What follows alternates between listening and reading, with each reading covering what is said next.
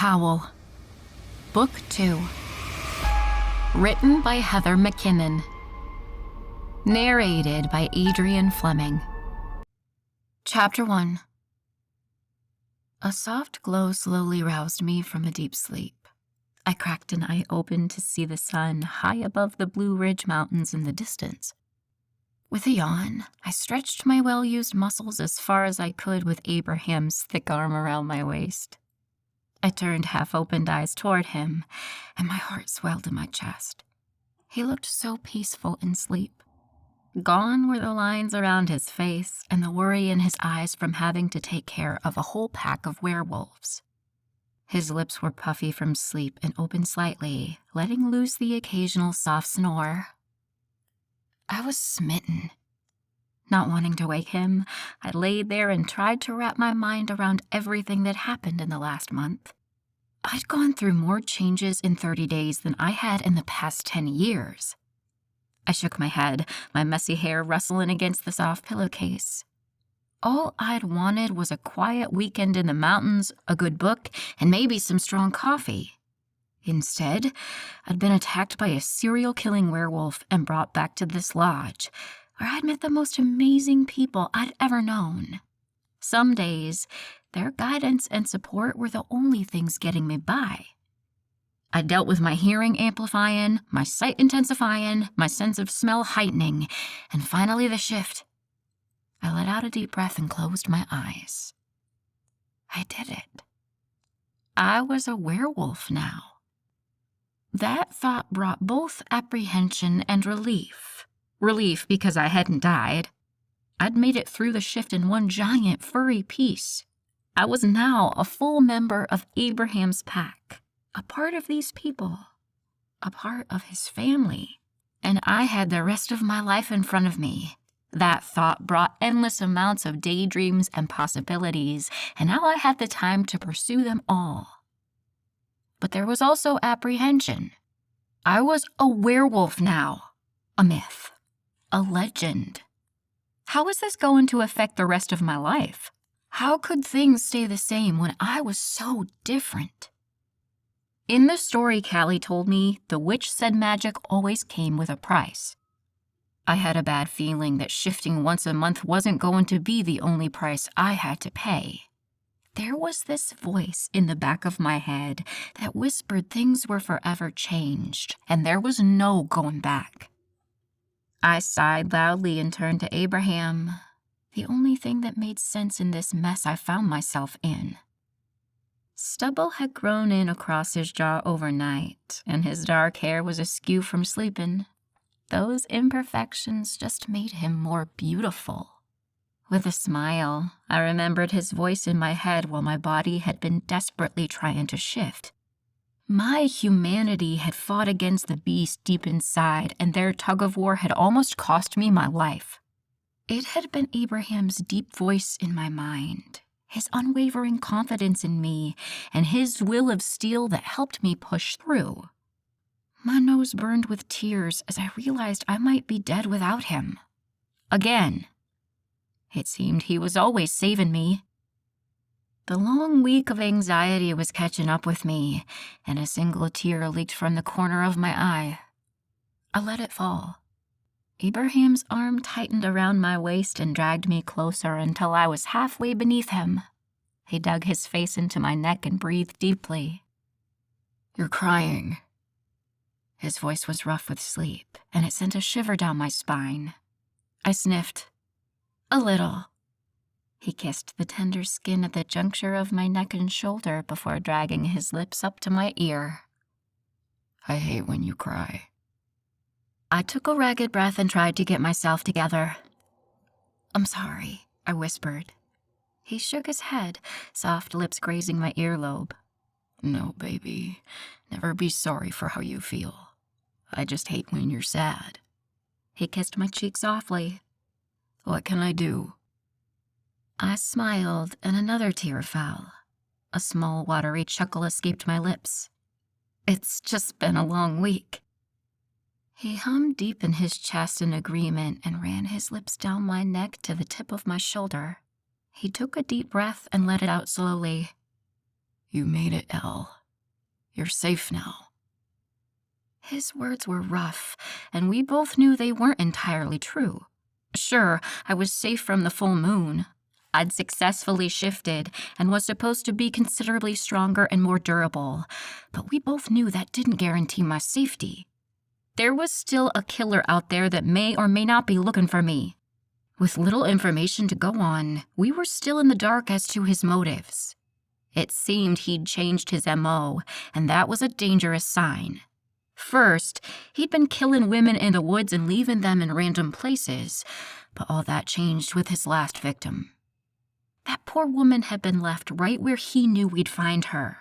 The killer had timed it perfectly, so we'd see it on our way back from an afternoon at our lake. He was sending a message, and we'd received it loud and clear. But if we couldn't predict his next move, we couldn't defend against it. We were pretty much sitting ducks until he decided to strike again. And I had a bad feeling it would be sooner rather than later. Abraham kissed me softly as his thumb drew slow circles across my hip bone. It was then I remembered I was completely naked. In Abraham's bed. With Abraham. My heart kicked off the starting blocks and sprinted down the track. Abraham immediately heard the change and moved to place a kiss on my chest, right above the out-of-control organ. What's wrong?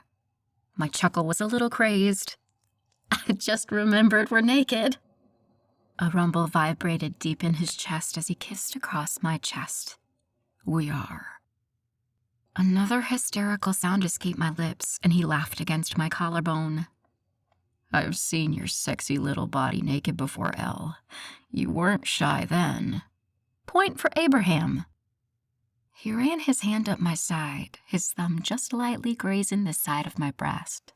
Yeah, I squeaked. We'd been intimate, of course, but had yet to cross that last boundary. I cleared my throat and tried again. But that was in the heat of the moment. This moment is feeling pretty heated, he whispered hot against my throat. He sighed and pulled back, his denim blue eyes meeting mine. I'm not going to do anything to you that you don't want. I was nodding before he finished speaking. I know, I croaked. I know that, I said more forcefully. His eyes left mine and he chuckled softly. He reached up and ran his fingers through my hair. I felt him pull something out from between the strands. He held up a long brown pine needle and I laughed. He threw it behind him. Take a shower with me. His eyes were soft, but held a trace of worry, like he was afraid I'd say no. But what straight, red-blooded female would turn down an offer like that? I nodded again, and he smiled, his eyes lighting up the room. He slid from the bed and turned around to scoop me into his arms. With a squeak, I held on tightly to the bedsheet so it came along, helping me preserve some of my modesty. Abraham chuckled above me. You gonna shower with that thing on too? I tipped my chin up. Maybe. He laughed again and deposited me in front of the double vanity sink in his bathroom. I wrapped the sheet tighter around myself and tucked in the end so it would hold. Abraham rummaged around beneath one of the sinks, and I couldn't help but admire all the skin he had on display from behind. When he stood up with a packaged toothbrush in hand, I resolutely fixed my eyes above his waist. I grinned. You're a lifesaver.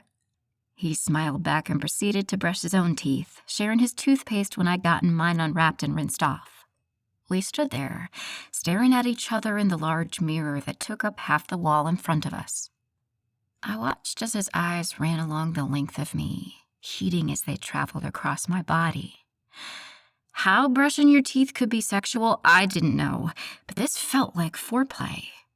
We finally finished, and Abraham took my toothbrush from me, placing it in the cup with his. He then grabbed my hips and hoisted me onto the counter. His lips found mine with a hungry fervor that I immediately returned. Our tongues danced and dueled while we reached for any available skin. Thankfully for me, Abraham had quite a lot exposed for my greedy hands. He found the ends of the sheet and peeled them away from my legs, moving between them and pulling me closer so I was pressed against him. The very hard proof of his arousal nudged against me, and I moaned into his mouth. I scooted closer, wrapping my legs around his waist and locking my ankles behind him.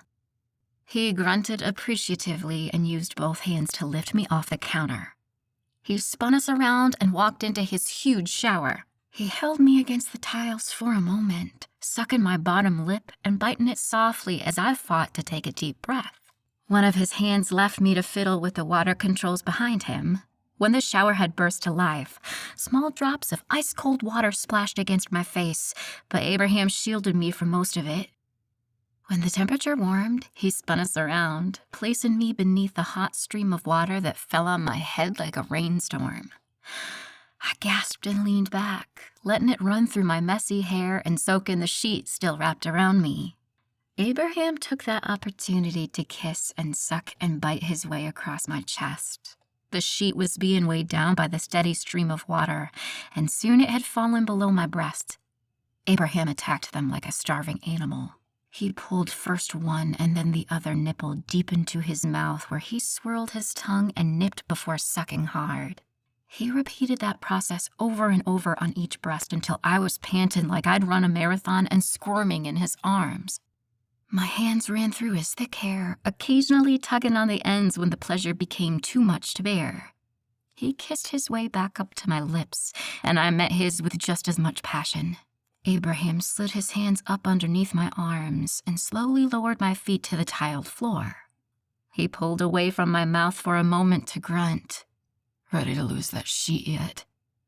I nodded frantically, and he laughed before peeling the bedding away, letting it fall in a soggy pile at our feet. His hungry eyes raked across my skin, and like always, I didn't feel self-conscious under his gaze. I felt beautiful and sexy and desired and powerful. "You're so fucking gorgeous." He dragged his lips back to my neck. "So perfect." He bit the soft skin on my throat and I moaned. Abraham growled low in the back of his throat and spun around again so he was beneath the stream of water. He pushed me against the cool wall, and I shivered from the temperature change. Wasting no time, Abraham knelt at my feet, spread my thighs, and dove between them. My knees went weak with the first pass of his tongue over my heated flesh. He caught me, weaving his arms through my legs and placing his hands beneath my bottom. I rested my shaky limbs on his forearms while his tongue continued to assault me.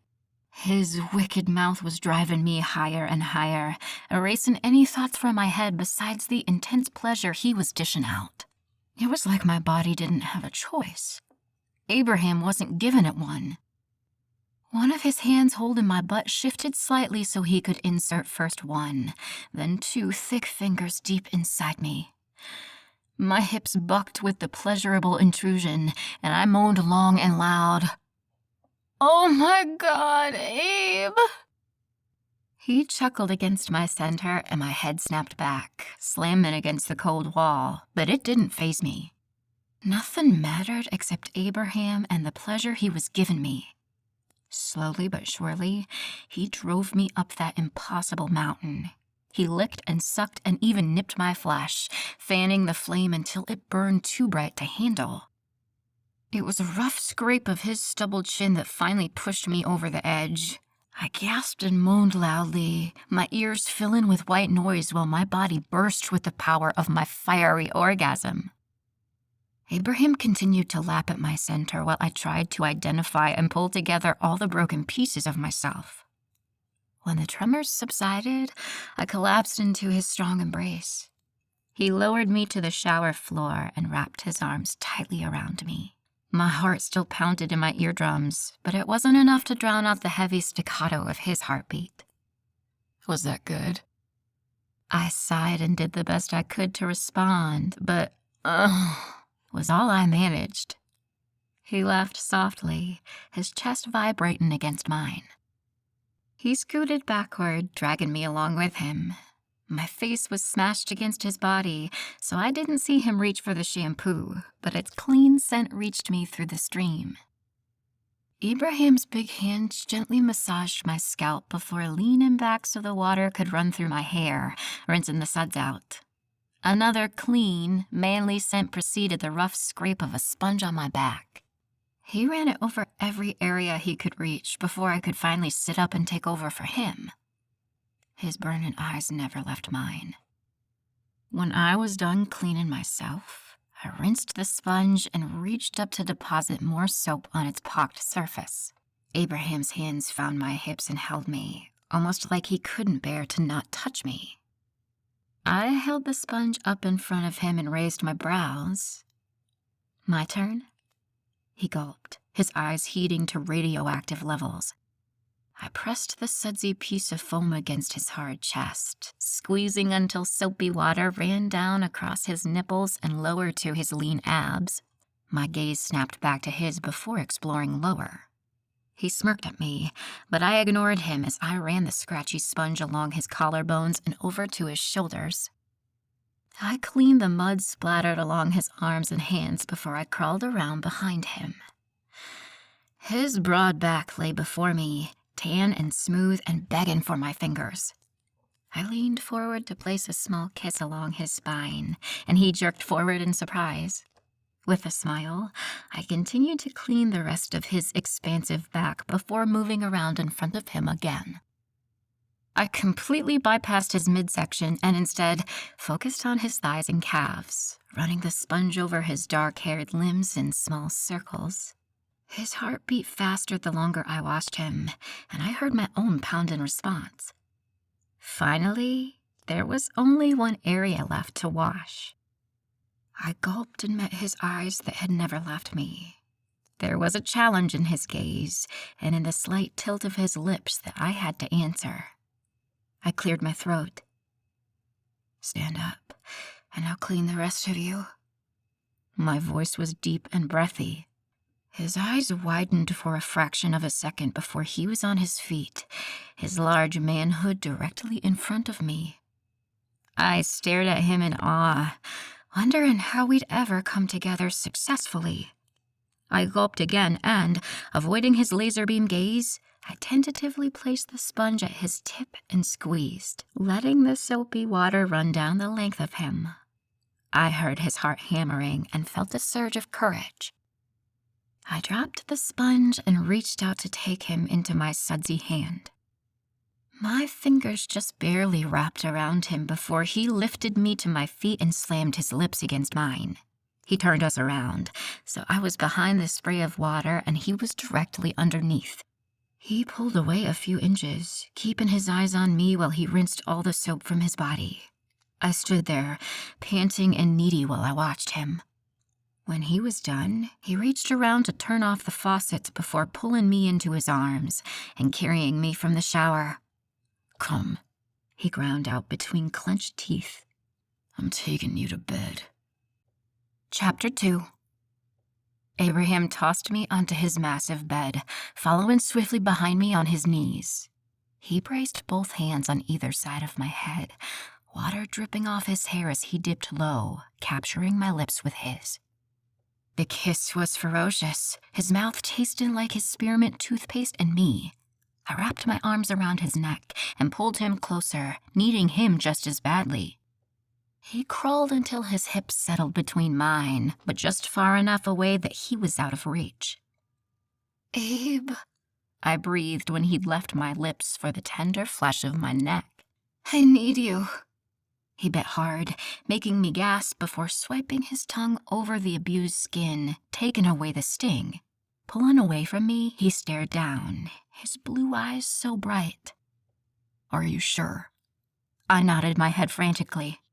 Because if we do this, there's no going back. If I have you, I'm never letting you go. Do you understand that? His words scared and thrilled me simultaneously.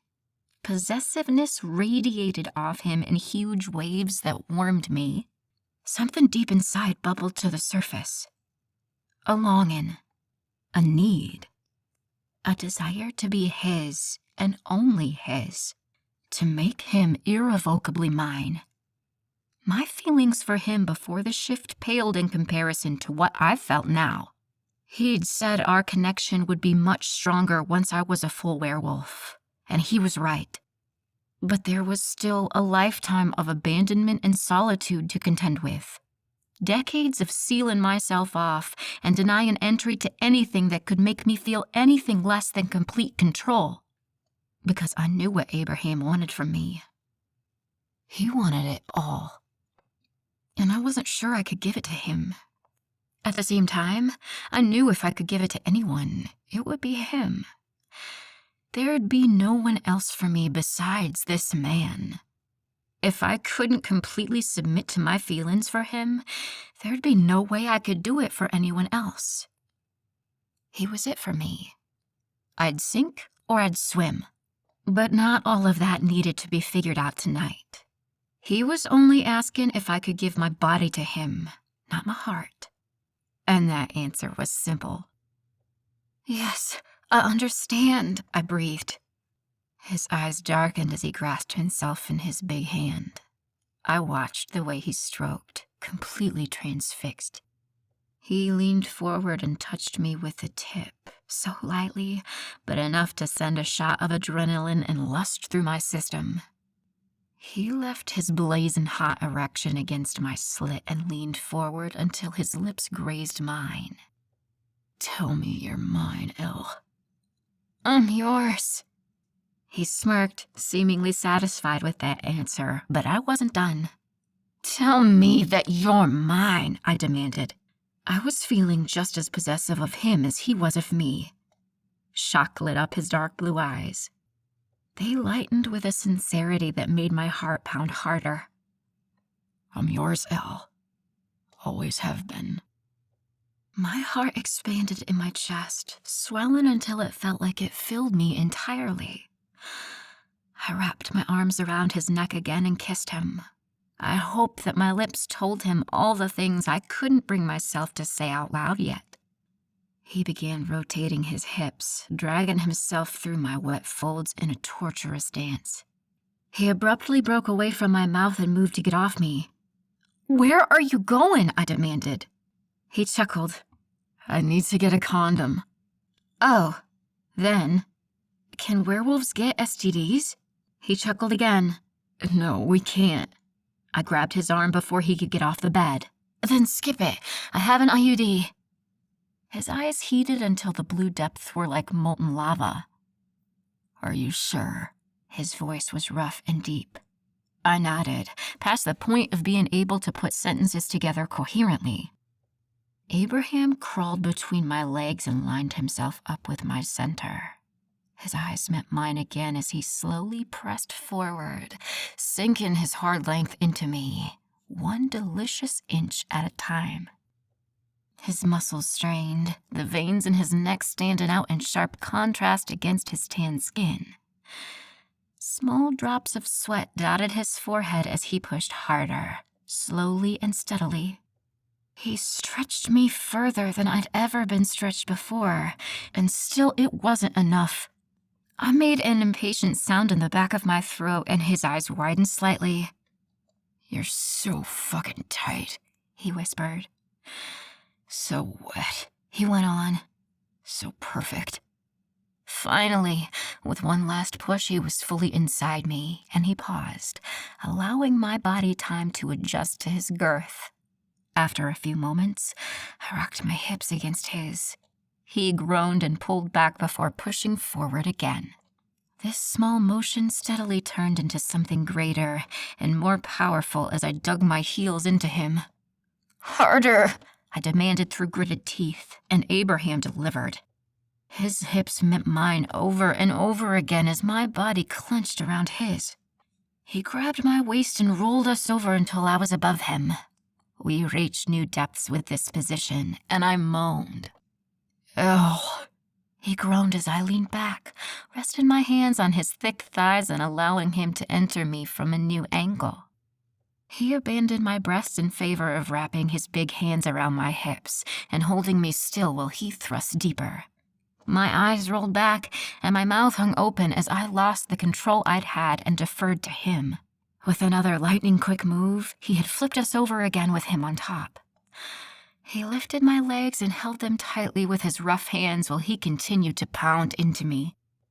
His hands were tight, and I knew I'd have bruises on my thighs shaped like his fingertips, but I didn't care. All that mattered was the impossibly high mountain he was driving me toward, and the cliff I knew he'd push me from. "Abe," I moaned. I didn't know what I wanted to say, but it seemed there was something important I needed to tell him.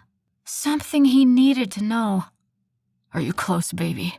he grunted, and I nodded frantically in return, biting my lip as the waves of pleasure licked at my shores. "Come for me, Elle. I want to feel you." His words were like a match that lit my fuse, and I detonated around him. The inferno inside me raged out of control, ravaging, destroying, devastating me with its fiery beauty. Through the haze of my own powerful orgasm, Abraham picked up his pace as he raced toward his own relief. He thrust into me once, twice more before his body shook with his own release. "Fuck," he groaned. He fell forward, burying his head in the crook of my neck and breathing me in deeply. I wrapped my arms around his bare shoulders and held him while we both floated down from the high we'd been riding. Abraham lifted his head and met my eyes. His were that clear cerulean that speared right through me. His gaze traveled around my face, pausing on my lips, and then meeting my eyes again. He stared at me, his blue depths so full of something I was afraid to name. Something I wasn't ready to face yet. He broke off abruptly and looked away. I had to wonder what it was he'd seen in my wide eyes that had given him pause. He turned to me again and placed a sweet kiss on the tip of my nose. That was the most amazing experience of my life. I gulped. This man, he was going to ruin me. I just knew it. All my careful plans and the lonely future I had laid out before me was slowly crumbling around us. As I stared into his eyes that were every shade of blue, I knew I was in trouble, because Abraham McCoy wouldn't just be satisfied with my mind and my body. He would keep pushing and pulling until he had my heart, too. "It was for me, too," I whispered. He stared at me for another long moment, decoding things in my eyes that I wasn't sure I wanted him to know before he rolled us over and pulled me onto his chest. I lay there draped across him while his rough fingers traced lazy patterns against my ribcage. I was so comfortable, so warm and sated that it wasn't long before I drifted off to sleep. When I woke again, I found Abraham lying next to me with his head in his hand, watching me. He smiled softly, and my lips curled in response. I snuggled closer and placed a kiss on his chest. "You watching me sleep?" I croaked. He hummed deep in his chest. "I can't help it. I can't keep my eyes off you." My whole body flushed in pleasure, and I tipped my head back to meet his heated gaze. There were secrets and promises in his eyes that made my belly tighten and my heart race. "You're pretty easy on the eyes too, McCoy." My lame attempt to lighten the mood worked, and Abraham's lips tilted into a smirk. "Is that so?" I made a show of checking out everything he had on display and forced an unimpressed look on my face. "Yeah, you're all right." He growled and yanked me closer, pulling me underneath him. His lips found my nipple, and I gasped. "Just all right." I wiggled beneath him. "Okay, you're above average." He scoffed and nipped at my pebbled breast. "I'll show you above average." Abraham liked a challenge, and I was more than willing to be the recipient of his efforts. I watched between heavy-lidded eyes as he sucked and licked the hardened peak. I smirked down at him and ran my hands through his thick, dark hair. Ready for round 2? His eyes opened and watched me while he continued to torture my nipple with his skillful mouth. "I'm always ready for you." "I'll have to remember that." He reached down between my legs and found me wet and ready for him. He shifted until he was at my center before thrusting once, hard and deep into me, making me groan and snap my head back. My nails scraped at his broad back while he rocked me into another earth-shattering orgasm that left me panting against his slick skin. Moments later, he roared his release and collapsed into my arms, once again sated. This time, instead of drifting off to sleep, he picked me up and carried me into the shower. Isn't this what got us into trouble in the first place? I arched a brow. Abraham scoffed. You call it trouble. I call it paradise. I rolled my eyes at his cheeky grin, and he pulled me against his hard chest. Besides, I'm not going to ravage you again. I don't want to hurt you, and you're probably pretty sore by now. His eyes were wide and sincere and so blue. He soaped up his sponge and began running its scratchy surface along my shoulder blades. I sighed. You're right. I am a little sore. He smiled softly and continued to wash me until I was clean, and it was my turn with the sponge. Abraham, though, was not as well behaved as I had been. His wandering hands dipped between my legs as I washed him, and before I was done, he'd brought me to another orgasm. When we were finally clean again, Abraham grabbed a large fluffy towel and carefully patted my skin dry. The tenderness and care he took with me made something deep inside swell until it felt like my body wasn't big enough to contain it. I stuffed it down further, promising myself I'd analyze it later. Much later. When we were both dry, Abraham rifled through his drawers until he found a pair of boxer shorts and an old t-shirt that were smaller than anything else he owned. I slid his clothes on, surreptitiously smelling them when I thought he wasn't looking. Unfortunately, I'm pretty bad at being sneaky, and Abraham's eyes never left me. I was making my way toward his bedroom door when he came up behind me and wrapped his arms around my waist, caging me. Were you just sniffing my clothes? He asked against my neck. My jaw dropped in shock. No! What are you talking about? The stubble on his face scraped against my skin as he shook his head. I saw you sniff my shirt. Admit it. I admit nothing. He sighed dramatically. Then I'm just going to have to force it out of you. I laughed. Oh? I turned to look at him out of the corner of my eye. And how do you think you're going to do that? One of his hands that had been gripping my waist slowly slid down the front of me. My attention was suddenly on that wandering hand as it slipped further down my body. I've noticed something about you, Elle. I gulped. Oh, what's that? I breathed. He pulled up my long t-shirt and flattened his hand against my bare stomach. I clenched the muscles tightly as he moved further down. I've noticed you're much more agreeable when I'm touching you. His hand dipped beneath the boxers I wore. Like this. He whispered in my ear, sending a violent shiver down my spine. His rough palm traveled further down the length of me until his thick fingers found my slit. He rubbed a single digit along the length before cupping me in his hand. I gasped from the sensation and pressed my back into his chest. His hand tightened around me, and I whimpered. What was this man doing to me? Suddenly, the doorknob in front of us turned, freezing both of us in place. Chapter 3. A high-pitched sing-song voice preceded our visitor. Oh, Abby, I'm here to take care of you. Peyton, the packmate who'd been the least welcoming and had proven on multiple occasions that she'd gladly get rid of me to get to Abraham, walked through his bedroom door. She came to a screeching halt, eyes widening in shock when she found us standing there. Abraham yanked his hand out of my shorts, the waistband snapping loud against my skin in the awkward silence of the room. Her face reddened as she stared at where Abraham's hand had been, and then up at me.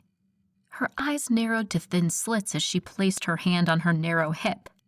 What the hell are you doing here? She spat. My spine stiffened and I took a step forward.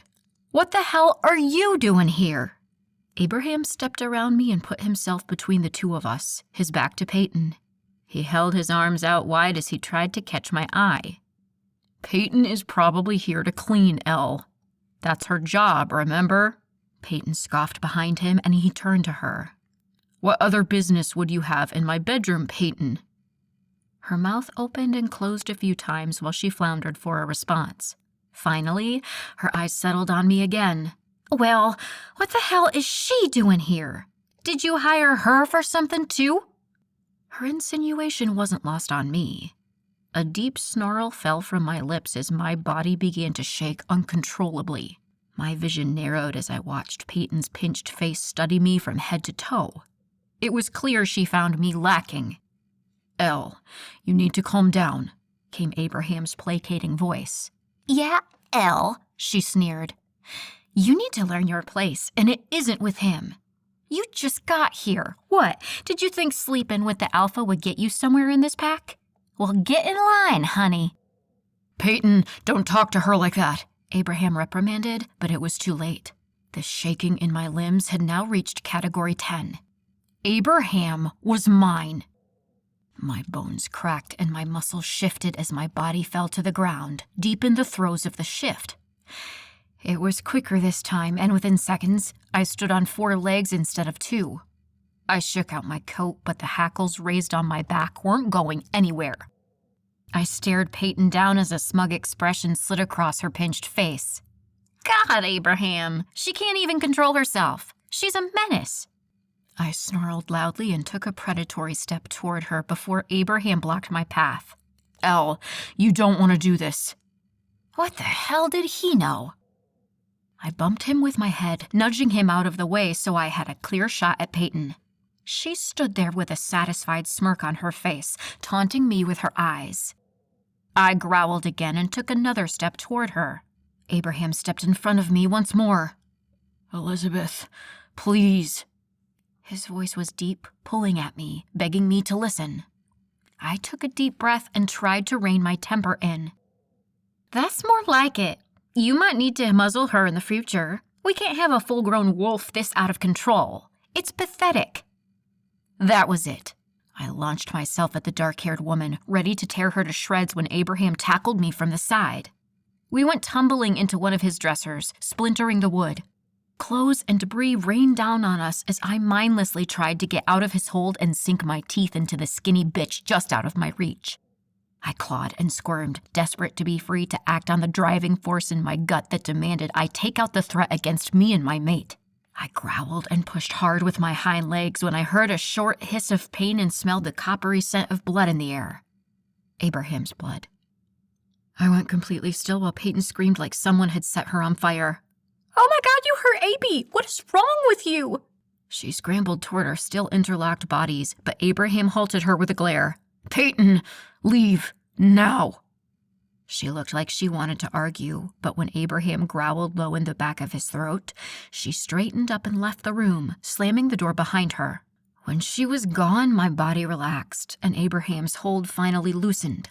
I scrambled out of his arms so I could see the damage I'd done. Abraham's shirt was torn, and across his chest were 4 long gashes that bled freely. I yipped in alarm and rushed toward him before I stopped myself and walked to the other side of the room. I wanted to comfort him, to make sure he was all right, but at the same time, I knew it was me that had done that to him. I knew I was the reason he was hurt. He was bleeding because I hadn't been able to control myself. I felt awful. A mournful moan left my mouth, the closest I could come to all the apologies that wanted to spill from me. I paced the floor as Abraham inspected his cuts and dabbed at them with the shredded shirt he'd removed. A short, sad howl fell from my lips, and I sat down hard on the wooden floor. Abraham looked up at me with kind eyes and a sad smile. "Come here." I shook my head and stayed where I was, far away where I couldn't hurt him. His lips quirked into a crooked grin. "Come on, Elle. Come over here. I'm fine." I looked at his ripped-open chest and back to him incredulously. He laughed lightly and then winced from the exertion. My spirits sank further. "You worried about this?" He waved toward his bloody skin. "This is nothing. You should have seen the damage Bee did in her first few months as a wolf." I wanted his light words to help my drowning heart, but I couldn't tear my eyes away from his wounds, from the damage I'd so easily caused. All because I let stupid Peyton get to me. let her spiteful words take over and turn me into this. Abraham sighed from across the room and rose to his feet effortlessly. He walked toward me and I shrunk away, backing up until I hit the wall behind me. I hung my head as he took a seat a couple feet away and reached out to stroke my head. "Baby, I'm not mad." I looked up incredulously and he laughed. "Really, I'm not. I know how hard it is to control your emotions your first few months. What you did was perfectly normal." I made an incredulous sound, something between a snort and a grunt. He laughed again. "Even as a wolf, you're giving me lip." He shook his head good-naturedly. "Come on and shift back, Elle. Let's talk about this." I met his eyes with fear. I didn't know how to shift back. Last time, the power of the moon had done it for me. He must have noticed the look in my eyes because he stroked my head again. "It's easy. You just have to will yourself into your human form." I closed my eyes, ready to be a woman again. It would be much easier to grovel if I could talk. Slowly, my bones began to crack and shift as my body rearranged itself into my human form once again. Soon, I was sitting naked on Abraham's bedroom floor with my knees pulled up to my chest and tears streaming down my face. He immediately pulled me into his firm embrace and rocked me as I cried. I tried to mumble out apologies, but they were lost between my sobs. He rocked me harder and soothed his big hand down my back. "Shh, baby, it's okay. I'm okay. Please don't cry." "But I hurt you," I whimpered. He pulled me back and pointed at his chest. "Look, it's already healing. There's no reason for you to be so upset."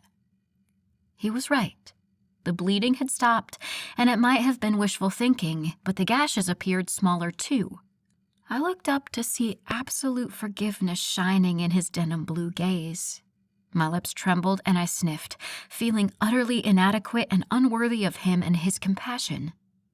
"Please, Elle, stop crying. This is hurting me way worse than anything your claws could do." I took a deep breath and tried to stem the tears. He placed a sweet kiss on my forehead and gently wiped the leftover wetness from my face. "I'm so sorry, Abraham. I don't know what came over me. I can't believe I hurt you. I'm so sorry," I repeated. I was dangerously close to tears again when Abraham placed his fingers against my lips. "It's okay. I told you this is nothing. It's expected." I frowned. "You're expecting me to lose control of myself? To hurt you?" He shrugged. "Kinda.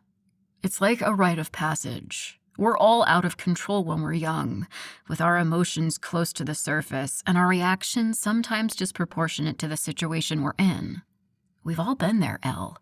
Although the rest of us went through this so long ago, it's easy to forget how it was." "So you were like this as a teenager?" He shook his head. "Worse. Way worse." My lips twitched with a watery smile and Abraham grinned. "There she is." "Why was Peyton in here?" "I told you, she works here.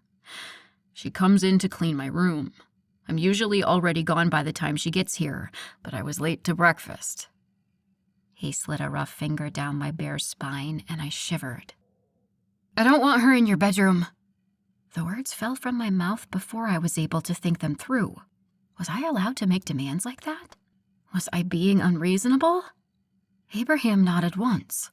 "Done." I jerked back in surprise. "Done? Just like that?" "Just like that." I couldn't help but wonder. "Why?" He shrugged. "I have other housekeepers and it's not worth upsetting you over. If you don't want her cleaning my room, she'll never do it again. You have my word." Wow, that was easy. He rolled his beautiful eyes. "Not everything needs to be a fight, Elizabeth. You could learn something from me." I laughed and rolled my eyes at him. "Yeah, we'll see." He sighed long and loud but kissed my head again as he continued to rock me back and forth. We were quiet for a few minutes, just enjoying each other's company when I felt I needed to speak up again. "I really am sorry, Abraham," I whispered. He squeezed me tighter. "And it's really okay. I'm fine." He kissed my head again and then stood with me in his arms. He set me on my feet and grabbed my hand. "But if it'll make you feel better, you can help me clean them so they don't get infected."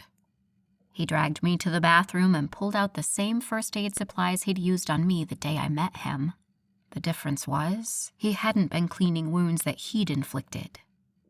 My heart sank further as I dabbed a wet cloth along one of the 4 gashes marring his tan skin. I could feel him watching me but ignored him in favor of concentrating on my job. It was bad enough he had these wounds. The least I could do was make sure they wouldn't get infected. When I was done, I picked up some gauze and tape, but he shook his head. "That's not necessary. They should be gone in an hour or 2. They weren't very deep." I continued to eye the angry red marks. Abraham grasped my chin and tipped my face to meet his. "Hey, stop. I'm fine.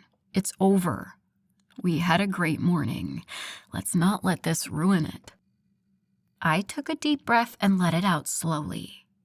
He didn't want my apologies. He didn't want my remorse or for me to continue to beat myself up. He wanted me to move on. For him, I would try.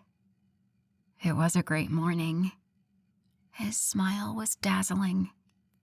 The best morning I've ever had. I couldn't help the grin that spread across my face. "Really?" He leaned in, letting his soft lips graze mine as he spoke. "By far." Then he kissed me until I forgot about the way I'd lost control and the injuries I'd inflicted on him. Until his lips and tongue and stroking hands were the only thing I could focus on. I drowned in him and let the rest of the last horrible hour be eclipsed by the perfect morning I'd spent with the amazing man in my arms. I only hoped I could gain some control over myself before someone else got hurt. Chapter 4. When we were finally dressed and presentable, we headed downstairs to scrounge up whatever food might be left over from breakfast. I expected the kitchen to be empty at this hour, but was sorely mistaken. The room full of people erupted in cheers and applause as soon as we stepped through the doorway. I turned questioning eyes to Abraham, who leaned down to kiss my temple and whisper in my ear, "This is for you. They're all happy you shifted."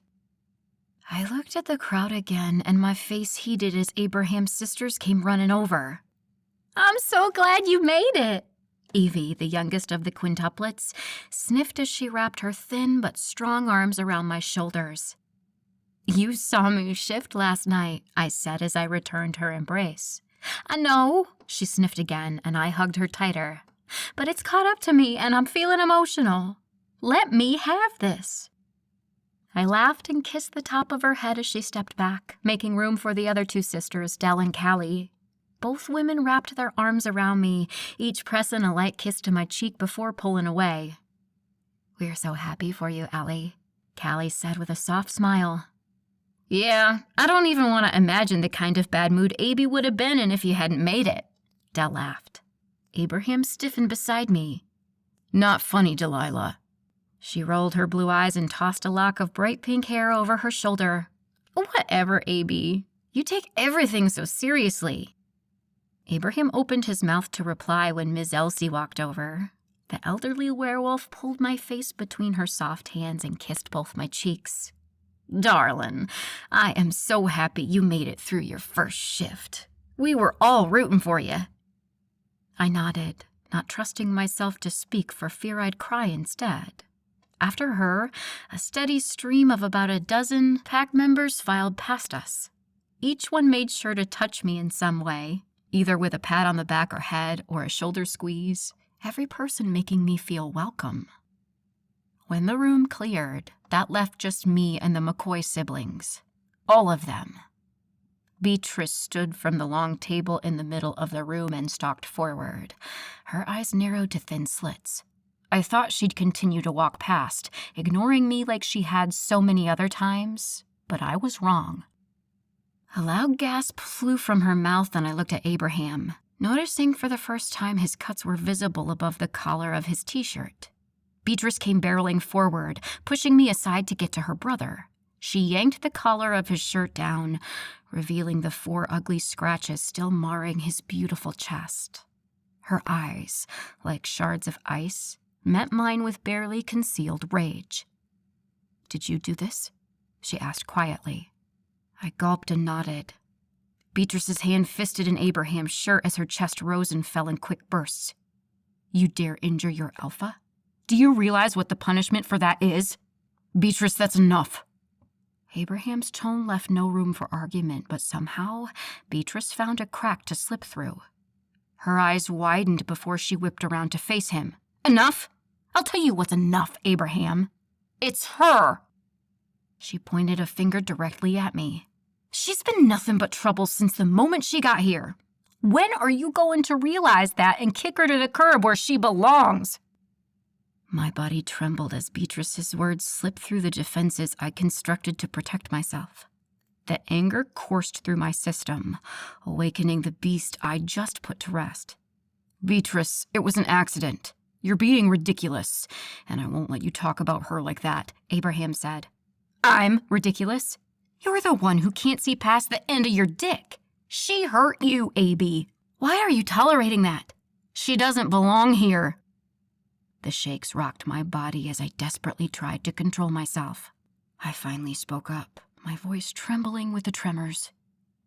"You don't know what you're talking about, Beatrice. I would never hurt Abraham intentionally." She scoffed. "How do I know that? How do any of us know that? We don't know you. Just because you showed up in our woods doesn't make you a member of our pack." "Actually, that's exactly what it means, B," Evie piped up. I'd almost forgotten her and the other sisters were still here. "Shut up and mind your business, Evelyn." My hands clenched, fingernails digging into my flesh. "Do not talk to Evie that way," I warned her. Beatrice's sharp blue eyes met my brown ones. "Don't you dare try to tell me how to speak to my family." "Who do you think you are? I am the beta of this pack. You don't tell me what to do. Ever." I took a menacing step closer until I could smell the anger radiating off her skin. "I don't give a shit who you are.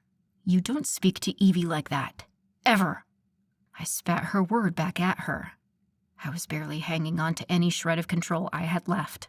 One more word was all it would take for me to blow. "You little bitch," were the last words I heard from Beatrice before my body exploded in a burst of fur and claws. The shift happened even faster than before, and in no time I was a wolf again, staring down someone who threatened me or someone I loved. A feral snarl slipped from between my lips as I prowled forward. Abraham immediately stepped between us. "Beatrice, leave, now. Do not shift. Just go." He turned toward me, palms up. "Elle, this has gone on long enough. I'm not going to let you fight Beatrice. I need you to shift back. Now." Instead of doing what he asked, I watched Beatrice's retreating form until she was gone from sight. Once the immediate threat was over, I was able to settle myself a little. Out of the corner of my eye, I saw the other 3 sisters, all with looks of shock stamped on their pretty features. I couldn't face them, not yet. Not after I'd lost my cool. Again. I looked down at the floor, shame and residual anger still coursing through my body. Suddenly, the kitchen was too small. The whole lodge felt like it was closing in on me. I needed to get out, needed to go. I shot a furtive glance at Abraham to see what looked like disappointment in his eyes, and that was it for me. A low moan fell from my lips before I wheeled around and sprinted from the kitchen. "Elizabeth!" Abraham called after me, but I ignored him. I ran as fast as my legs would carry me through the blessedly empty halls until I reached the side door. Rearing up on my hind legs, I pressed my paws against the push bar and raced through the door, out into the cool spring day. With no real destination in mind, I let the wolf in me direct my course, and she, of course, took me into the woods.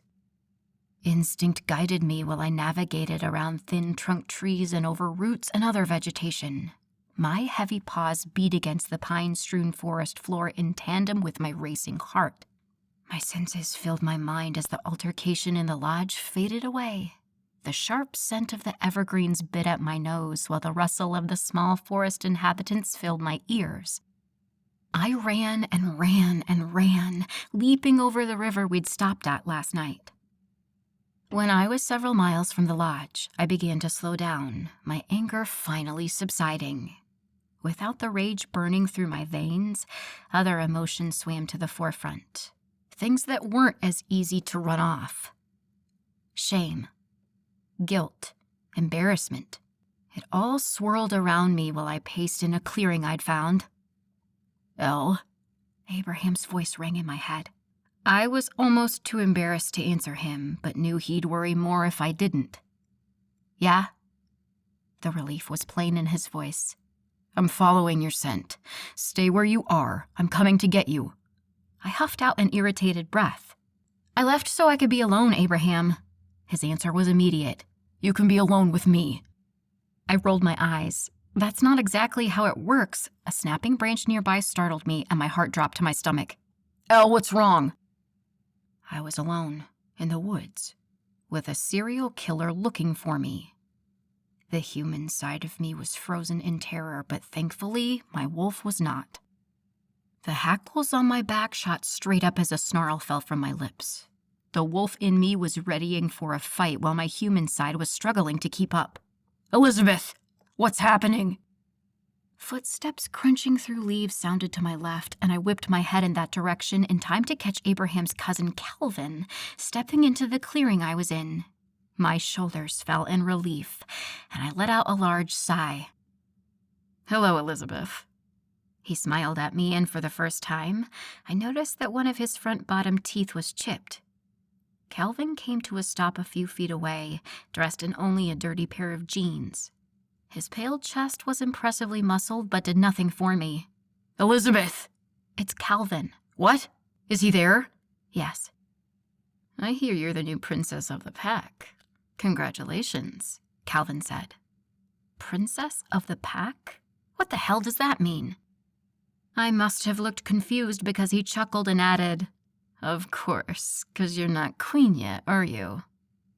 Abraham's voice sounded in my head again. "Stay right where you are. Your scent is getting stronger, and I should be there any second." "It's not safe to be wandering the woods on your own, princess." If I'd been a human, I would have scoffed. "Princess? Please." Seconds later, I heard someone else running through the woods behind me. I swung my head around to see Abraham, still in wolf form, barreling into the clearing where Calvin and I stood. His discerning gaze swept between us a few times before his eyes landed on me. A loud crack rang through the clearing, and seconds later, Abraham was a man again. "Elle, what were you thinking? You can't be out here alone." "Oh, she wasn't alone, cousin." Abraham turned to Calvin and frowned. "I didn't think you were on patrol today." Calvin shrugged. "I'm not. I'm just out enjoying the weather. Beautiful, isn't it?" His eyes met mine before sliding back to Abraham. "You should keep a better eye on our new pack member, though." Abraham turned angry eyes my way. My head dipped, and I let out a mournful yip. I'd let my emotions get the best of me. Again. I was struggling to get the hang of this wolf thing, and it was bothering me. There'd never been anything in my life that I'd failed at. Even when those things had been harmful or detrimental to my well-being, I'd still excelled at them. It wasn't until now, with this, that I'd really experienced something I wasn't good at. Abraham approached slowly and rested a big, warm hand on my head. "Come on, baby. Let's go home." My insides melted a little at his soft words. He nodded at Calvin before another loud crack rang through the clearing, and Abraham was a wolf again. He led me back the way he came, and we walked in silence for a long while before he finally spoke up.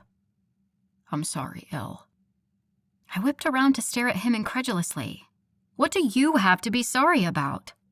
"I shouldn't have allowed the altercation with B to get that far. I should have shut it down long before it got to the point where you lost control." My head dipped as my shoulders slumped. I'm the one who should be sorry. I lost it again. I saw Abraham shake his head back and forth from the corner of my eye. "No, I've told you already, you don't have anything to be sorry for when it comes to controlling your wolf. We've all been where you are, and I'm not going to let you beat yourself up over it." His words dug deep into my soul and settled there. "However," I winced and dipped my head further, knowing I was about to hear it for my little escape. "You cannot roam these woods alone. Elvis is serious. He's looking for you, and he could be anybody." I know. I'm sorry." Abraham sighed in aggravation. "I don't think you do know, Elle. What other reason could there be for you running off, half-cocked, into the same woods you almost died in only a month ago? I can't protect you if you run away from me. If something happened to you—" He stopped walking and talking. I turned to him and waited. His voice was low when he finally spoke. "I would never recover." Those words rocked me to my core, and I couldn't help shaking out my coat to get the feel of them off my skin. The truth was, I hadn't thought about him when I'd taken off. I hadn't thought about me. I hadn't thought about much but getting away. In hindsight, I realized how foolish it had been and felt the shame down to my bones. I lifted my head and met his gaze. His eyes, still the same blue that I loved, were a little wilder in this form, but no less beautiful. "You're right. I'm sorry. I won't do something like that again." He looked like he might not believe my words, but they were all I had to give him at this time. I know it would take more than that to convince him, but only time would be able to do that for me.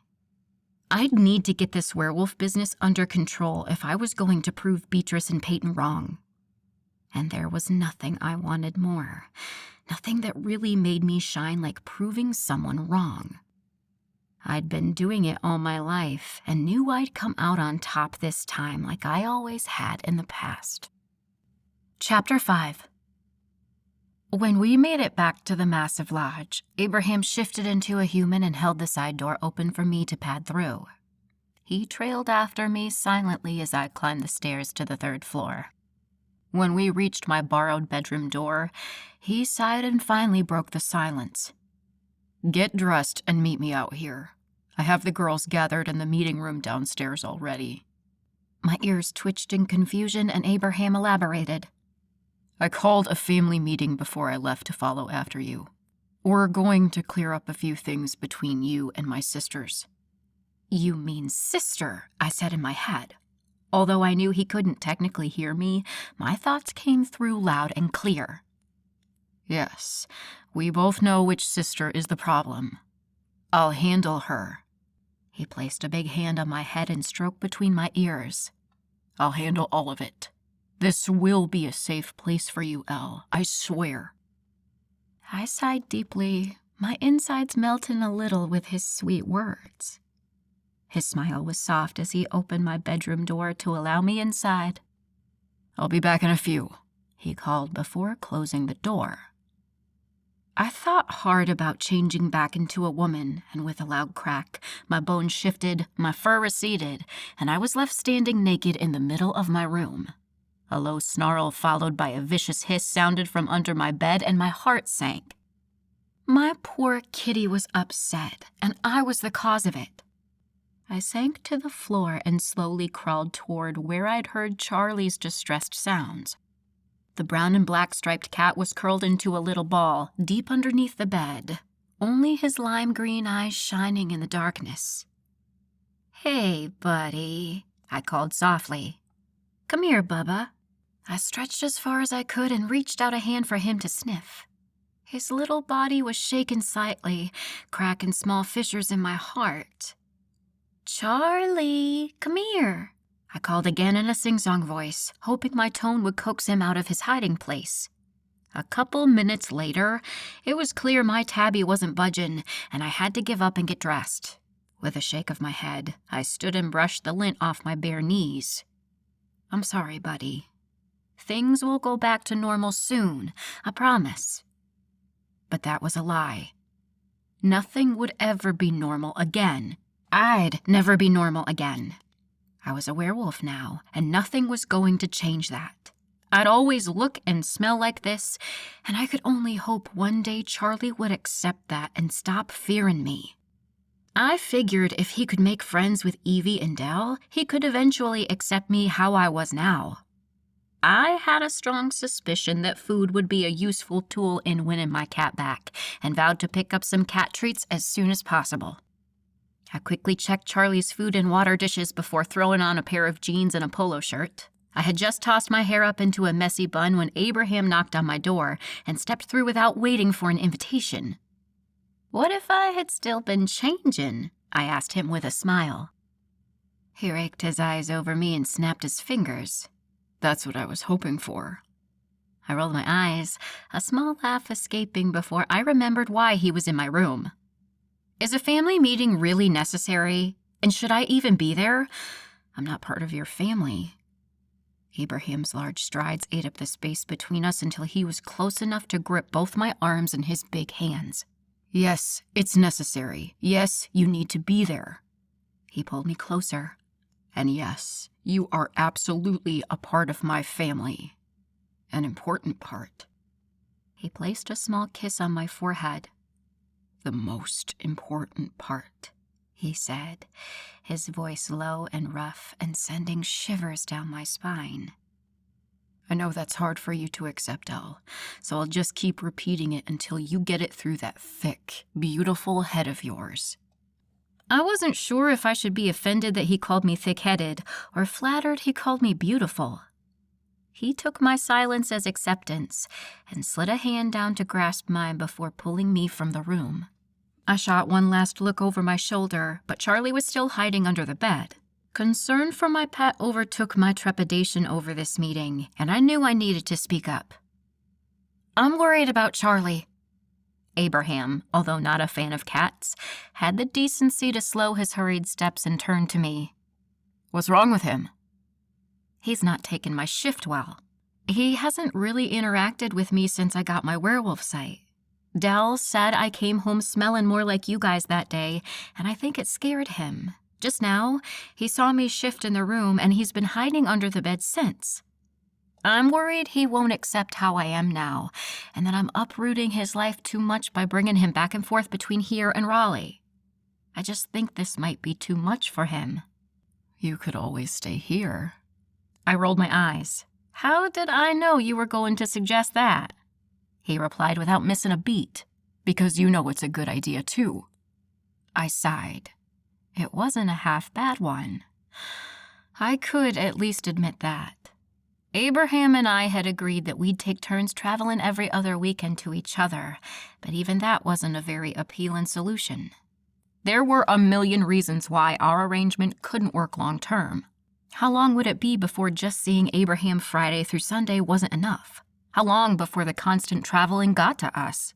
Raleigh to Asheville was only about 4 hours, but that was 8 hours of driving every other weekend for each of us. It was just a lot. A lot of traveling, a lot of missing the other person, a lot of sacrifice.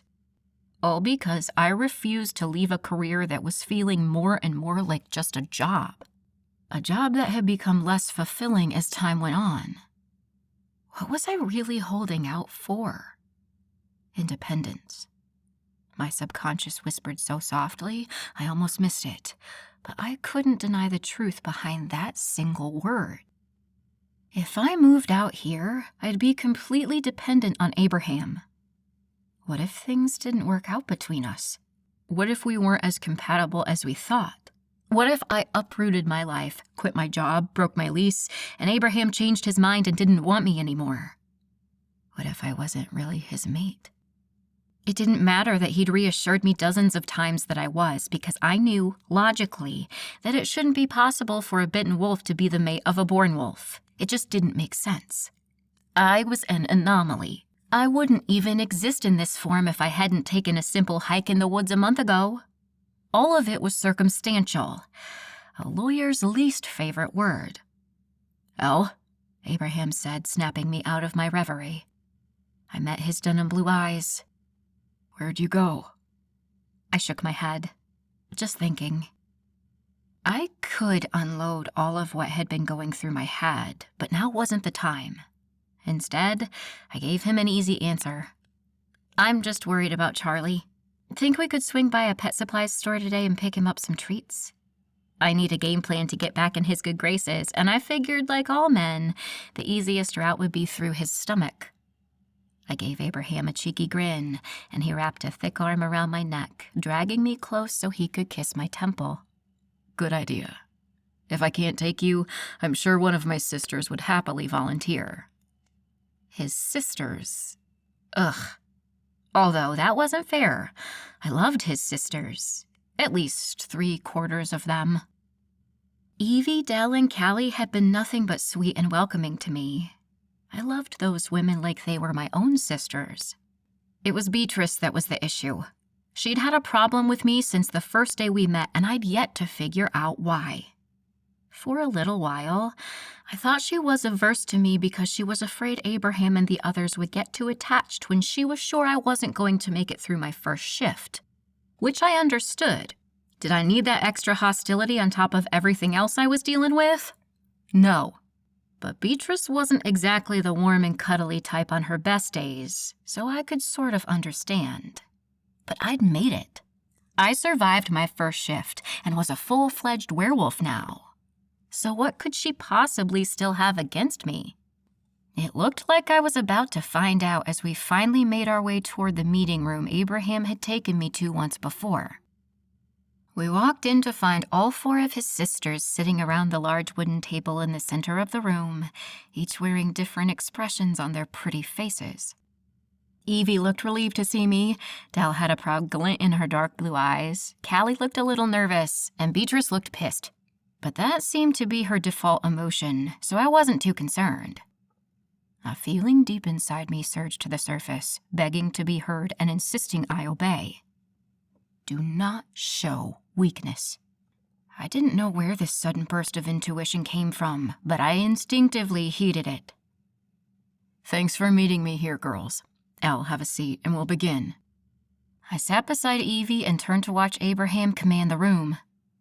There are a few things I need to get off my chest, and then anyone else who wants to talk or air something between us can do that after me, okay? We all nodded. Good. Abraham's sharp eyes took in each of our faces before continuing. First of all, I'd like to make a few points clear. I will not repeat myself, so listen close. He took a deep breath, and his eyes hardened. Elizabeth shifted successfully and is now a full member of this pack. He paused, letting his words sink in. She is also my fated mate. A soft scoff came from the other side of the table, and I didn't need to turn my head to know who made the sound. Abraham's eyes hardened further. You will respect her position in this pack and beside me. I will not tolerate another episode like we had earlier today. We are a family, and we will act like one, goddammit. He slammed a fist on the table in front of him, and I only just stopped myself from jumping in my seat. Beatrice sat up straighter in her chair and placed 2 clenched hands on the table. So, some random human shows up, gets attacked and bit, and she just happens to be your fated mate? She rolled her ice blue eyes. Yes, Abraham answered slowly between gritted teeth. She is. I don't believe she's your fated mate. It's just not possible for a bitten wolf to be a born wolf's mate. Believe what you want, Beatrice, but from here on out, I don't want to hear about it. Beatrice shook her head, her dark chin-length hair whipping around her face. The pack won't accept her as your mate, Abraham. You know this. They will if they want to stay in this pack. Abraham's voice was deep and threatening. But I know it'll cause contention, and that's one of the reasons why I have a new assignment for you. Elizabeth needs to learn how to defend herself as a wolf, and you're going to teach her. My stomach dropped while Beatrice flew out of her seat. The hell I am! Beatrice! Abraham's voice held a note of authority anyone would be hard-pressed to defy. That was not a request. That was an order from your alpha. I want you to spend at least 1 hour training her every day that she's here, starting today. Abraham, I have too much to do. I can't take that kind of time. You've been talking about getting a third in command, he interrupted. Now would be the time to find a gamma. Beatrice sank back into her seat, and it was my turn to protest. Because what the hell was he thinking? Abraham, this really isn't necessary, I said. His deep blue eyes turned to me and softened slightly. It is necessary. Trust me. Why would I need to learn to defend myself? And do you really think Beatrice is the best person to teach me? I didn't care if I offended her. At this point, I'd say anything I could to get out of this. You have a serial killer looking for you, and Bee's right. Not everyone in the pack will be happy about hearing you're my mate, fated or chosen. You're bound to run into times when you need to defend yourself, and I won't have you walking around defenseless. His eyes darted to his sister and back to me. And despite her prickly demeanor, or maybe because of it, Beatrice scoffed again from across the table.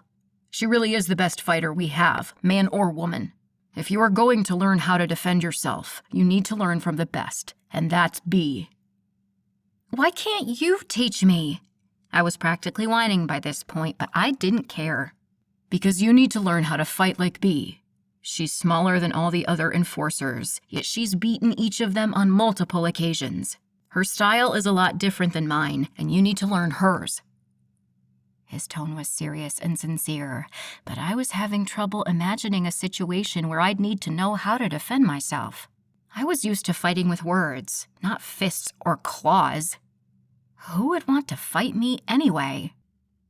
An image of Peyton swam to the front of my mind, and this offer to learn how to fight looked just a little bit better.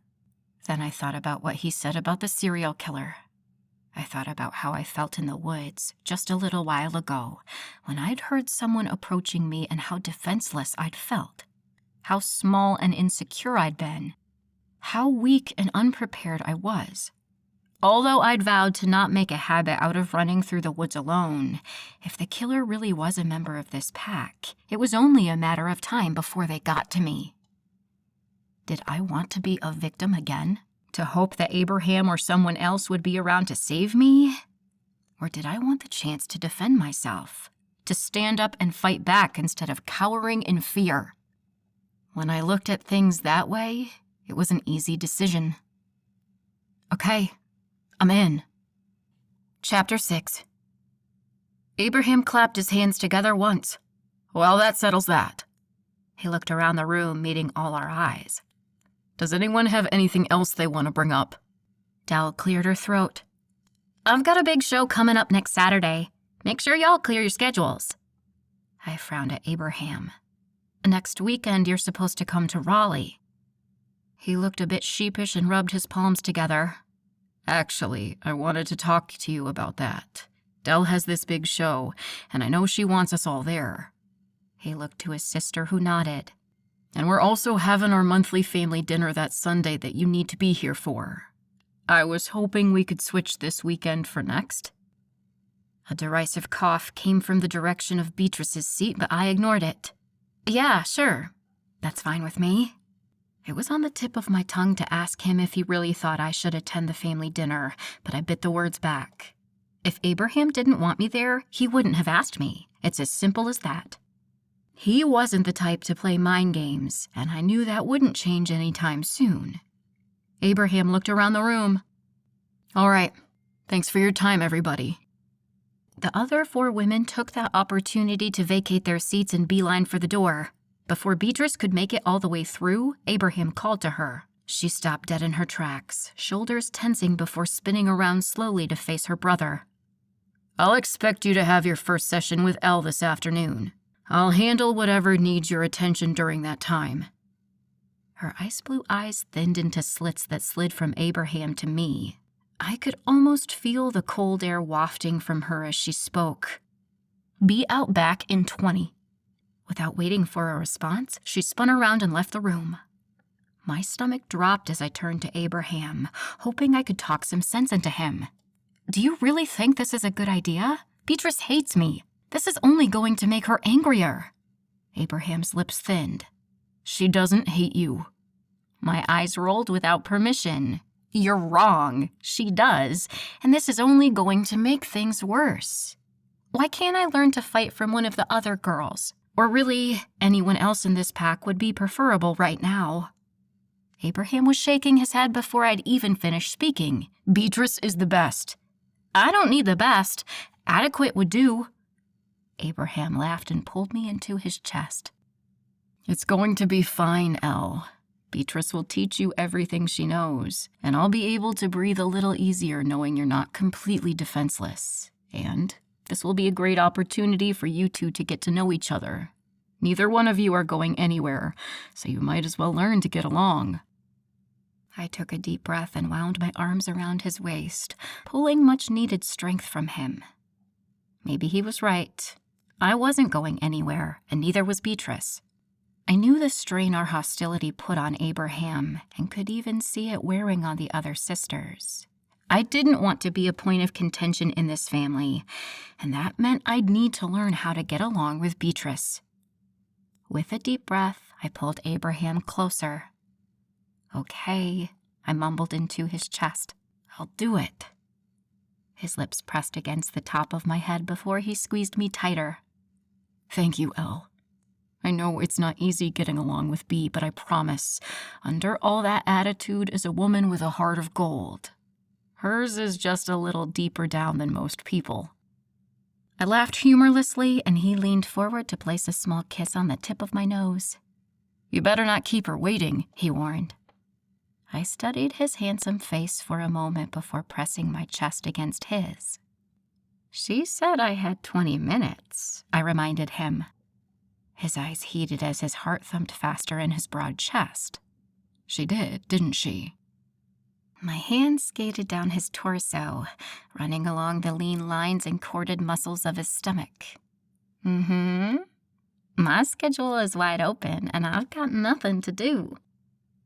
Abraham's large hand skimmed down my waist to rest on my hips, tugging me closer until there was no space between us. But you're the alpha. I bet there's tons you should be doing right now. His nose trailed a path from my shoulder to my ear, where his husky voice sent shivers down my spine. Can only think of one thing I want to be doing. He stepped forward, pushing me until my backside hit the conference table. Grasping my hips, he lifted me onto the edge and spread my legs to fit between them. His hard length nudged my sensitive center, and I moaned loudly, my breathy voice filling the meeting room. Abraham pressed a finger against my lips. You've got to be quiet. Can you do that? I pulled his finger into my mouth and gave it a hard suck. His breath hissed out between his teeth, and I barely smothered a smile. I can try. He used his other hand to grip the back of my neck, threading his fingers through my hair. Good enough for me, he growled before crashing his full lips against mine. He kissed me like he was starving, as if he hadn't just had me a few hours earlier. Within minutes, our clothes were shed and he was inside me, stretching me even further than he had last time. I did my best to stay quiet, but couldn't help the scream that left my lips when he pushed me over the edge of my first climax. He learned from that, though, and when I was nearing my second, he made sure to cover my mouth with his own, capturing my moan and his name that I chanted over and over like a mantra. A minute or two later, he finally came with a thrust and a groan that was anything but quiet. My lips tilted into a smug grin, and I peppered kisses all over his face as he came down from his high. When his eyes refocused, they met mine, crinkling at the corners as he smiled softly. He studied me, eyes darting around my face, seemingly memorizing each feature individually. Slowly, his expression transformed from soft pleasure to something close to wonder. His denim gaze pierced deep into mine when he spoke. God, He snapped his mouth shut and broke eye contact, shaking his head slightly with something like a self-conscious look on his face. When his eyes met mine again, they were a little lighter and a lot less intense. That was incredible, Elle. He leaned down to kiss my lips once more before standing up and pulling me with him. Abraham gathered my clothes and handed them to me with another soft smile. You better get going. You don't want to make B wait. I got dressed quietly while thoughts raced through my mind. It felt like there was something I was missing, some pivotal point that was escaping me. It's like that feeling you get when you think you left the coffee maker on in the morning. Something forgotten. Something just out of reach. I shook it off as best I could and finished getting dressed. When we were both fully clothed again, Abraham pulled me against his chest and kissed my forehead. "Are you hungry?" I looked up into his ocean blue eyes and shrugged. I could eat. We never got to have breakfast, and we've had a busy day. My face warmed and he chuckled. "I know. You're insatiable." I slapped his chest and he laughed harder.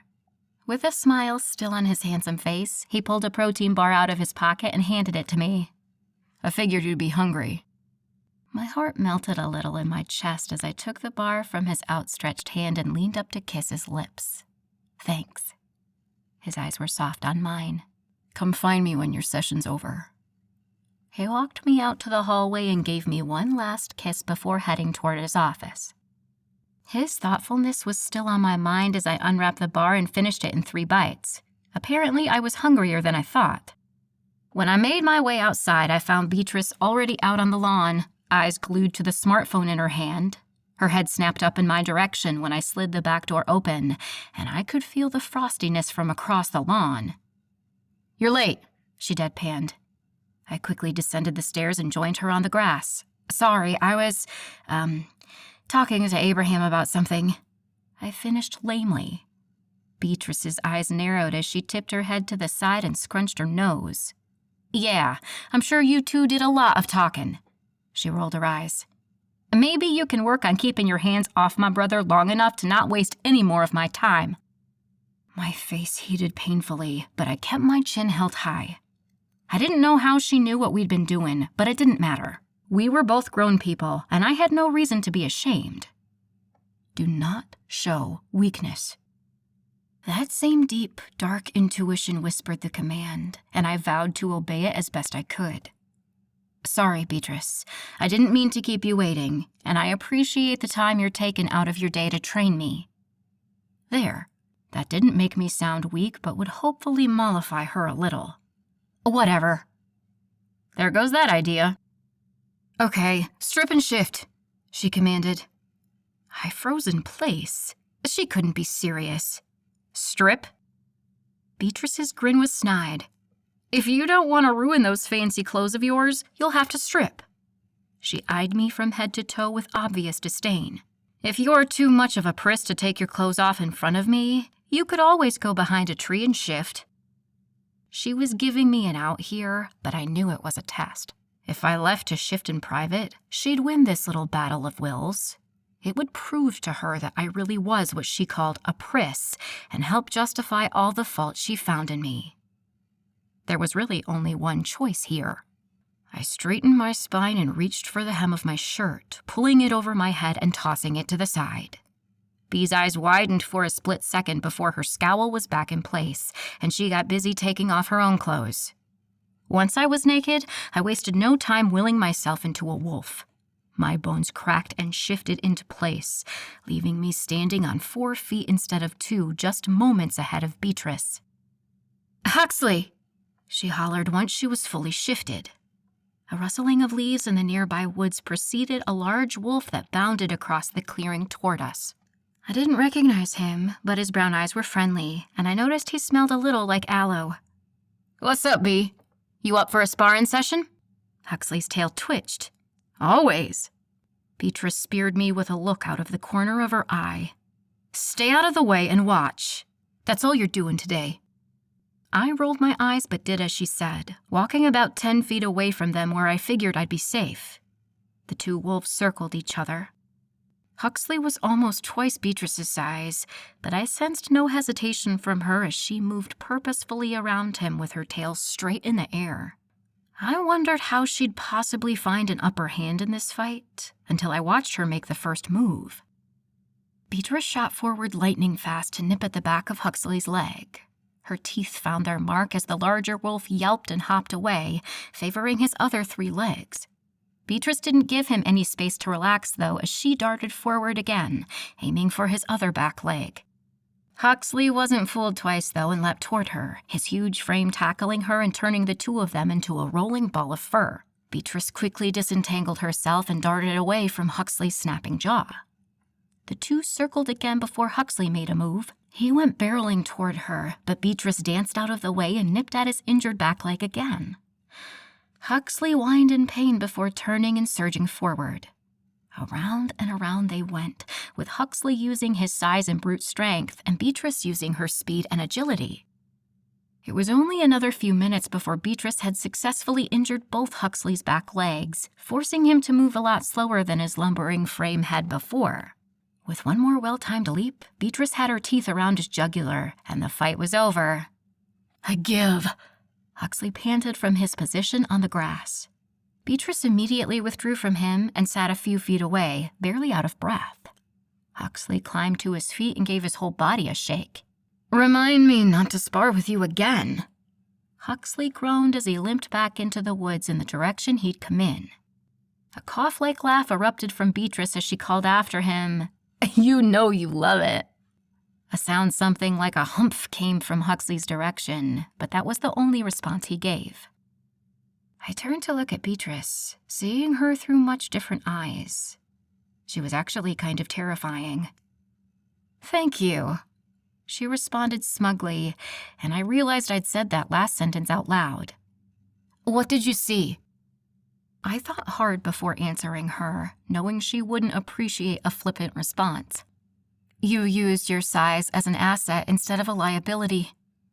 Beatrice raised one furry eyebrow. "Anything else?" "You didn't try to fight him on his level. Instead, you cut him down slowly until he left an opening wide enough for you to capitalize on." She was silent a moment as she watched me. I kept my spine straight and my chin held high the entire time. Finally, she nodded. "Good. You can shift back now. We're done for today." A few loud cracks later, and she stood before me, naked as the day she was born. I averted my eyes and focused on my own shift. When I was a woman again, I quickly pulled my clothes back on while Beatrice strode toward the house. "I'll meet you out here tomorrow at noon. Don't be late again," she called over her shoulder before disappearing inside the lodge. A small smile flitted across my lips as I realized I'd survived my first training session with Beatrice, and I might have even impressed her too. Chapter 7.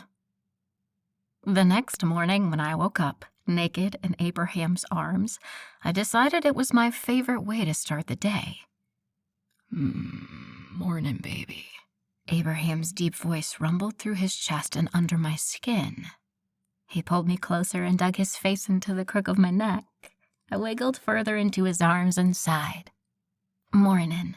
His rough stubble chafed my skin while his soft lips trailed up and down my neck. The contrast between the two did crazy things to my insides. A shuddering breath left my chest as his teeth scraped along my skin. "I could get used to this," he mumbled, breath hot against my neck. I smiled sleepily until reality washed over me like a cold bucket of water. It was Saturday already. I was due in court Monday morning. This bliss I was experiencing with Abraham had an expiration date. He pulled his lips away from my skin and turned me over, so I was facing him. "What's wrong?" One side of my mouth curled into a rueful smile. "How do you always do that?" His lips twitched. "Do what?" I looked up into his blue gaze, so open and honest. I knew he'd tell me every secret he'd ever kept if I asked him. If I wanted, I could sink beneath all the layers he had and rifle through any thought I wanted. He was an open book, and I was a leather-bound journal with a lock on the front. I shook my head. How do you always know when something's wrong? His lips stretched into a wide grin, and he rolled over onto his back, pulling me with him until I was draped across his firm chest. "I'm good at reading people, especially you." I frowned into his chest. Was I that transparent? Were all my secrets and truths laid bare for him to see? There was far too much stacked up in my closet. If he were to see even one skeleton, the whole pile of crap I'd kept hidden would come crashing down. "You're worried now." I chuckled softly. "You're good." He pressed his lips to the top of my head. I read you so well because I watch you. I watch the way your body moves, the way it reacts to things. I watch your face, the way your brows get these two little lines between them when you're thinking really hard, or the way your lips twist to the side when you think someone is lying to you. But my favorite is the way your eyes brighten right before you get sassy with me. I leaned up to give him a narrow-eyed look that he just smiled at. You think you're so smart, don't you? He shook his head. No, I'm still learning. I rolled my eyes and laid back down on his chest. Seems to me like you've got it all figured out, I grumped. He laughed, his broad chest quaking beneath my cheek. No, Elle, I've got a long way to go with you. I felt just slightly mollified at that. He laughed again and pulled until I was eye to eye with him. His big, warm palm brushed my messy hair away from my face as his blue eyes captured mine. You've got a deep well inside you, Elle. I know there's a lot you keep hidden or protected, and I know I've got a lot more work to do before I can reach those places, but I'm working at it every day. I felt the truth of his words. There was a lot I kept hidden, and there was no doubt in my mind Abraham McCoy would eventually dig deep enough to uncover it all. The thought sent shivers racing down my spine. If he knew what I hid, nothing would ever be the same again. He couldn't look at me the same way if he found out. There would be no going back for us. My heart ached at the thought of losing him. So I dug that well in me a little deeper and fortified it as best I could. Maybe one day I'd be strong enough to give him all my truths. Maybe I could be like him and live my life like an open book. But today wasn't that day. And there she goes, he whispered. I looked up to catch his sad eyes. Huh? He pressed his lips to the tip of my nose. You're closing up shop. I can see it in those pretty brown eyes of yours. You're guarding something. My entire body stiffened at his words. He sighed and kissed my forehead. It's okay, Elle. I'm not digging today. You can keep your secrets for now. For now. I knew he was giving me some time to come clean on my own, to figure out my mess and let him in. What he didn't know was I couldn't risk it. I could lose my friends. I could lose my pack. I could lose him. No confession was worth that, and as nice as it might feel to get it all off my chest for the first time in my life, I couldn't take the chance. I wouldn't take the chance. Come on, let's go get some breakfast.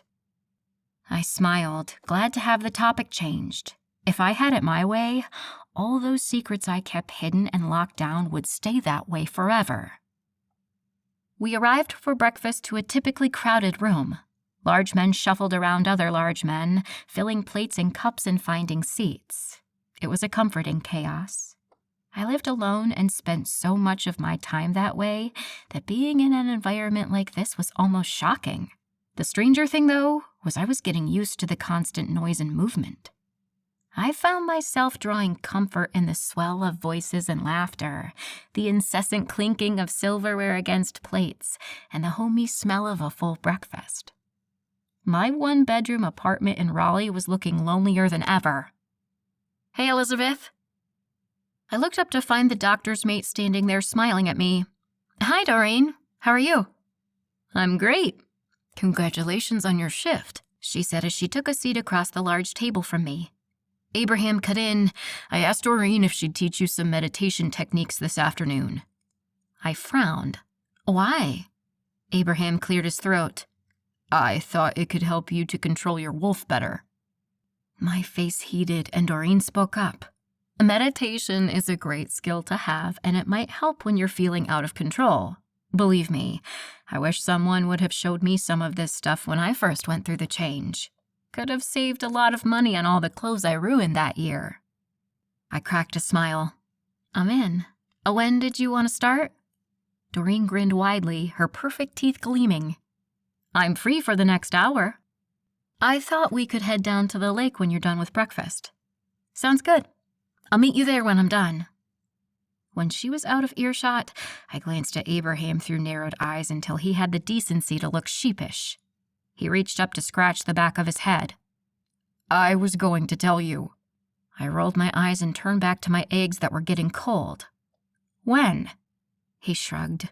Today. That's convenient. Were you going to tell me on the way there? Elle. I shot him another look, and he snapped his mouth closed. I get a say in what I do, Abraham. That's how this works, or it's not gonna. He swallowed once, his Adam's apple bobbing.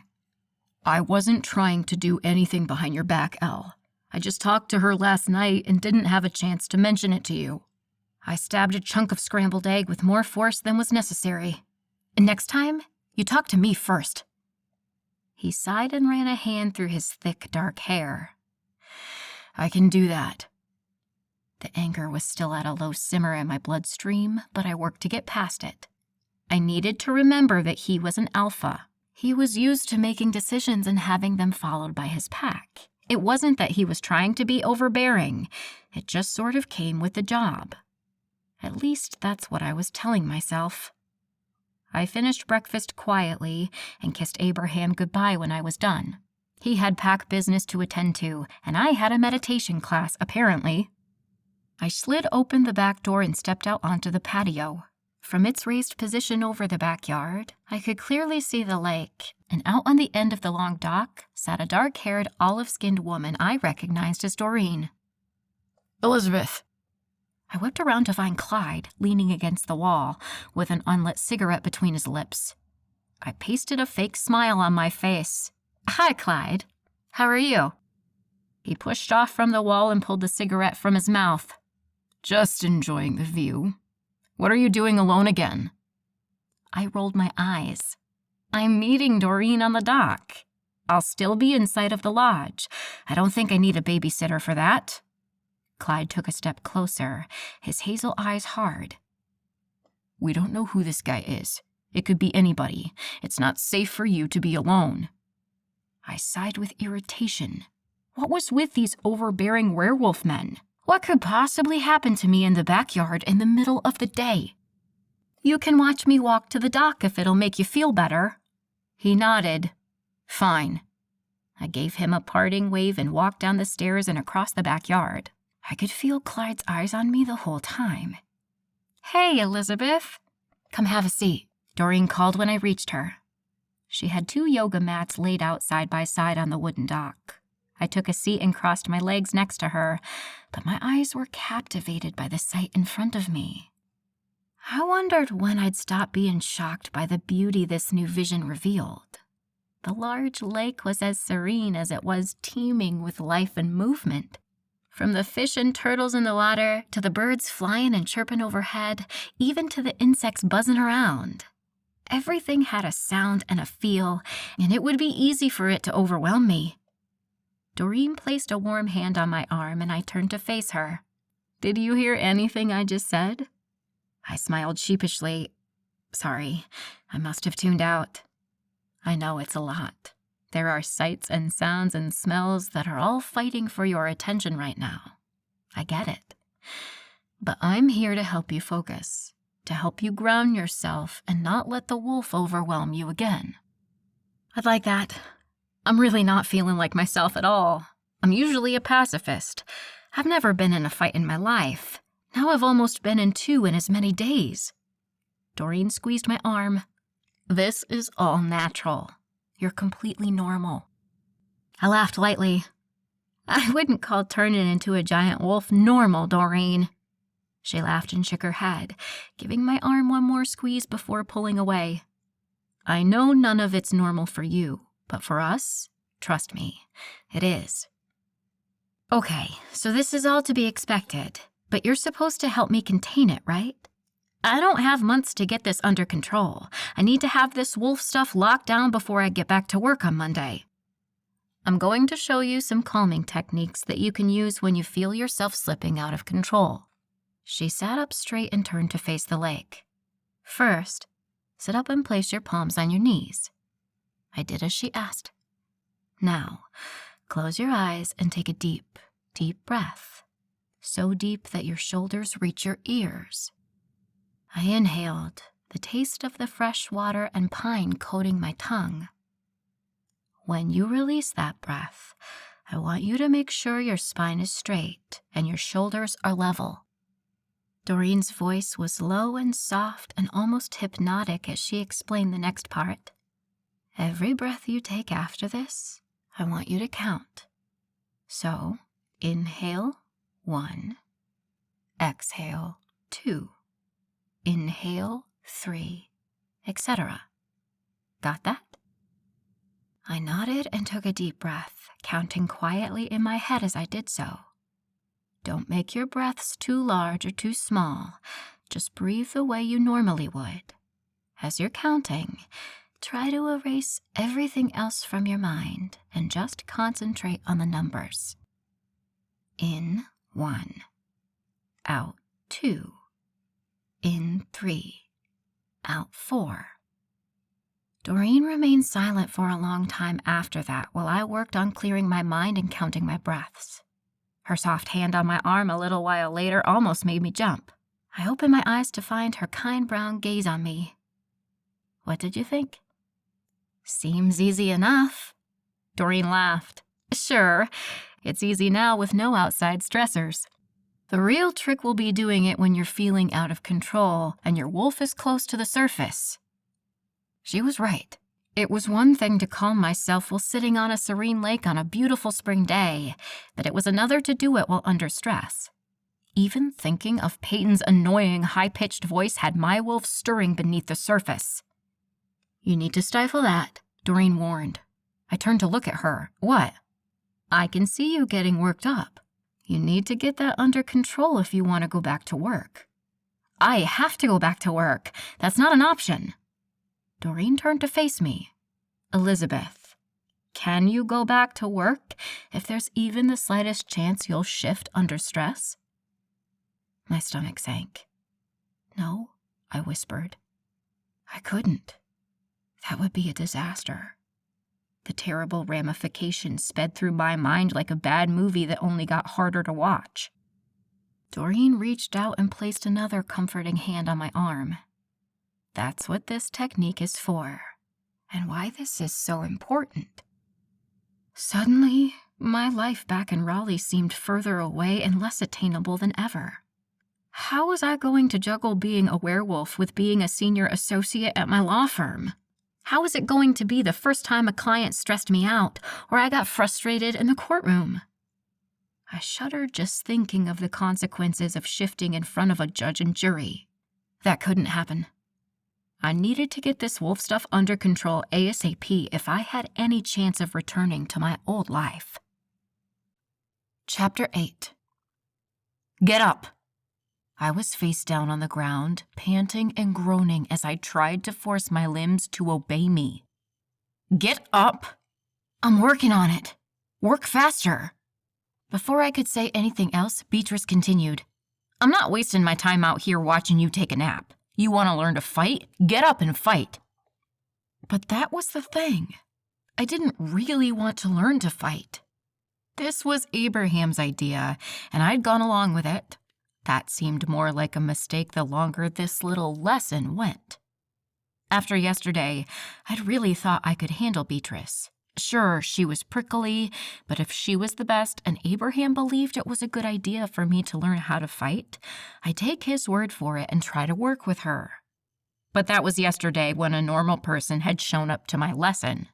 Today, I was being treated to what I'd heard referred to as Hurricane Bee, and I absolutely understood the moniker now. With the last reserves of my strength, I crawled to my 4 feet and faced Beatrice in wolf form.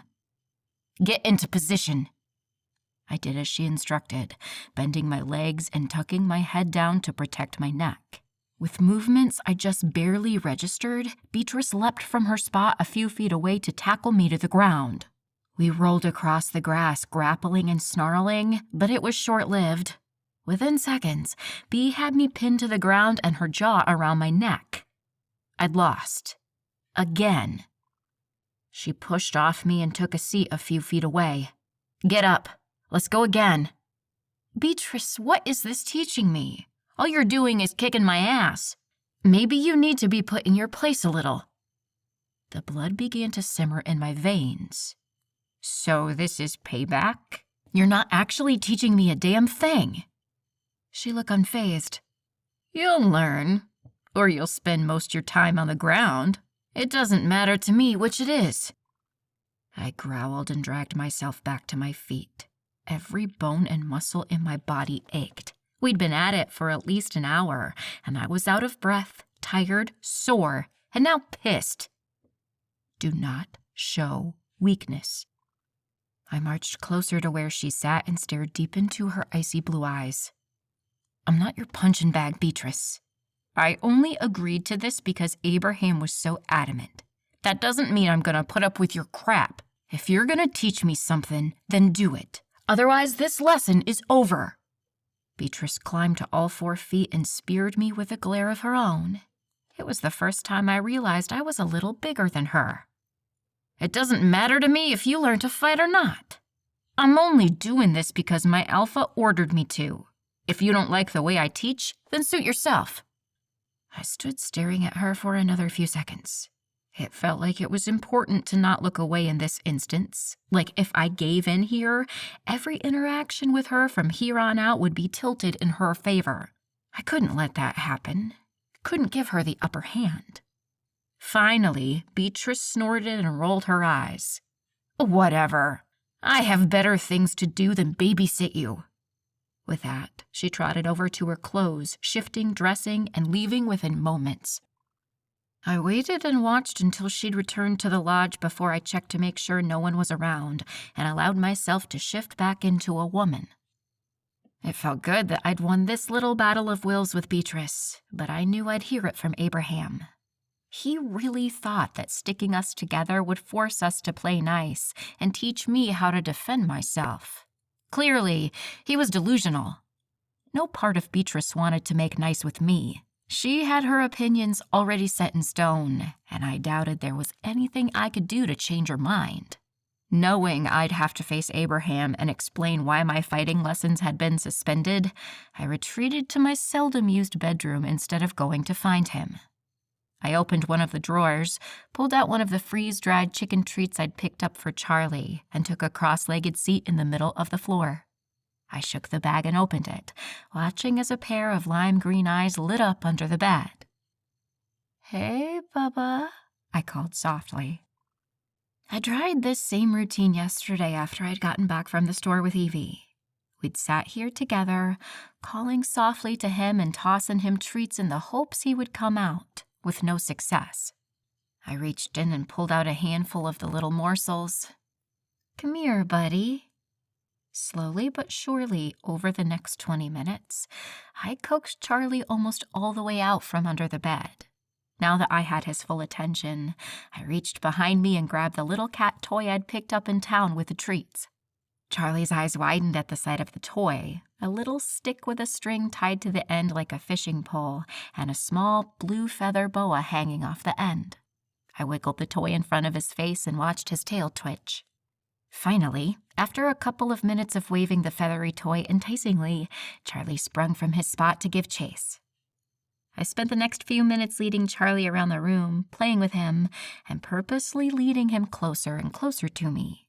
Finally, I let him catch the toy and gave him a minute to revel in his victory before I leaned down to pet his head. He arched his back and pressed against my hand for the shortest of moments before there was a knock at the door. Charlie hightailed it back under the bed as the door opened behind me. "Oh, thank God you're here." Abraham was out of breath, with wide eyes and hands that clenched and unclenched themselves continuously. I'd had this man carry me up 3 flights of stairs before and not break a sweat, so I knew something was up. "Of course. Where did you think I was?" He stalked across the room and pulled me into his arms. "I just ran into Bea, and she said your lesson ended a while ago. I thought you were going to come get me when it was over." I shrunk in his arms. I had agreed to go find him after my lesson. In fact, I'd barely seen him since breakfast. After my meditation session with Doreen, I'd stayed out on the dock, practicing the technique she shared with me until it was time for my session with Beatrice. "Sorry, I was trying to work on Charlie a little." I pulled back so I could look into Abraham's worried face. I actually got him out from under the bed, and he came close enough that I could pet him. That's nice, Elle, but I didn't come in here to check on your cat. I jerked out of his arms. He was never short with me. Any other time, he'd ask about and listen to anything that interested me. That was one of my favorite things about him. I didn't understand his brusque attitude now. Abraham took a step back and reached up with both hands to run them roughly down his face. I'm sorry, Elle. Come here. He pulled me back into his arms, and I couldn't help but melt a little in his strong embrace. I'm sorry, he repeated. I was just scared. I froze in his arms and pulled back until I could see his face again. Why? What happened? He swallowed once. We found another woman in the woods. It felt like all the air in the room was suddenly gone, like there was nothing left for my poor lungs to suck up. I was suffocating. What? My voice was barely louder than a whisper, afraid that if I spoke too loudly, I'd will this news into reality. Abraham eyed me seriously. We just found her a little while ago. She's dead? I asked, although I knew. The serial-killing werewolf didn't leave survivors. Except me. Yes. He confirmed my fears. It looks like she's been there about a day. My stomach pinched deep inside as I put the horrific puzzle pieces together. How do you know? How can you tell? Abraham pulled back and frowned at me. Well, it rained out here Thursday afternoon, so she'd still be soaking wet if she'd been out there that long. So she was killed Friday. Abraham nodded. The day I was in the woods, I deadpanned. I watched the confusion slide off his face and grim acceptance take its place. Yes, I know. The ramifications spun through my mind like a Category 5 twister. I'd been in the woods alone, unprotected, with no way to defend myself. The killer had been in those same woods. The man who'd attacked me and tried to kill me had been traipsing through the same forest I'd been in. Do you really think he's after me? I asked, my voice weak. Is there a chance he's just forgotten about me and moved on? The thought made me sick. As much as I didn't want to be the focus of a psychotic killer, I also didn't want other women to keep losing their lives if it was me he was looking for. Abraham swallowed once before answering, I don't believe there's a chance he's not looking for you. My poor twisted stomach plummeted inside my body. Why do you say that? Abraham sat heavily on the mattress and pulled me down next to him. We noticed a pattern with the first 4 women that were killed before he attacked you. They all had dark hair and dark eyes, and honestly, a few of them could have been sisters. They look so similar. But that's changed. I had a really horrible feeling I knew what he was going to say, but I bit my tongue and listened. Since he attacked you, he's been going after a completely different type of woman. My heart pounded so loud in my chest, I was convinced it could be heard from downstairs. I didn't want to listen anymore. It was already more than I could deal with, but Abraham wasn't done. The last 3 women we've found all look just like you. His words fell around me like a series of bombs that detonated on impact, shooting shrapnel and debris into my flesh. Why? I asked, my voice thinner and softer than ever. If he hadn't been a werewolf, he wouldn't have even heard me. Abraham looked away, his gaze darting above my head. He ran a rough hand down his scruffy face and finally spoke. We think they're surrogates for you. The impact was so sudden and violent, I didn't even feel it at first, like when you get hurt really bad and there's no pain for the first few seconds. That's what this was like. Abraham. His name was all I could get past my frozen lips. He reached over and pulled my hands into his lap. It's okay, Elle. I'm not going to let him hurt you ever again. You know that, right? I nodded slowly, my sluggish brain trying to keep up with everything I was hearing and trying to find room for this information. There was a serial killer who was murdering women who looked like me because he couldn't get the real thing. The numbness vanished all at once, and in its place was a frantic energy, like a buzzing under my skin. I jumped to my feet and began pacing the length of the room. "We need to do something about this," I said. "We can't keep letting him kill these poor women." A sudden thought struck me. How is he finding so many hikers that look like me? That's pretty specific. Abraham shook his head. The last two weren't hikers. What do you mean? They were both in nice clothes, dresses and heels, not something you'd wear to walk through the woods. Why didn't you tell me this before? I didn't think you needed to know, he said with a shrug. I stopped abruptly and turned to stare at him.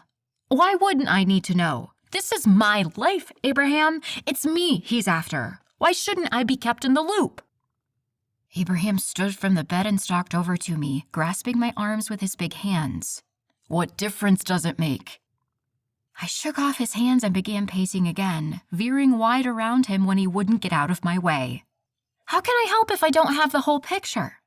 Elizabeth, you're not getting anywhere near this investigation. You're not getting within 100 feet of this guy. Newsflash, Abraham. I'm probably within 100 feet of him right now. I probably had breakfast with him this morning. Abraham shook his head quickly. No, that's impossible. Only the enforcers live here. Yeah, and what makes you think it's not one of your enforcers? Abraham was still shaking his head. None of them would do this. I scoffed and began pacing. If you ask me, an enforcer is a great suspect. Someone who's constantly combing the woods around your land.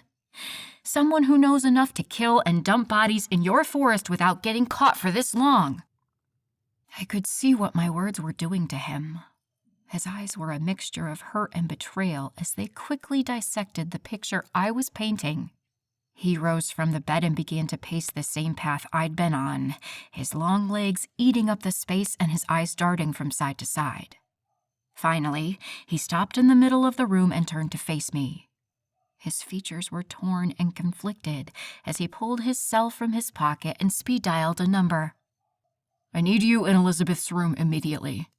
Bring Wes and Wyatt with you. Chapter 9. The door opened without a knock, and Beatrice spilled into the room with Wyatt and Wes hot on her heels. The three of them circled Abraham, eyes locked on him as they waited silently for him to speak. Wesley, Wyatt, you're on security detail until further notice. He swung his arm wide to point at me. One of you will always be with her, no matter what. I want you to be her new shadow. Am I clear? Abraham, is that really necessary? I asked, but was ignored. Yes, Alpha. Both men intoned together. Actually, Wesley, you're in the running for Gamma, am I right? Yes, Alpha, he repeated.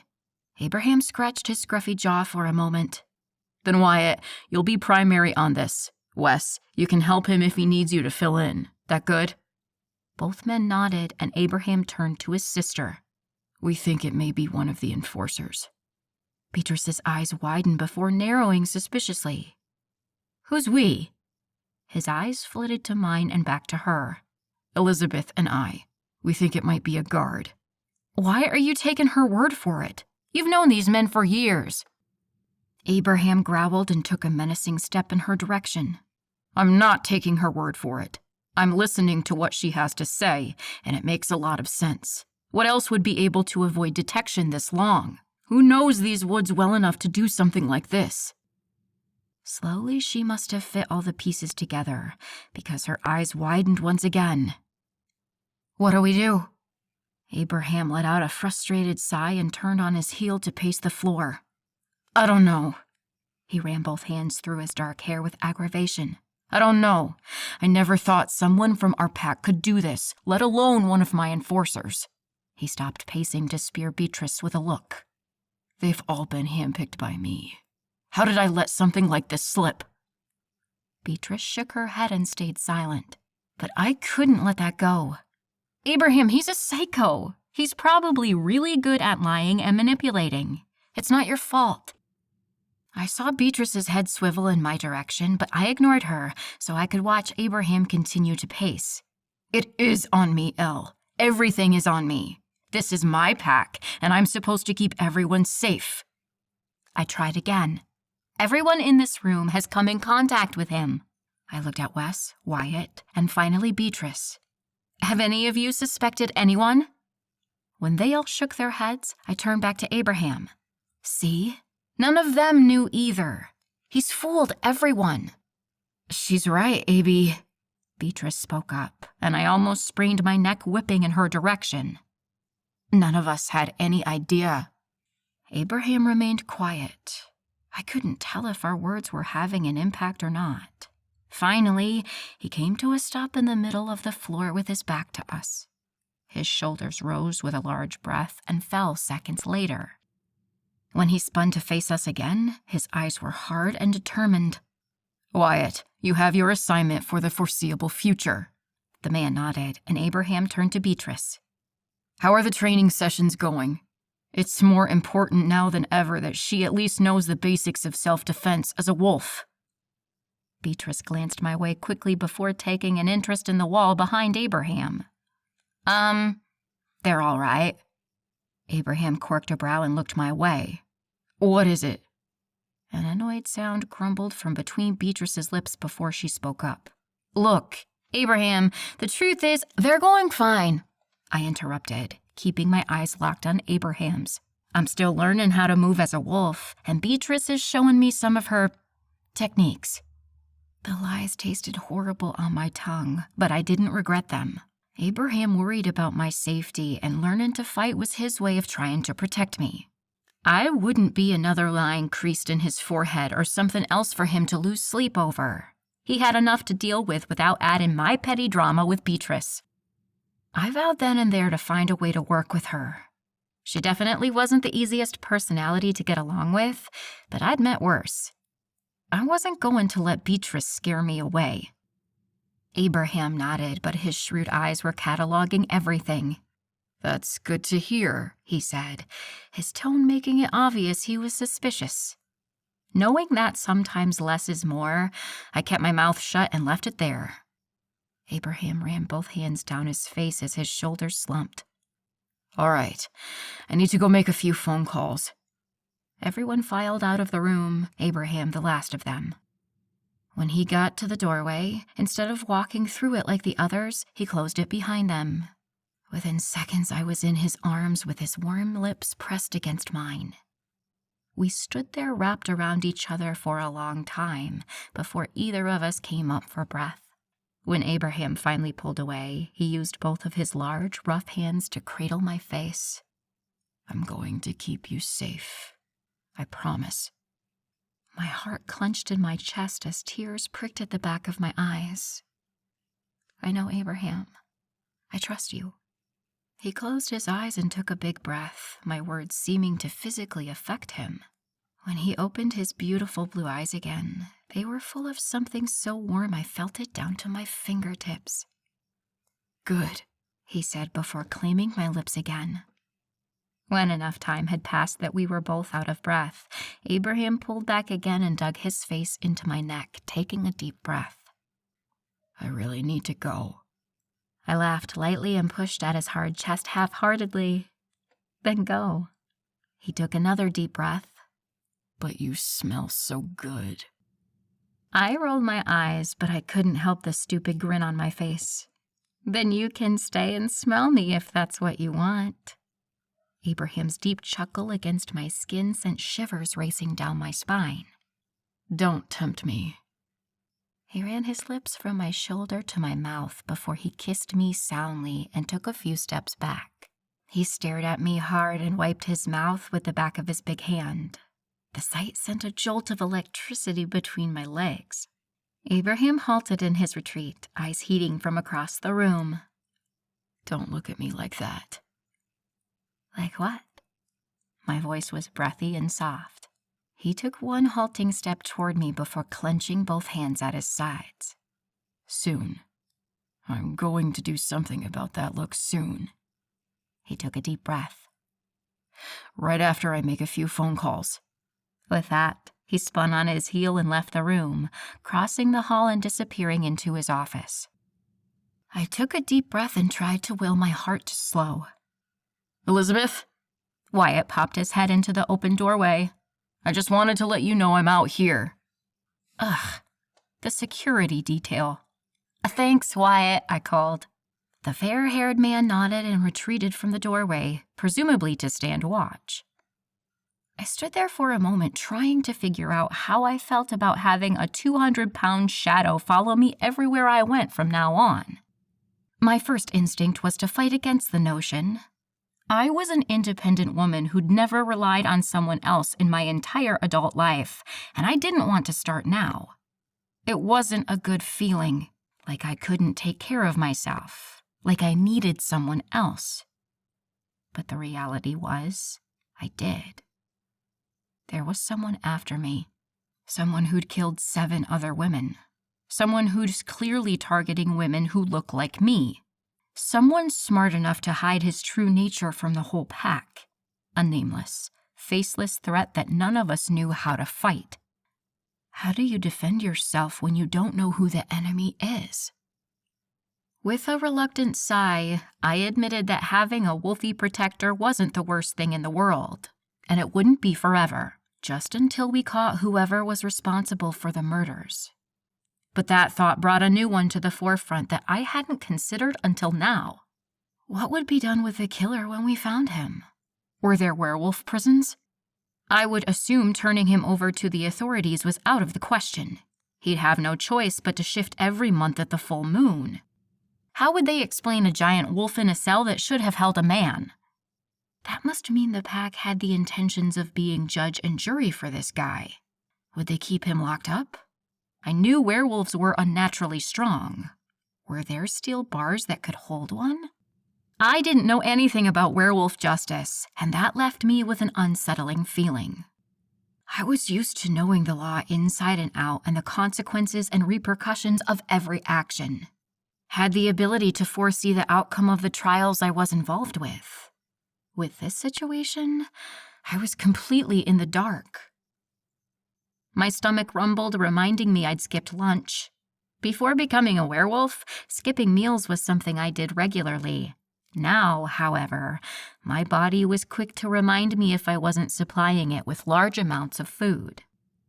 I looked around quickly to see if Charlie had come back out after all the commotion had left the room, but sadly, my cat was still hiding. With a heaviness in the pit of my stomach, I realized I hadn't been being a very good fur mom lately. My poor kitty has had more upheaval in his life the past couple of weeks than he'd ever had in his whole life. It wasn't fair to shuttle him back and forth from Raleigh to Asheville every other weekend. He didn't like to travel, and he didn't feel comfortable here. He didn't have his creature comforts from home or any familiar smells to make him feel better. I vowed then to figure out a better solution for him. I'd talk to Abraham and see if he could help me come up with something that made Charlie happier while still keeping me safe. There had to be a way to make this work, to make my old life back in Raleigh mesh with my new life here in Asheville. I just needed to figure it out.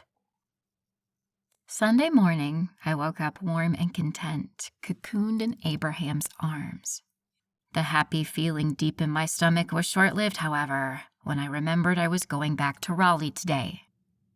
I turned in his arms, careful not to wake him, until I was face to face with my werewolf. I worked at memorizing his features as his slow, steady breaths puffed out of his swollen lips. He was so beautiful, so ruggedly handsome that it made my insides clench. I swiped a stray lock of hair off his forehead. As soon as my fingers touched his skin, his hand darted out from beneath the covers to grasp mine. I gasped at his quick movements, always forgetting how fast werewolves could move. He pulled my hand to his lips and pressed a long kiss against the center of my palm. "Mornin', baby," he murmured against my skin. Damn, I loved when he called me baby. "Mornin'." In another quick movement, he rolled over, pulling me beneath him until I was pinned between his large, naked body and the mattress. I couldn't think of a single place I'd rather be. "What are you doing?" I asked breathlessly. Abraham leaned down to my neck where he took a deep breath before biting the tender skin. I'm making sure you can't leave today, he said, voice deep and gritty against my skin. My stomach dropped at the reminder. You know I have to go. His lips slid from my shoulder to my ear. No, I don't. You'll have to remind me. He kissed across my jaw to my chin, where he stopped to nip before kissing to the other side of my face. Abe, I breathed. Yes, baby. Between the gravelly way he said baby and his warm lips leaving a trail of fire across my face, I didn't know how I'd string an intelligent sentence together. What were we talking about again? His mouth worked down the other side of my neck, getting dangerously close to that spot right above my shoulder that I knew would send a shot of pleasure through my entire body. Raleigh. Right. I have to be in court Monday morning, I whispered. There, that sounded intelligent enough. He growled against my skin, sending another shot of pleasure through me, but guilt weighed down my insides, and I reached out to cup his face. When he was finally looking at me, I stared deep into his blue eyes and tried to memorize all the different shades there. I don't want to leave, I assured him, but I have to. He sighed and hung his head between my hands. For how long? I thought I was coming back next weekend. He shook his head softly. How long are we going to do this back and forth stuff? My body deflated at his question. I don't know, I admitted. He pulled away until he was suspended above me. We have to figure it out, Elle. I can't lose you every week. I reached up to cup his face. You're not losing me, Abraham. I just need to work during the week. Then why can't you find a job out here? I looked away. It's not that simple. He made a disgruntled sound in the back of his throat and sat up, pulling away from me completely. What's so complicated about it? Your home is out here with us. Your place is here with me. His words pulled at a longing deep inside. I wanted to wake up next to him every morning. I wanted to spend every night in his arms. I didn't want to go back to my empty apartment and leave all my friends here. But I couldn't just drop everything on a whim like that. I'd worked too hard to get where I was in my firm to just leave. I needed to think it through, needed to make sure I was making the decision for the right reasons and not just for my libido. Because looking at Abraham, naked in the bed with me, it'd be easy to throw all caution to the wind and just agree to move out here. But doubt slithered through my mind, leaving a nasty film of insecurity behind them. Things were still so new between us. What if we didn't work out? What if living together was too much too soon and it broke us? I wouldn't risk my relationship with Abraham for anything. I sat up and cupped his face again, feeling his scratchy stubble beneath my fingers. We'll figure it out. I promise. He sighed and leaned against my hand, letting me know the battle was over for now. The topic dropped, but close enough to be picked up at any time. And I knew he wouldn't leave it alone forever. This conversation was far from over, and I needed to figure out where I stood and what I wanted before it was brought to light again. Chapter 10. Later that afternoon, I was in my unused bedroom, packing my clothes and toiletries. Why I bothered to unpack this room when I spent every night in Abraham's was a mystery to me. I decided to leave Charlie's toy and treats here. He had enough at home that these could be just for Asheville. I looked around the room, double-checking to make sure I had everything I needed for the week ahead of me. When it seemed I was as packed as I was going to get, I pulled out Charlie's treats and lowered myself to my stomach so I could peer under the bed. I found my tabby curled into a ball on the far side near the wall. Hey, Charlie, I cooed, throwing a treat toward him. When he didn't respond, I tried again. Come on, Bubba. We need to get back home. Nothing. A hollowness settled in the pit of my stomach. It started out as small as the head of a pin, but grew by the second as I watched my still cat under the bed. No, No, no, no, no, no, I chanted as I pushed up off the floor and wrenched the bed away from the wall. It went sliding across the room, way farther than I'd meant to, but I kept forgetting how much stronger I was now. With the bed away from the wall, I could clearly see Charlie wrapped into a tight ball, his little body shaking. What scared me more were the multiple piles of strange colored vomit that I found surrounding him. "Oh no," I whispered as I sank to my knees beside him. I reached out a hand and felt the tremors racking his tiny furry body. My hand ran from his head down his back, noticing how warm he felt. How wrong. "Oh no, Charlie? Hey buddy, what's going on?" I asked softly as I reached underneath his quaking body to pick him up. As soon as I had him in my arms, the tremors increased until his little body was jerking uncontrollably. "Abraham!" I yelled. The door crashed open and first Wyatt came running through, but Abraham was close on his heels. "What's the matter? What's going on?" he asked as his shrewd blue eyes assessed the room for danger. Both men were back to the middle of the floor, legs bent, bodies tight with tension and ready to eliminate any threat. "It's Charlie!" Abraham's eyes scanned the room once more before they landed on me and my cat. He was by my side in the next instant, large hands covering mine as I struggled to hold on to Charlie. "What happened to him?" Abraham asked. "I don't know. I found him this way. I think he's having a seizure." "Do you know how long this has been going on for?" Abraham asked slowly. I was frantic, words spilling out of my mouth one on top of the other. "No, I have no idea. I just went to go find him and put him in his carrier, and he was like this, only he wasn't spasming so hard when I first found him." Abraham rose to his feet, pulling me until I was standing beside him, Charlie cradled in my arms. "There's a 24-hour emergency vet in town. Let's go." Wyatt got out of the way as Abraham and I ran out of the room and down the stairs. When we got out to his truck, he wasted no time yanking the door open and picking me up, depositing me on the passenger seat. I barely registered Wyatt hopping in the back and Abraham bringing his truck to life with a turn of his keys. "How far away are we?" I asked as I stroked Charlie's soft fur.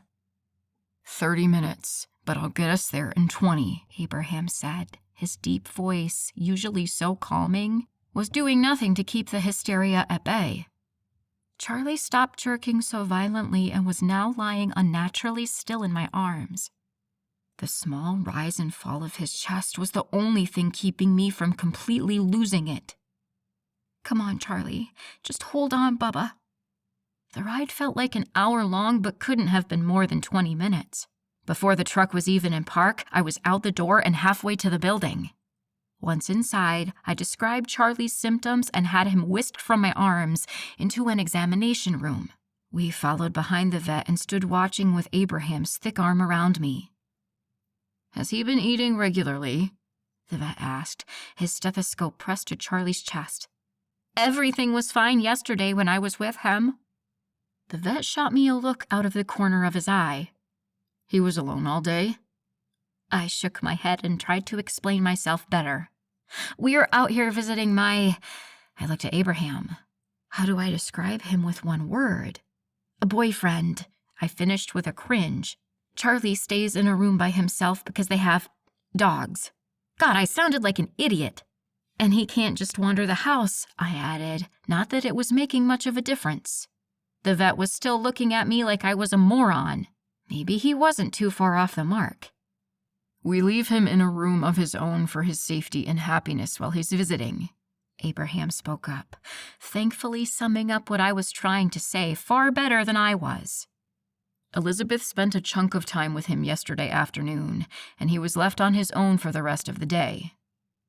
The vet seemed appeased with Abraham's explanation. "Could he have gotten into anything in that room? Do you leave anything lying around that would hurt him?" I frowned and thought hard before answering. "It's a bedroom. There's nothing in there but furniture and clothes. I don't even leave the bathroom door open. Why? Do you think he got into something?" The vet nodded as he continued his inspection of my poor cat. "It looks like he might be suffering from rat poison. We'll have to do some more tests. Did you bring his food by any chance? We should check that too." "We just brought him." "I'll take care of it. Abraham said and left the room. One question was on the tip of my tongue, and as hard as I tried, I couldn't swallow it down. "Is he gonna be okay?" I asked, my voice small and barely audible. The vet shot me another look before pulling the stethoscope away from Charlie and draping it around the back of his neck. "He's very sick," he began, and my stomach fell. "We need to start flushing his system if we're going to save him. It's good that you got him here so fast." He hadn't answered my question. He'd given me a lot of important information, but hadn't actually told me if Charlie was going to be all right or not. The vet said I could wait in the lobby while they took Charlie in the back to work on him. Out near the front of the building, I found Abraham pacing with his phone pressed to his ear. I could have easily listened to both ends of his conversation, but I chose not to. Instead, I sat down in one of the uncomfortable plastic waiting room chairs and tried to put the thoughts in my head in some kind of order. Charlie was hurt. Badly. He'd gotten into something that made him sick. But how? How could he have gotten into rat poison? Charlie only had access to the bedroom, and I knew there was nothing like that in there. But then where had it come from? "Wyatt's on his way back here with Charlie's food and dishes," Abraham explained as he took a seat next to me. His big body dwarfed the chair and made me feel small, but when he wrapped an arm around my shoulders and squeezed, I also felt protected. Safe. But I had no right feeling that way when my cat's life was hanging in the balance. There were so many thoughts swirling through my head, I didn't know if I could choose just one to voice, so I kept them to myself. In what felt like minutes and also hours, Wyatt came rushing into the building with a bag full of Charlie's things. He handed them off to a secretary at the front desk and then took a seat opposite us. I didn't know Wyatt particularly well, having had trouble differentiating him from his brother, but it was easy to see something was on his mind. His blonde eyebrows were drawn low over his light brown eyes. He usually had a pretty bland expression on his face, but now it was pinched and tense. I instantly knew something was wrong. Abraham spoke up first. "What did you find?" Wyatt's eyes twitched in my direction before focusing on Abraham. "There was poison in his dish." I leapt to my feet. "What?" I screeched, drawing the attention of the two secretaries sitting behind the front desk. Abraham stood and wrapped an arm around my waist, dragging me toward the doors. "We'll just be outside. Please come get us if there's any news," he called to the two confused receptionists. Wyatt followed us out, and when we were clear of the doors, I rounded on him. "What the hell do you mean you found poison in his dish?" Wyatt's eyes were trained on Abraham, who nodded once. "I could smell it," he explained. It was clear Wyatt was a man of very few words, which I normally would respect, but in light of what happened today, I'd gladly wring them out of him with my bare hands if I had to. My body started trembling as I took a shaky step toward him. Only one word made it past my tense jaw. "Explain!" Abraham placed a comforting hand on my back that I just barely refrained from shaking off.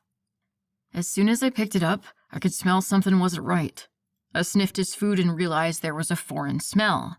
Abraham mentioned it might be rat poisoning, so I had some guards search the house. They found a bucket of rat poison pellets in one of the cleaning supplies closets." The tremors racking my body amplified as I spun away from Wyatt to pace the sidewalk. I was desperately trying to make the pieces fit together, but the worry and anxiety and adrenaline were mixing into a disorienting cocktail I couldn't work past. I needed to clear my mind. I needed to get myself under control if I had any hope of helping my cat. I decided to start off simple. How could that rat poison have made it into Charlie's food? Wyatt's eyes jerked toward his alpha, but he didn't answer. I glanced at Abraham and found his fists clenched tight by his sides, his jaw ticking with his increased heart rate.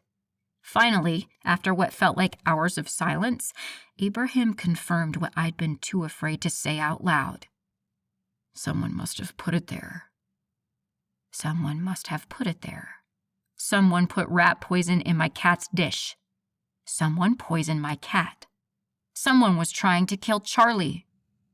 The tremors in my muscles reached an all-time high as fur sprouted out of my skin. A large crack reverberated through the air, and Wyatt and Abraham immediately jumped into action. Wyatt used his large body to block me from the view of the busy street, while Abraham grabbed my arm and dragged me around the side of the building. By now, my hands were paws with sharp-tipped claws, and I could barely stand. "Elizabeth," Abraham started, his voice deep and commanding. "Do not shift." Easier said than done. I lost the battle with my legs and collapsed onto the asphalt of the dirty parking lot, my body shaking uncontrollably. "Elle," Abraham spoke up again, and I turned to face him, noticing my face had elongated into a snout already. "Think it through." Slowly, realization of where we were and what was happening sank past the rage and fear that was controlling me. I needed to get myself under control, fast. I took a deep breath and concentrated on that action alone. In 1, out 2, in 3, out 4. "That's it, Elle. Come back to me." I turned to find Abraham's blue eyes trained on me, the lines around them creased with worry.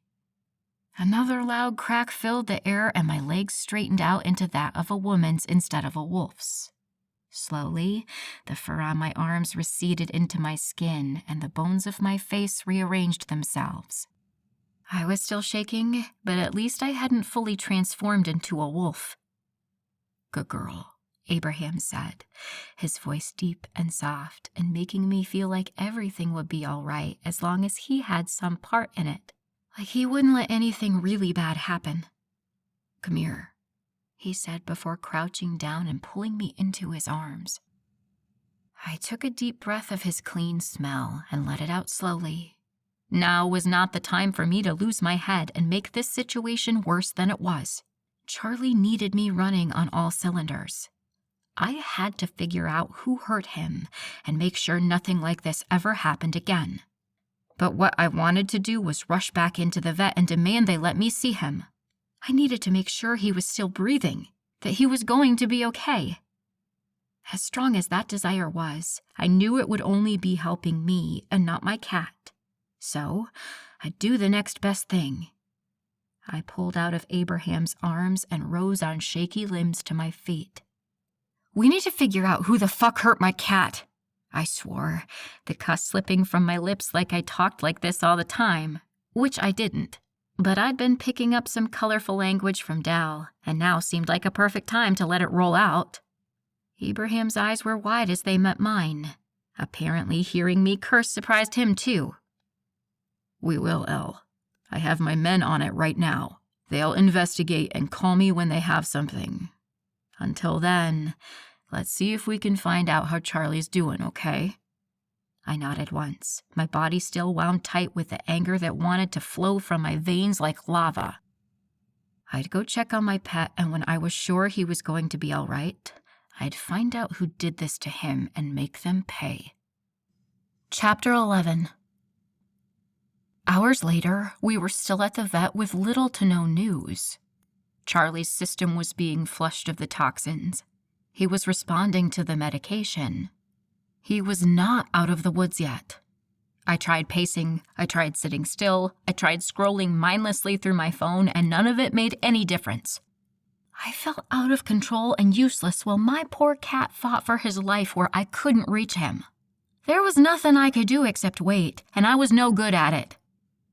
"Elle, sit down. You're making me dizzy," Abraham said softly, his voice less of a reprimand and more of a plea. Why isn't there any news? Why aren't they telling us what's going on? Why can't I see Charlie? Abraham rose from his feet and stopped my pacing with an arm around my waist. He sat back down, pulling me onto his lap in the process. Without my permission, my body relaxed into his strong embrace. In his arms, it was easy to believe that everything would be okay. Easy to believe he'd make it better no matter what it was. Abraham leaned down and kissed the top of my head. "If you take a seat, I'll go ask the receptionist if you can see him, okay?" I nodded and slid off his lap onto the next seat over. Abraham stood up, placed a kiss on my temple, and sauntered off to the front desk. Those poor middle-aged women didn't know what hit them. Abraham flashed a wide, white grin at the two older women behind the desk, and I could hear their hearts beat faster from across the room. "Hi, ladies. I was hoping one of you could help me with something." His voice was smooth as butter. A dark-skinned woman with a short bob and big eyes spoke up first. "Sure, honey. What do you need?" she cooed, and I barely repressed an eye roll. Abraham took a step closer to the counter and leaned over it, resting one of his meaty arms on the top. "My friend here is wondering if she could see her cat for a few minutes." The first woman turned to the second, a matronly-looking redhead. "I don't know," she said slowly. Abraham stood up straight and crossed his arms over his wide chest. I swore he flexed a little too, but I might have just been imagining things. "She won't be long. She just wants to make sure he's okay. That wouldn't be a big deal, would it?" The second woman's eyes went glassy, and I knew she'd fallen under Abraham's spell as well. Damn, I never stood a chance, huh? "That shouldn't be a problem," the redhead said as she stood. "Come on back with me." Abraham turned to call me over, but I was already halfway across the room. When I got closer, I elbowed Abraham in the ribs. "Friend?" I asked with a quirk of my brow. He nudged me back and leaned down to whisper in my ear. "I thought they'd be more willing to help if they just thought you were my friend. If you want, though, I could tell them all about you. How beautiful and smart and sexy you are. How crazy I am about you. How loud you moan when I put my—" I gasped and punched him in the arm, thankfully shutting him up. He wrapped his arm around my neck and kissed the side of my head. "No, you don't want me to tell them all that?" I shot him a withering look. "No, they don't need to know all that." Abraham's smile was smug. "Didn't think so. And don't think I missed you calling me your boyfriend when we were in with the doc." Crap. I had called him my boyfriend, hadn't I? Was that wrong? Was it too soon? Did he not like the title? Abraham leaned down further, his lips grazing my ear as he spoke. "Don't worry. I liked it." How did he always guess what I was thinking? Was I really that obvious? "And you can keep calling me that. For now, at least." I frowned and turned to him as the receptionist led us through a series of doors. "For now?" Abraham nodded once, pressing his lips together like that was all he had to say on the matter. I would have pushed it further, but the secretary opened the last door that led to the kennels, and all thoughts of my relationship status with Abraham flew out of my head. I could smell Charlie right away, so it only took me seconds to find him. "Your cat is right over there," the receptionist pointed out unnecessarily as I was already on my knees in front of his door. I vaguely heard Abraham say something to the woman in his deep voice and her response with a breathy laugh, but I wasn't really paying attention. I was here for Charlie. My poor Tabby was lying on his side and ivy stuck into one of his shaved legs. I watched his little furry chest rise and fall steadily with his breaths and sighed with relief. He didn't look good. He was lifeless and listless and so unlike my clumsy cat that I felt my nose begin to sting with the onset of tears. I sniffed once, hopefully holding them off until I could be alone. I would not cry in the middle of the vet's office. "We need to get going, hon," the receptionist said, her voice raised so I could hear her across the room over the barking and meowing of the other animals. I hadn't even noticed them when I first walked in, but now their overlapping sounds were making it hard for me to concentrate. Knowing I had a few precious seconds left, I unlatched Charlie's door and reached in to give him a head scratch, his favorite. I wished I could stay there, sitting next to his crate waiting while whatever medicines were administered to him. I wished I could hold him while the vets worked on him. Above all else, I wished this had never happened to my poor, defenseless cat. I felt Abraham's presence before he spoke. Large hands engulfed the tops of my shoulders, and his deep voice was there in my ear. "We need to go. She said the doctor should be ready to talk to us now. I gave Charlie one more stroke on his soft head before I closed and latched his door. When I spun around, the secretary was eyeing us with a kind patience, using one arm to hold the door open. We got back to the front of the office, and the doctor who initially examined Charlie was there waiting for us. "If you'll come with me, we can talk in one of the exam rooms," the vet said. We followed him down the hall to an unused room, where he motioned for us to have a seat before sitting himself. He took a deep breath and gave us each a long look before speaking. I just knew what he had to say wasn't going to be good. "Like I thought, Charlie's dish tested positive for rat poison," the vet informed us, with no preamble at all. Instantly, I liked him more. Someone who didn't believe in beating around bushes was my kind of guy. I, of course, already knew this, but I widened my eyes and gasped like I was hearing it for the first time. "How could that be?" I asked him. The vet eyed us one more time before speaking again. "Usually in cases like this, we'd inform the SPCA so they could conduct a cruelty investigation."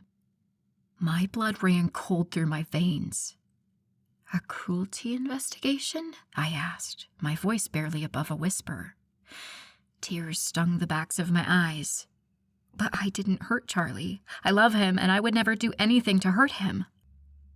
The vet eyed the both of us for a long time. "I didn't think you did. Usually, if someone's going to poison their pet, they don't rush them to the vet right after, but someone put that poison in his dish, because he sure didn't. Do you know who could have done this?" No, I didn't. But I sure as shit was gonna find out. Abraham spoke for me. "We'll look into it."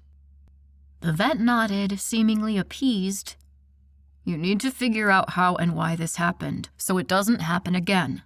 I don't want to save his life only for him to be poisoned again." Abraham opened his mouth to speak, but I interjected. "That won't be an issue, I promise. Nothing like this is ever going to happen again." Abraham reached down to entwine his fingers with mine. "We won't let it," he confirmed. "Well, Charlie is responding well to the medication, and we've stabilized him. He'll have to stay here for a few days, though." "A few days?" I asked. "At least, maybe a week." "A whole week? My cat was going to have to spend a whole week in a cage?" I nodded, feeling numb.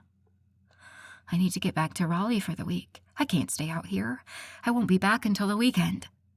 "He probably won't be released until then," the vet said.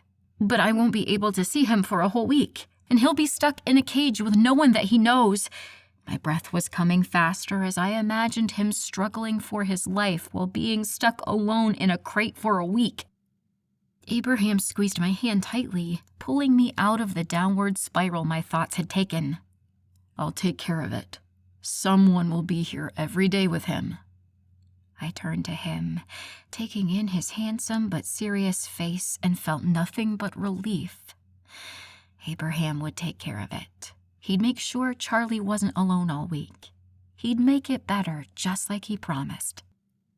My shoulders fell as the tension drained from my body.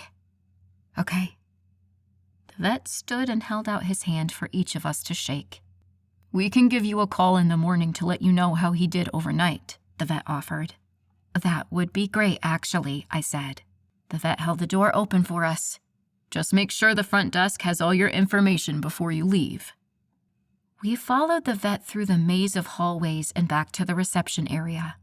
I confirmed my information with the two secretaries who spent more time taking peeks at Abraham out of the corner of their eyes than looking at me. I looked at the man in question myself. His broad chest filled out the plain white t-shirt he was wearing. My eyes traveled over the rest of him, wondering how he made worn-in jeans and dirty boots look like high fashion. He caught me staring and winked one perfect blue eye in my direction. My heart thumped out an extra beat and his smile widened.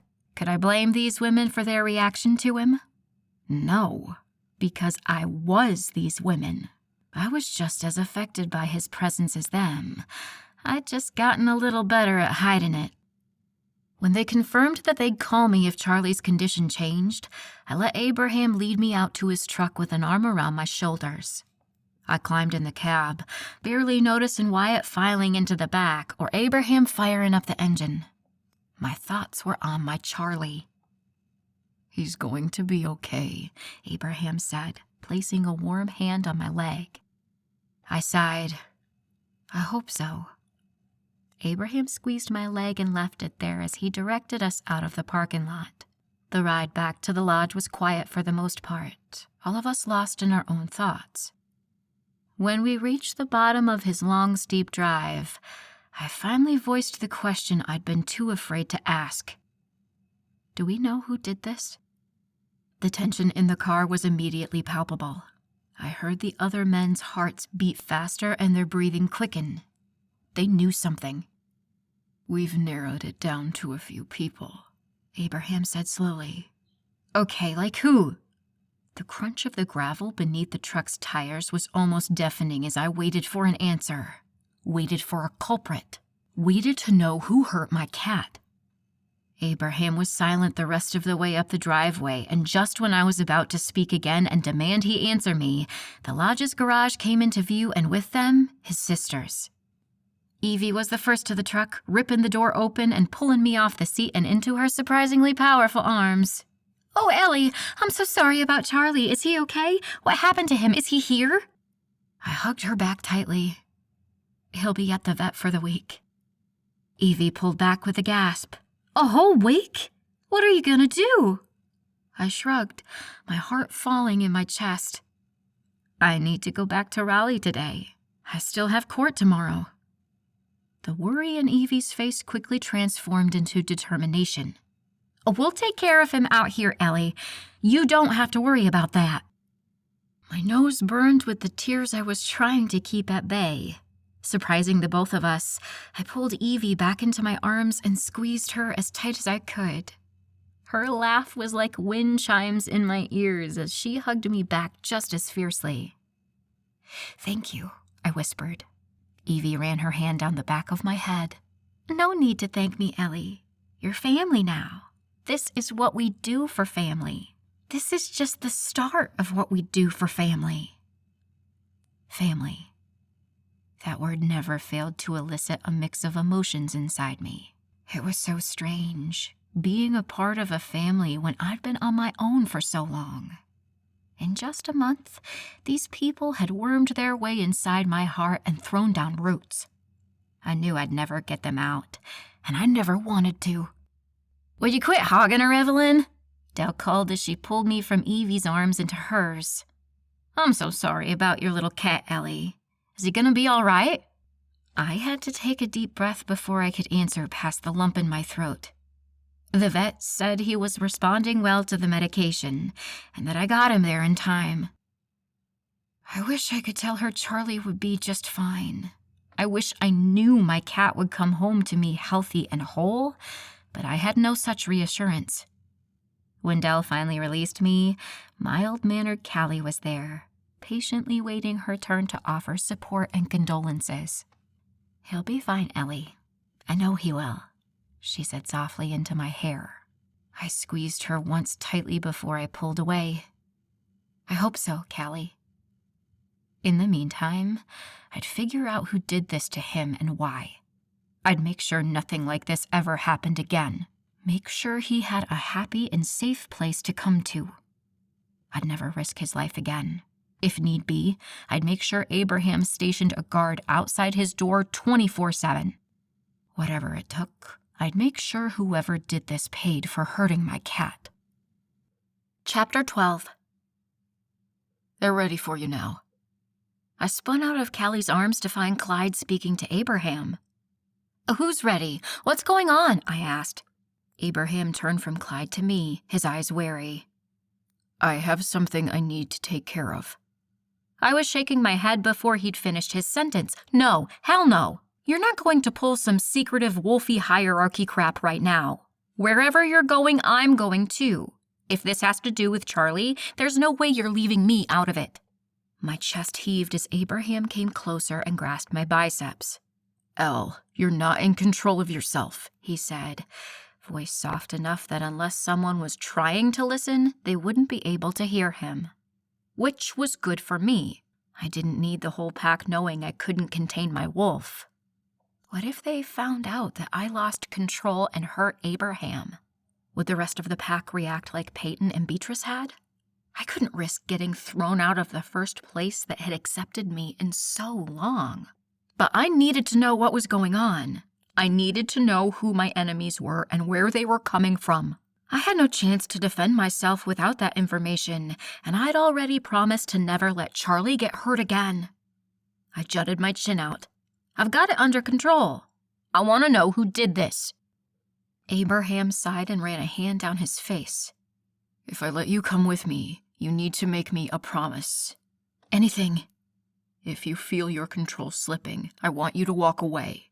Can you do that? Instantly, my body was hot with shame. He knew he couldn't trust me like this. I'd proven to him over and over again that I had no control of the wolf that now lived inside me. I was a loose cannon. Someone he couldn't be confident would act rationally. But I didn't want to be that way. I couldn't be that way. I had a job to go back to, a career where things often didn't go my way and stress and anxiety were a daily thing. If I had any hope of returning to my life in Raleigh, I needed to get myself under control. And Abraham hadn't asked me to not shift. He'd asked me to leave the room when I felt it coming on.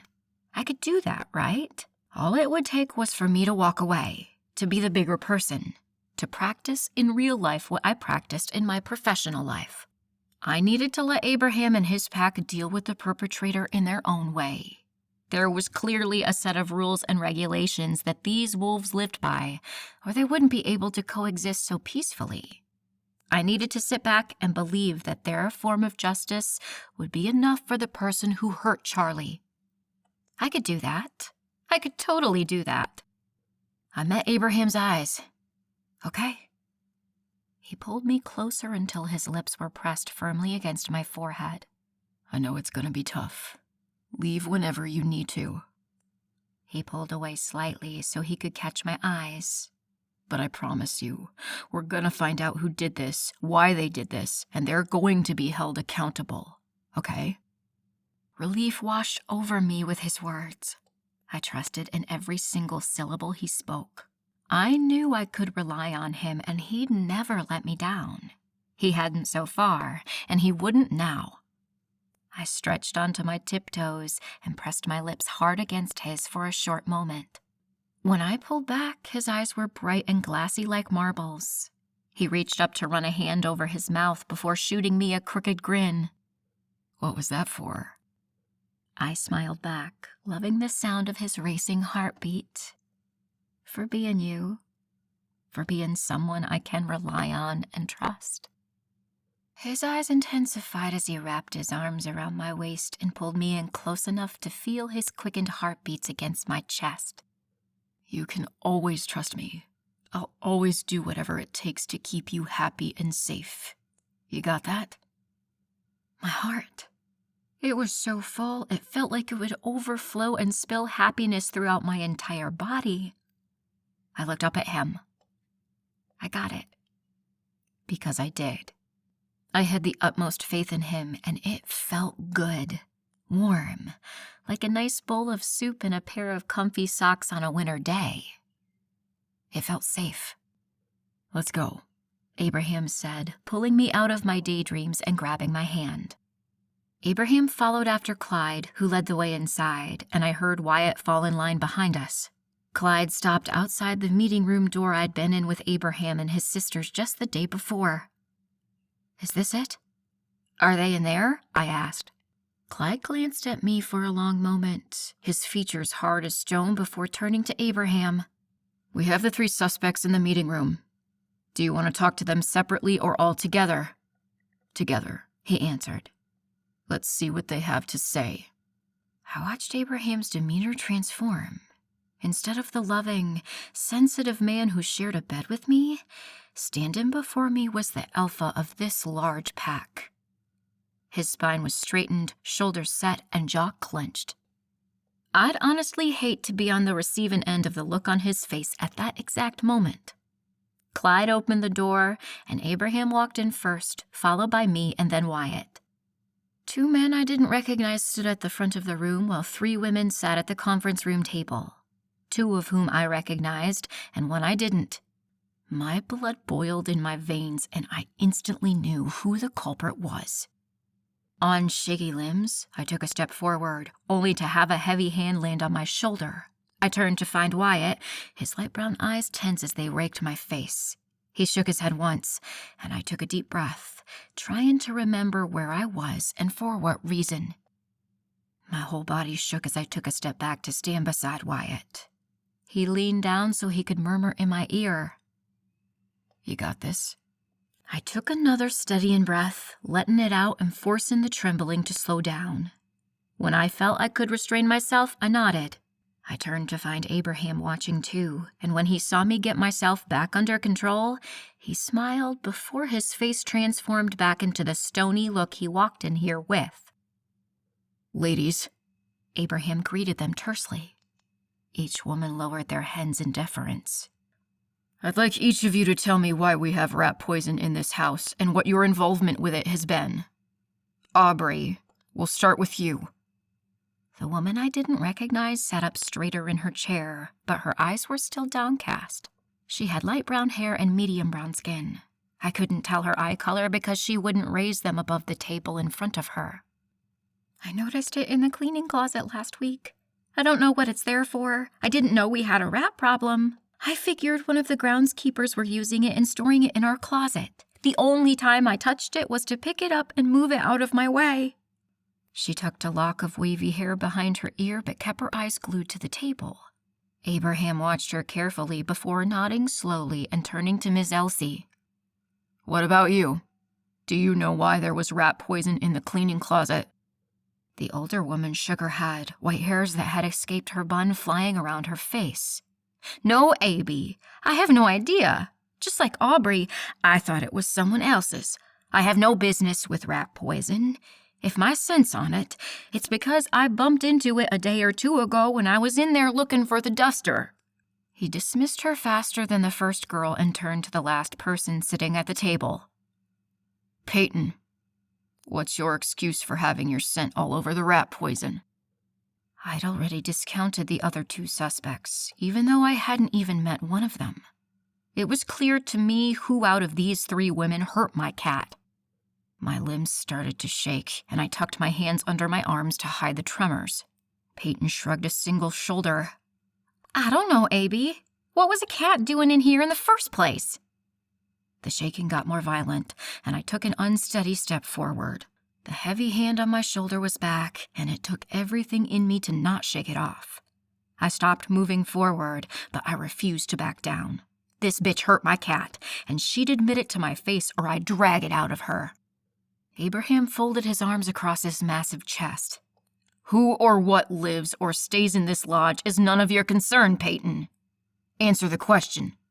She shrugged again and pulled a hand in front of her face to examine her nails. "I just gave it a little bit. I didn't think it would be that big of a deal." I took another shaky step forward. This time Wyatt's heavy hand did nothing to stop me.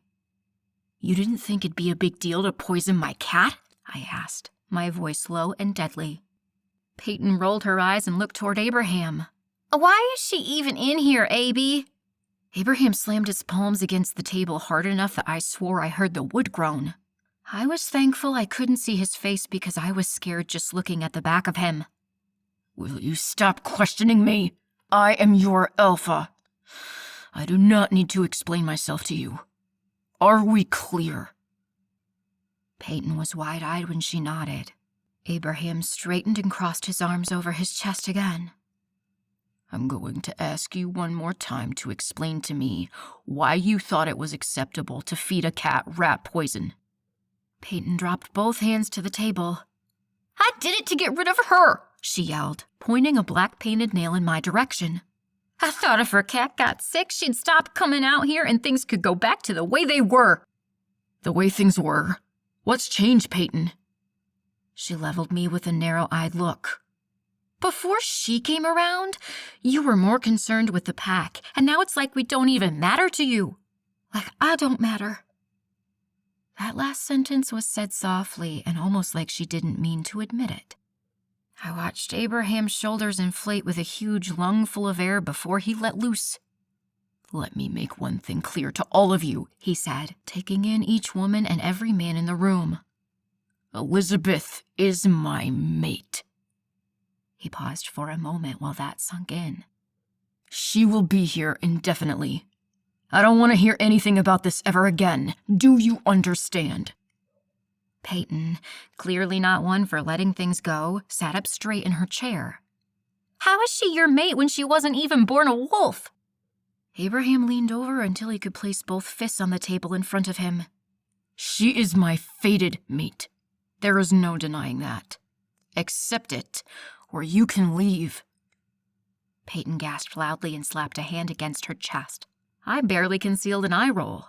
"You'd kick me out of the pack? Over her?" She was back to pointing at me, and I was seconds away from breaking that finger of hers, the need to shift almost unbearable. "Peyton, you'll be lucky if I allow you to stay in this pack after what you did to the cat." She threw her hands in the air. "It's just a cat." He leaned closer to her, and if I wasn't a werewolf, I'd have to struggle to hear what he said next. "No. He was a guest in my house, who you deliberately hurt, who you almost killed. Consider yourself lucky it seems he'll recover from what you did. Otherwise, I'd have no choice." Peyton's jaw fell open, her dark eyes wide. "You wouldn't." Abraham's voice was lethal and gritty when he responded. "I swear to you I would. Do not test my patience again."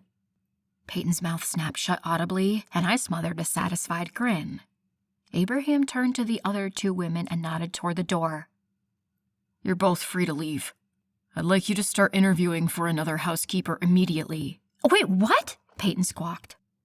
Abraham waited until the two women left the room before he turned to address Peyton again. "Effective immediately. You no longer work here." "But Abby—" "And you are banned from this lodge. I don't want to see you step foot in here again." "Don't you think this is a little much?" "And you'll be receiving a fine. When I figure out how much, you'll get an official notice." Peyton jumped to her feet and placed both hands on her hips. "Abby, all this because of a cat? This is ridiculous. Beatrice will never let you do this." "Beatrice," he yelled loudly over her, "is my beta. She does what I tell her, and if I were you, I'd stop arguing with me. I have half a mind to excommunicate you still." Her eyes got wide again, and she slumped back into her chair. "You're really serious?" "As a fucking heart attack." He turned to Clyde then, dismissing her altogether. "I want two of you to help her collect her things from here and then escort her out of the lodge. Clear?" Clyde nodded once. "Clear." Abraham turned to me. "Let's go. We're done here." But it didn't feel like we were done. In fact, it felt like we were just getting started. Chapter 13. When we left the conference room, Abraham waved off Wyatt before he led me up the stairs. Once there, he pulled me into his arms and released a big breath. "You did so well." His voice was muffled with his face pressed against my neck. I shrugged. Honestly, I think I was too shocked to do anything. I really thought the person who attacked me was the one who poisoned Charlie. Abraham sighed, his breath sending my hair flying. "I admit, it was my thought too. To be honest, I can't believe Peyton would do something like this." I laughed humorlessly. "I can." He pulled back to look at me. "What do you mean?" I rolled my eyes and patted him on the cheek. "She's in love with you. Or obsessed with you. I'm not sure which. I'm not that surprised she did something to try to get rid of me. I guess I should be thankful it wasn't me she tried to poison." Abraham watched me closely, his blue eyes taking in every nook and cranny of my face. "You really think so?" "I know so." He pulled me back into his arms. "How did I miss that?" I laughed and pinched his side, finding nothing but muscle and skin, with not an ounce of fat on him. "You're too irresistible for your own good." Who can blame the girl, honestly? Abraham's deep chuckle reverberated through his chest and into mine. Irresistible, huh? I smiled into his chest. Just about. Is that what you think of me, too? This man. I pulled away so I could look into his bright blue eyes. You don't know what I think of you already? Abraham released a big breath and looked away for a moment before meeting my eyes again. I'll be honest, Elle. Sometimes you're hard to read. There were those walls again. Just when I thought I'd torn down the last of them, I turn around to find another. I'm sorry, Abraham. He kissed the tip of my nose. What do you have to be sorry for? I shrugged and looked away. I wish I could be more open. I wish I could just lay everything out for you, but I can't. Not now. Not yet. He kissed the apple of first one cheek and then the other before pulling away so he could look at me again. Elle, believe me when I say I will take whatever you give me and be happy with it. There goes my heart again. The fickle organ couldn't keep it together for more than 5 minutes with Abraham around. I took a deep breath. Why? Why what? Why are you willing to accept so little? You could have practically anyone you wanted. Why waste all this time on me? The words burned like acid on their way out, but I couldn't stop them. Abraham led me over to a chair facing his desk before he crouched down in front of me and placed his hands on my knees. Elle, I told you before. He wiggled a finger between us. This is forever.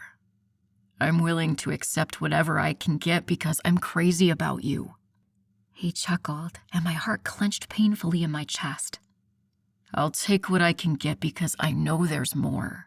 I know there's an endless ocean inside you, Elle, and I'm gonna dig as deep as it takes to get to every last drop.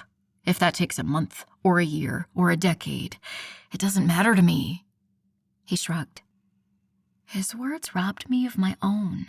I sat there with my jaw practically in my lap while I tried to process everything he just said.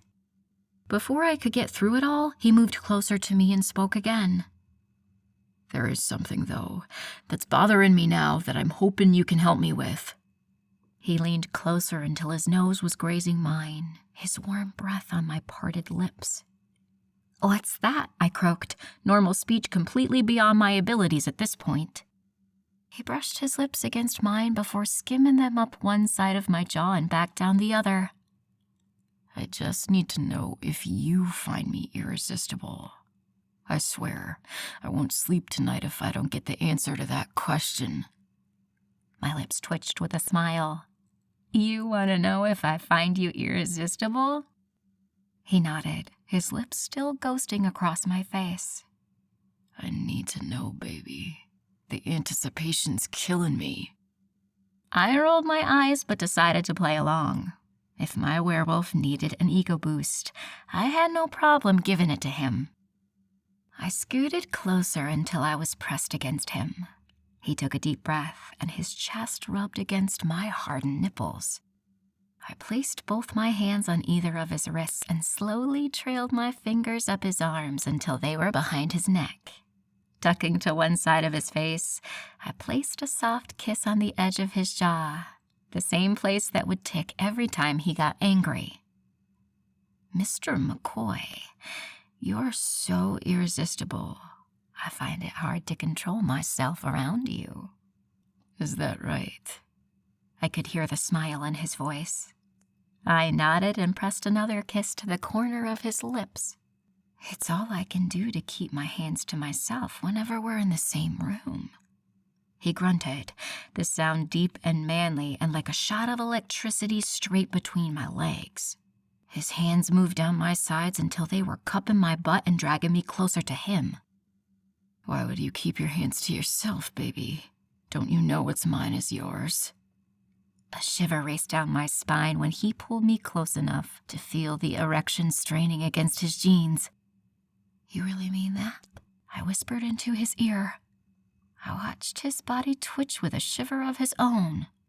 Every fucking word. His cussing was like an aphrodisiac to me. I shivered again and knew I'd need a new pair of panties after this. Abraham pulled me closer and kissed my neck before sucking the flesh into his warm mouth. I gasped and tilted my head back to allow him better access when there was a knock on the door and it was thrown open. Abraham, what the fuck? I gasped again, but this time out of shock, and threw myself against the back of the chair, putting as much room between me and Abraham as I could. Beatrice, usually when someone knocks, they wait for the person inside to tell the person outside that they can come in. Is this a new concept for you? I'm not in the mood for pleasantries, Abraham. What happened with Peyton? Why is she packing up her things right now? He ignored her and leaned forward, kissing me gently on the lips. I had to restrain from following after his mouth when it left mine. Are you finished packing? I think so. Why don't you go make sure while I talk to Beatrice? I'll come find you in 30, okay? Okay, I said shyly. Okay, he said, his voice soft and his eyes warm. Okay, Beatrice yelled. Can she leave so we can talk? Abraham's head jerked toward her and he opened his mouth to speak, but I cut him off. Beatrice, I'm right here. If you have something to say, you can say it to me. I caught the small glint in Abraham's eye as I rose to face my least favorite of the McCoy sisters. Beatrice stood with a hip cocked to the side and her arms folded over her chest. Her face was pinched in anger, eyes bright and alert. But underneath all that anger and bravado, I could see a tiny morsel of embarrassment. Apparently, my words affected her even if she didn't want to admit it. She sighed loud and dramatically. Elizabeth, would you mind leaving me and my brother alone so we can discuss something? My eyebrows were probably close to touching my hairline. I was so shocked. Believe it or not, this was the most civil thing she'd ever said to me. It wasn't exactly friendly, but it also wasn't dripping with animosity. Like a smart woman, I took it and ran. Sure thing, Beatrice. See you soon, Abraham. I'll call Wyatt and tell him to meet you at your room, Abraham said as I walked toward the door. After that, they both mumbled goodbyes and I left the office, closing the door behind me. I could immediately hear their raised voices inside, but chose to tune them out. This werewolf hearing thing was interesting, and I was excited that I was starting to get the hang of it. If I really wanted, I could hear all the way to the kitchen 3 floors down, but I could also block it out if I needed to. It was all new and strange to me, but I wasn't hating it. Elizabeth, there you are. I turned to find Abraham's cousin, Calvin, streaming toward me, his long legs eating up the distance between us in seconds. As soon as he was close enough, he opened his arms and pulled me into his chest. I froze. I'd really thought I'd gotten better at this open affection thing. I thought that my willingness to hug and be hugged by Abraham and his family meant that I was getting over my aversion to being physical with people. But apparently not. Or maybe it was just this person. It felt all wrong in his arms. He was too close, too big, too all over me for me to feel comfortable. Why was he hugging me anyway? As soon as that thought left my head, Calvin pulled back to look at my face. I heard what happened to Charlie, and I'm so sorry. I cocked my head to the side, trying to understand where this was coming from. Thanks. Ignoring my questioning look, he continued. I can't believe Peyton would do something like that. He let go of me altogether and spun around to pace the hallway in front of me. And Abraham let her off so easy. If I had it my way... His voice trailed off as he ground a fist into the palm of his other hand. I was stunned speechless. Since when did Calvin start caring so much about me and my cat? And hadn't he been friends with Peyton for years? Why was he taking my side over hers in this situation? None of it was making sense, but I quickly realized I shouldn't be questioning it. My place in this pack was still new and, despite what Abraham says, tentative. I could use all the support I could get. It's okay. Charlie's gonna be fine. Thanks for your concern. He stopped pacing to face me, his dark hazel eyes burning with intensity. She did it to get rid of you. I hope she wasn't successful. I smiled. It felt good to know he wanted me around, that I'd made enough of an impact on him that he'd miss me if I was gone. I admit, I hadn't had much interaction with Calvin before. This weekend was pretty much the most I'd seen of him since I met him. But here he was, seeking me out to see if I was all right. My chest swelled with my determination to stay with this pack and get to know them all better. No, she didn't scare me away. What I didn't tell him was that nothing could keep me from Abraham. Except, of course, the job I had 4 hours away in Raleigh. I pulled myself from my back pocket and checked the time. If I had any hope of getting a good night's rest, I needed to be on the road soon. I looked back at Calvin to find him watching me intently. His dark eyes were still intense, and being the recipient of that look made my skin itch. I jerked a thumb over my shoulder at my room. I should really finish packing. I need to leave soon. Thanks for coming to check on me. I really appreciate it. Calvin smiled, his broken tooth making it a little lopsided. Of course. You're packed now. My grin stretched across my face as I turned and walked into my bedroom. I was packed now. That meant I had a built-in family of over 30 werewolves who were supposed to support and care about me. Sure, some of them weren't my biggest fans, but the majority of them had welcomed me with open arms. Calvin coming to check on me proved that. A little while later, I was zipping up my suitcase and rolling it toward the door when there was a knock and Abraham walked in. Just like every other time I saw him, my heart thumped an extra beat. The smile on his face widened, and I knew he'd heard it. When his eyes landed on the luggage in my hand, the grin abruptly fell from his face. All packed? He asked, his voice full of false cheer. Yeah, I'm about ready to leave. Abraham crossed the distance between us and pulled me into his arms. The suitcase fell from my hands to land on the carpet with a muffled thud. He dragged me to his chest and buried his nose in the crook of my neck. Do you have to leave?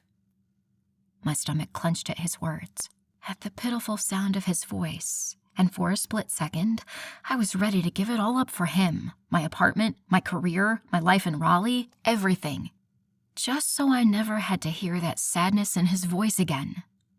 But I couldn't do that. I wasn't that person. I didn't shirk my responsibilities, and I didn't quit. I straightened my shoulders and nodded against the side of his head. I do. He sighed heavily, his shoulders rising and falling, breath blowing across my skin. What am I going to do without you? If I thought I wanted to give it all up before, it was nothing compared to how I felt now. My nose burned with the sudden onset of tears, and I fought to hold them back. If I broke now, there'd be no way he'd let me leave. I took a deep breath and straightened my spine. I needed to be strong, needed to be firm. I could not allow myself to be swept up in this hurricane of a man. What would be left of me if I did? I needed to remember what was important to me, what I'd worked half my life for. I couldn't just flush it all down the toilet because Abraham asked me to. Suddenly, a flash of annoyance zipped through me and I stiffened in his arms. Didn't he understand what my career meant to me? Didn't he know I couldn't just give up everything I'd worked so hard for? Elle? He asked, pulling away so he could look at my face. I took a step away and his arms fell to his sides like he wasn't strong enough to hold them up any longer. You know how important my career is to me. Why are you doing this? He jerked back like I'd struck him. Why am I asking you to stay? Because I want to be with you. Because I want you where you're happy and safe, and that's with me and your pack. I shook my head. I can't keep doing this with you. You know I have a job and a life back in Raleigh. I can't just drop it all for you. As soon as the words were out of my mouth, I regretted them. His bright blue eyes dimmed just the tiniest bit, and I don't think I'd ever felt lower in my entire life. He nodded once and ran a hand over his mouth as he looked away from me and over my shoulder. I'm sorry, Elle. I just want you with me. I don't expect you to give up everything. I just want you to be happy. My heart clenched in my chest, and I swayed toward him. All I wanted to do was hold him. All I wanted to do was tell him I'd do anything to be with him. All I wanted to do was collapse in his arms and let him convince me everything would work out. Instead, I held my ground. "I'm happy with the way things are," I lied. He nodded and bent to pick up my luggage. I watched his slow movements and cursed myself using every bad word I knew and some I'm pretty sure I made up. I'd hurt him, but it had felt inevitable. Like I couldn't be the successful attorney I'd worked so hard to be and lose myself to Abraham. I could do one or the other, but not both at the same time. With that heavy knowledge, I followed after Abraham as he carried my suitcase out of the room and helped me leave him once again. Chapter 14. The goodbyes were long, but not long enough. Before I knew it, I was sitting in Wyatt's dark blue Jeep, and he was heading toward the highway. "Thanks for driving me." I broke the silence that had lasted since we left the lodge. Wyatt nodded once, his eyes never straying from the road. "It's no problem, Elizabeth." Leaving Asheville was harder than it ever been. This time, not only was I leaving Abraham and my friends, I was also leaving my cat behind.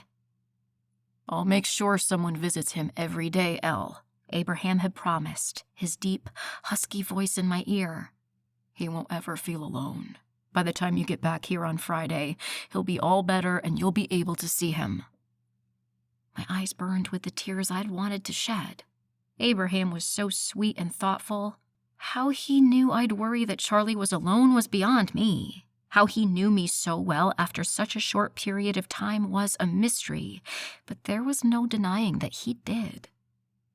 My heart was heavy as Wyatt drove the long miles back to Raleigh, knowing all I had to look forward to was work. There was a time when that was enough, but those days were long gone. I missed Abraham. I missed my friends. I missed my packmates. I missed my cat. Even with Wyatt to keep me company, the longing was deep. I wanted to call it homesickness because that's exactly what it felt like, but Raleigh was my home. It has been for years.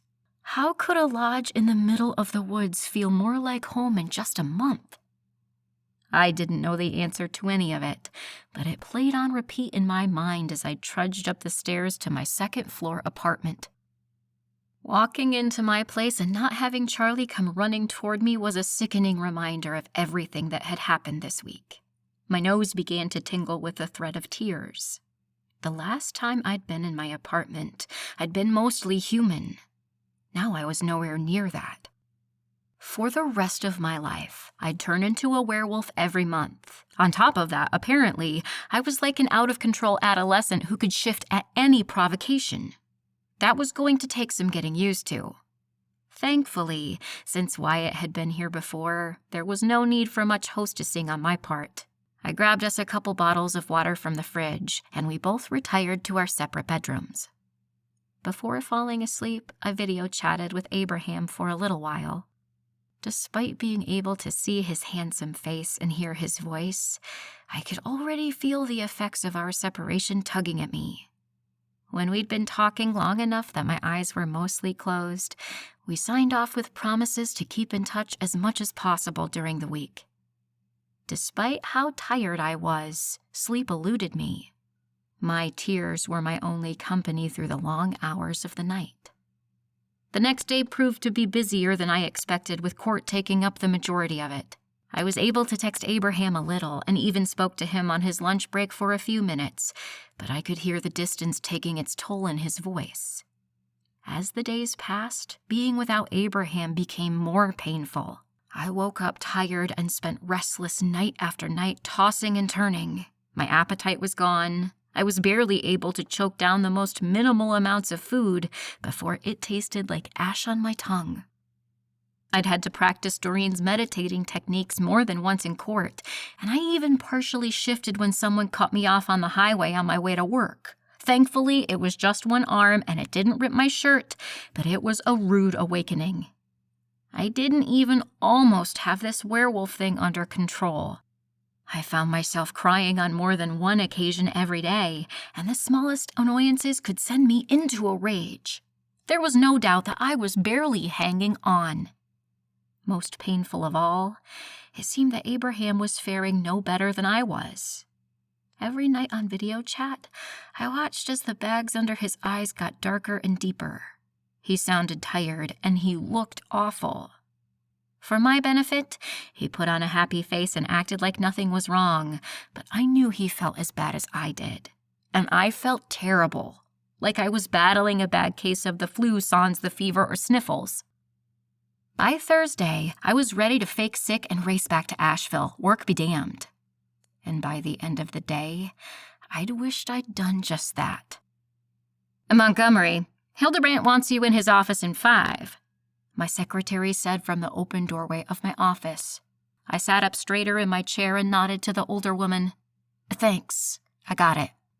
When she left, I let my shoulders slump again and banged my head against the back of the chair. I really didn't want to see my boss right now. I had a feeling he'd noticed how out of it I'd been all week, and I was about to get an earful. The last thing I wanted to deal with right now was an angry Hildebrandt, but there was nothing I could do. My work had been slipping, and it would be easy for anyone to see. My concentration wasn't what it used to be. I was having trouble staying awake in meetings and even in court the other day, and I wasn't putting in the hours I used to. To be honest, every day this place meant less to me, and that was terrifying. For years, this was all I wanted.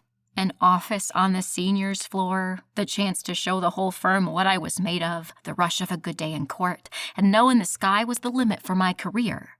Now, all I wanted was to get my work done as fast as possible so I could go be miserable in the comfort of my own home. With a sigh, I grabbed a notepad and pen and took off for Mr. Hildebrandt's office. Before I left, I nodded in Wyatt's direction, and he returned the gesture. He was so quiet when he was with me in the office, I often forgot about him. The walk there wasn't nearly long enough, and soon I was standing at Mr. Hildebrandt's door with my hand raised to knock. But before I could, the door swung open, and I came face to face with the last person I wanted to see right now. Ben. "Hello, Elizabeth," he said, his voice quiet and meant only for me. His dark eyes raked across my body like nails over a chalkboard. I instantly felt my hands begin to shake. "Ben, Mr. Hildebrandt just sent me to look for you." I pushed my way past him and into the office. "Well, I'm here." "Montgomery, there you are." I smiled weakly at the older man, noticing a few new liver spots on his weathered hands and less hair on his shiny head. "I'm here, sir. What was it you wanted to talk about?" He gestured to a set of maroon leather chairs in front of his desk. "You two have a seat. I have something to discuss with the both of you." That sounded foreboding. We sat down, and Mr. Hildebrandt leaned his sizable frame back in his large desk chair, eyeing us both. When the silence began to get uncomfortable, he finally spoke up. "I've been watching you two. Watching you succeed and also fail. And I think I've figured out what you both need." "Huh?" Hildebrandt turned to Ben. "You've been with us for a long time and are still on the juniors floor. Why do you think that is?" Ben opened his mouth, presumably to answer his question, but Hildebrandt turned to me. "And you, Montgomery, one of our brightest stars, and yet you seem more lifeless by the day." I tucked a stray piece of hair behind my ear and hunched my shoulders. Wow, he sure knew how to make a girl feel good about herself. "I think that assigning the two of you a case to work on together is the perfect solution to both your problems."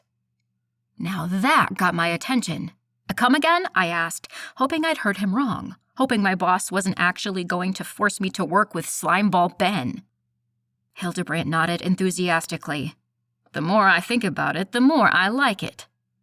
I didn't want to ask, but I knew I needed the answer. So I took a deep breath and grit my teeth. "What case are we working on?" Mr. Hildebrandt shuffled around a few papers before unearthing a file and handing it to me. It's the Jones case. We just got it in yesterday. Oh, I heard about that one on the news. Rape, right? Ben rubbed his hands together and shot me a look. Elizabeth knows those cases are my specialty. I felt like I was going to be sick. Rape? I asked, my voice coming out no louder than a squeak. I'd always avoided cases like this. Any personal crimes like rape and murder I slid across my desk and on to the next person's. I couldn't stomach the idea of helping someone like that get away with it. Now, it looked like I had no choice. But I had one more question. One I knew wasn't something you were supposed to ask, but one I couldn't help voice. Did he do it? I asked softly. Hildebrandt huffed out a throaty chuckle. Who cares, Montgomery? His money is green, and that's all that matters. Of course, that would be all that mattered to him. I bet most people in this office felt the same way. I, however, felt nauseated. Ben motioned for the file I was holding, and I gladly handed it to him, thankful to have its grimy contents out of my hands. He shuffled through it, humming low in the back of his throat every once in a while. Finally, he closed it and looked up at Mr. Hildebrandt as if he'd just given him the best Christmas present he'd ever received. If there's nothing further, I'd like to get started on this case right away, Ben said. Hildebrandt slammed a meaty palm against his desk. That's what I like to hear. Go on, you two. Go get to work. Ben rose, and I followed suit, but before I could leave the office, I closed the door and turned to Mr. Hildebrandt. The older man, having already dismissed us, was nose-deep in a thick pile of papers. I had to clear my throat to get his attention. Montgomery, what is it? I cleared my throat again and shuffled my feet before looking my boss in the eye. I don't think I can take this case. His head jerked back like he'd been struck. What do you mean you don't think you can take this case? The rest of this firm has been chomping at the bit to get their hands on this client, and you don't want it. What's going on here? I sighed and took a step closer to his large desk. It just doesn't feel right, I admitted. I usually stay away from these kinds of cases. Let me tell you something, Montgomery. It's cases like this that put food on our tables. This is where the big money is, notoriety even. And you want to pass on all that? I shrugged. It's just not my thing. Not your thing? He asked like he'd never heard of something so ridiculous before. I did my best to stand up straight, knowing that whatever came out of his mouth next wouldn't be good. Montgomery, trust me when I tell you. You need this case. I frowned. Why is that? Hildebrandt turned in his chair to face me, and I almost wish he hadn't. His beady brown eyes felt like they were looking through me and not just at me. Montgomery, I'm not going to beat around the bush here. You're slipping. And there it was. Confirmation that I hadn't been fooling anybody. I opened my mouth to speak, but he kept going. You come in looking like you haven't slept in weeks. You're doing the bare minimum when it comes to caseload, and you're skipping out of here at 5 every day, no matter what. I wasn't sure if skipping was the right word to use here. I'd have called it trudging, or some days even stumbling. We've noticed this decline in your work ethic, and that's not the way we expect our senior associates to act, Hildebrandt continued. If the position is too much for you, we can always demote you, he said benignly enough, but I heard the threat beneath his words. I stood up straighter and pushed my shoulders back. A little zip of anger ran through my bones, but I quelled it. I could not afford to lose it on my boss right now. I can handle it. Then handle it. I don't want to hear another word about it. He returned to his pile of papers and silently dismissed me. I closed my eyes and let out a deep breath, willing my hands to stop shaking. I didn't know what I was going to do, but taking this case felt all wrong. I had a stomachache already, and I hadn't even read through the file yet. When I got back to the seniors' floor, to my dismay, I found Ben leaning against the wall next to my office door. Since when did you start locking your office, Montgomery? Trying to hide something? I hadn't locked it, which meant Wyatt must have left for some reason and locked it behind him. Abraham had insisted on him having keys to both my office and my apartment. Apparently, Wyatt was taking his role as guard serious if he was locking the door while on a bathroom break. What I do with my office is none of your business, Ben. What were you doing trying to go in there without me anyway? I'm positive I've told you not to come into my space without my permission. He waved a hand. Yeah, I heard you. I just didn't know where you disappeared to after Hildebrandt's office, and I wanted to get working right away. I sighed loudly and unlocked my office door, hoping Ben would take a hint for once in his life and just leave me alone. I heard his muffled footsteps follow me into the office, and knew it wouldn't be today that he learned when he wasn't wanted. Ben, I know we need to get working on this case, but I'm too busy to start today. Why don't we meet first thing tomorrow morning? I turned to find him practically taking inventory of my office from where he stood in the middle of it. It made me feel exposed to have him inspecting my space like this. I opened my mouth to speak again when Wyatt walked through the door, his intelligent brown eyes surveying the room and landing on Ben immediately. Oh, who's this, Montgomery? Ben laughed. That's why your office was locked? Keeping your boyfriend up here? I saw Wyatt's shoulders stiffen as my spine straightened almost without my permission. My blood was instantly boiling, and my limbs began to shake with rage. In 1. Out 2. Ben, you have no idea what you're talking about. Can you leave now? Ben scoffed and took another scornful look at Wyatt. Why? Am I interrupting something? Is this why you wouldn't go on a date with me? Wyatt walked over to me and spoke quietly enough that I knew Ben wouldn't be able to hear. Should I remove him? I shook my head quickly. I knew I needed to handle this before he stepped in and things got ugly. It's okay. I got this. I turned to Ben to see his eyes locked on my hand on Wyatt's arm. My first instinct was to jerk it away, but I held on. I had nothing to hide, and I'd treat my friends however I wanted. Ben, I've already explained to you, in detail, why I won't go out with you, and every time I speak to you, that decision becomes more justified. Now, if you'll excuse me, I have work to get done. I'll meet you in meeting room C at 8 tomorrow morning. With that, I turned my back on Ben and began to shuffle around the papers littering my desk. Even with my back to the room, I could feel the tension radiating off the two men. Thankfully, my own ire had subsided, and I was able to get control of myself before something irrevocable happened. Fine. I'll see you tomorrow, Ben said, the irritation clear in his voice. As soon as I heard the door slam, I let out a big breath and slumped into my desk chair. Is he going to be a problem? Wyatt asked quietly. I wish I could tell him no, that Ben was harmless and something I could totally handle myself, but I knew I couldn't. Ben watched me like no one else in this office did, and I needed to keep up appearances for him above anyone else here. So I told him, yeah, probably, and left it at that. Chapter 15. After another restless night, I was back at work with Wyatt by my side.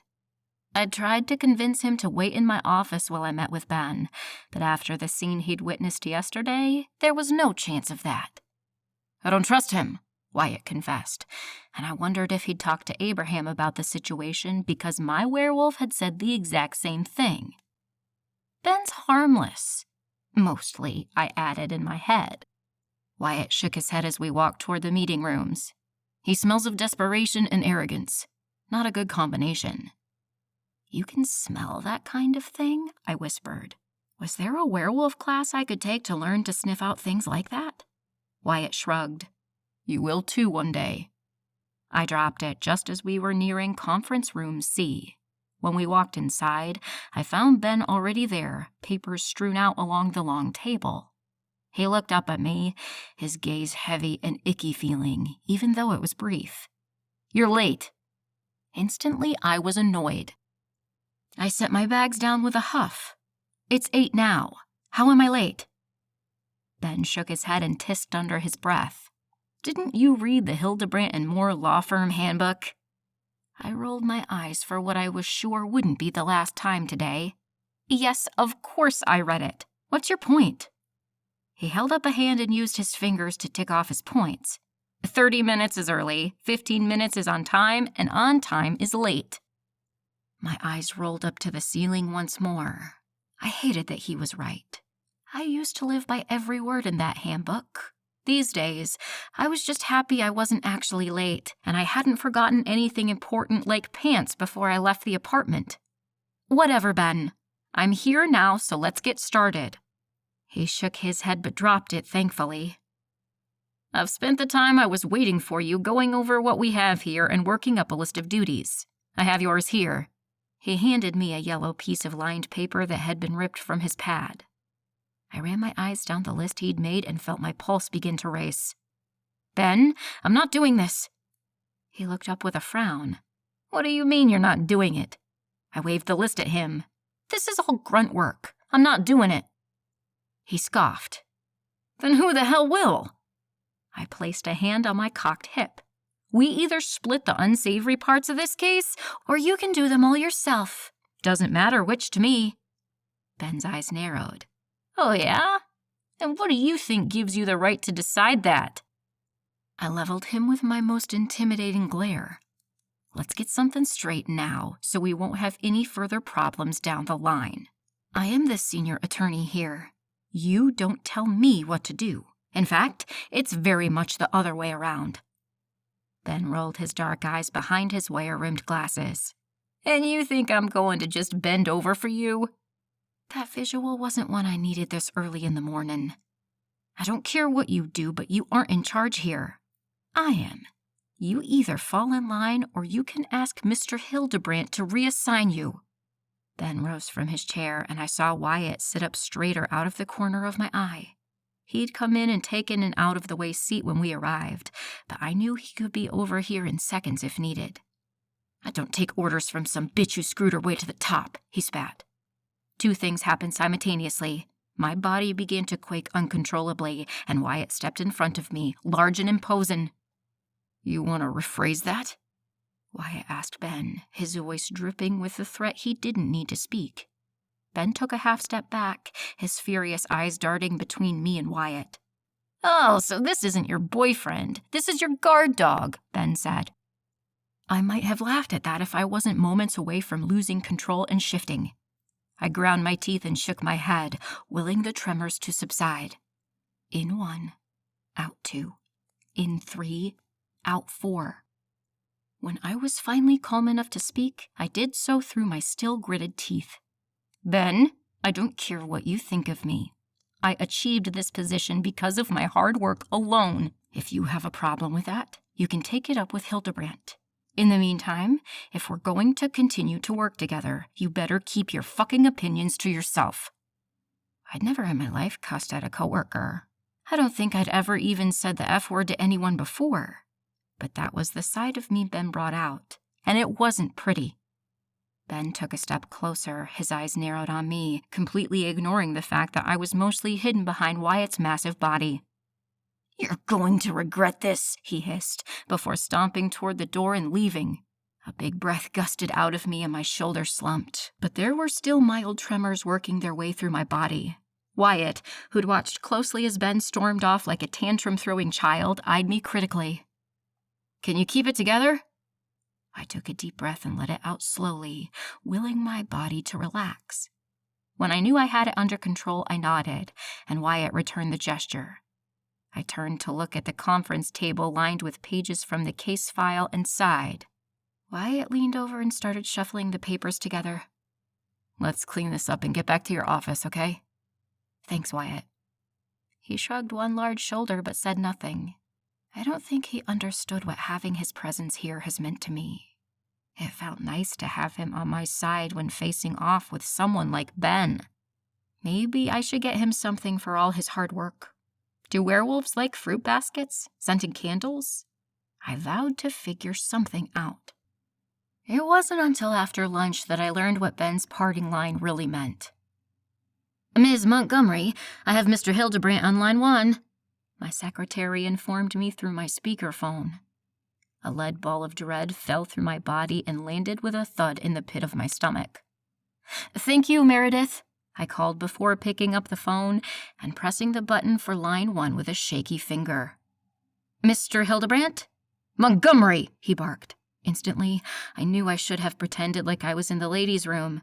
"Yes, Mr. Hildebrandt. What can I do for you?" "You can tell me what the hell is going on. I thought we discussed the Jones case yesterday and came to an agreement." I frowned. "We did, sir. I've been working on it all day." "Then why was Collins in my office this afternoon telling me you refused to work on it?" Ben. I didn't even notice the tremors until the phone in my hand started clacking against my earrings. I took a deep breath and tried to figure out how to respond to my boss.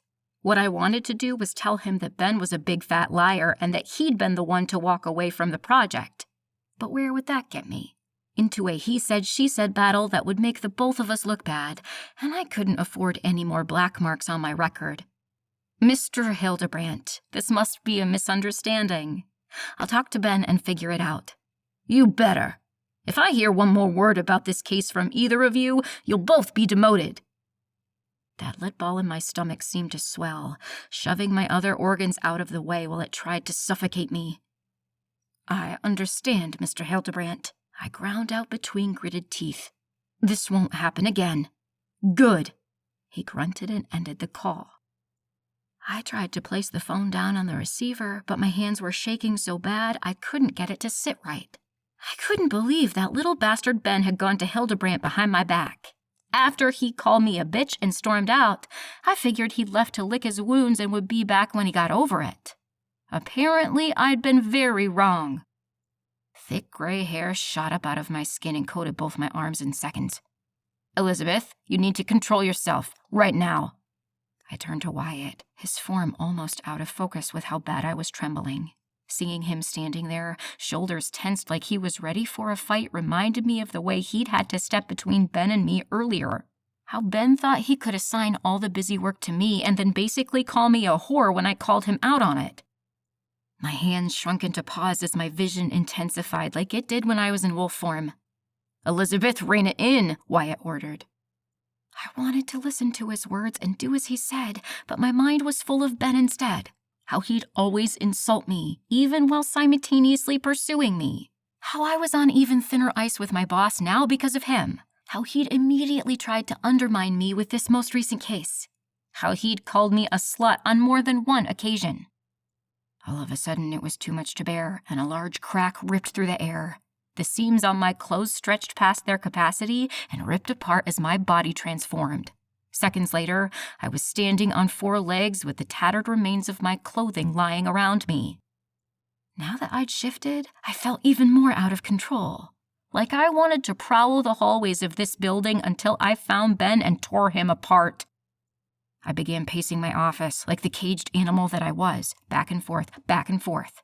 Wyatt tried talking to me, but I couldn't hear him over the anger and rage pulsing through my system. Finally, I let out a growl and trotted toward the door, ready to find that little cretin and make him regret every decision he'd made today. When I was within a few feet, Wyatt appeared out of nowhere, blocking my path to the door. "Elizabeth, you're not going anywhere." I growled and bared my teeth, but he just shook his head. "My job is to protect you, and that means from yourself, too." But I didn't need protecting. I needed revenge. Wyatt nodded like he could hear my thoughts. "I know you're pissed, and you have every right to be, but you can't walk out of here like this. There's no way to explain a giant wolf in the middle of an office building in downtown Raleigh. Try to think past your anger and see the situation for what it is," he pleaded.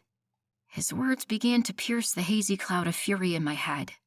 I stopped advancing on him and looked at my surroundings, remembering for the first time since I shifted where I was and what I was supposed to be doing. Guilt and shame immediately flushed out the remaining outrage in my system, and I plopped heavily onto my butt. Wyatt let out a sigh and straightened up. "Better?" I let out a little mournful yip but nodded. "Okay, good. Now shift back." What?"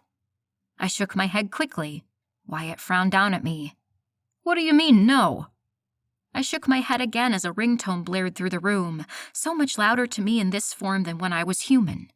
Wyatt shook his head again and reached a hand in his pocket to retrieve his cell phone. He glanced at the screen before answering. "Hey, boss." Great. Now Abraham would hear about this too. Although, to be honest, I'm sure Wyatt gave him full reports every day. I almost felt bad for the guy because they couldn't be that interesting. She slouched into work, took a bathroom break around 10, choked down half a sandwich for lunch, and then trudged through the rest of her day. I must have been wildly entertaining.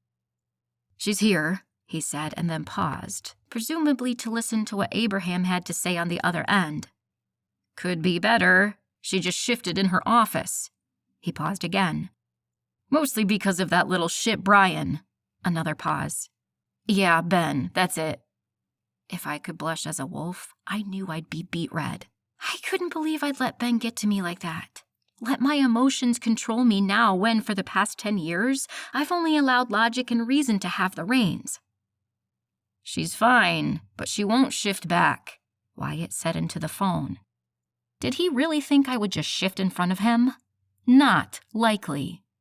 Wyatt chuckled and shot me a look. "That's her problem? Doesn't she know werewolves don't care about that stuff?" I huffed out a breath and rolled my eyes. Just because they were basically raised in a nudist colony didn't mean that a person who'd lived like a human for the first 28 years of her life would be okay with being naked in front of just anybody. "What should I do?" Wyatt asked Abraham. I heard Abraham's gruff voice answering on the other line, but I tuned it out. I had no desire to hear his disappointment right now. I felt it enough for the two of us as it was. "They're torn to shreds," he said, and I knew he was talking about my clothes, even though it felt more like the state of my dignity. "I'll ask her." He turned to me. "I don't suppose you have a spare set of clothes lying around, do you?" I shook my head, cursing myself as I did. Why hadn't I thought to bring a change of clothes? Maybe because I'd foolishly believed I'd be able to keep it together while at work. She said no. "Yeah, I can run to her place, no problem." "Okay, I'll call you when I'm back," he said and hung up, turning to me. "I'm going to run to your place and get you some clothes." His cheeks turned pink. "I don't have a problem going through your closet, especially because I have a pretty good idea about what you wear to work every day, but I'm not going through your underwear drawer, got it?" A throaty laugh-bark hybrid huffed out of me and I nodded. "Okay, I'll lock the door on my way out. Just sit tight and I'll be back as soon as I can." I hoped he could see the appreciation in my eyes. Now more than ever, I needed to figure out a way to thank him for all he's done. I knew it was his job to protect me, but it wasn't his job to fetch me new clothes when I stupidly shifted in the middle of the day and ruined my old ones. He nodded once and left. The lock clicked and his footsteps faded into the distance. Not knowing what to do with myself, I sighed and lowered myself to the ground, resting my big head on my paws. What a mess I'd made. And for what? Ben Collins? He wasn't worth it, and I needed to remember that next time he tried to mess with me. Because I was sure there'd be a next time. Chapter 16. I laid on the floor for a long time thinking about my position in this company. How had it been all I wanted for so long? Now, it seemed as though I was barely hanging on by a thread.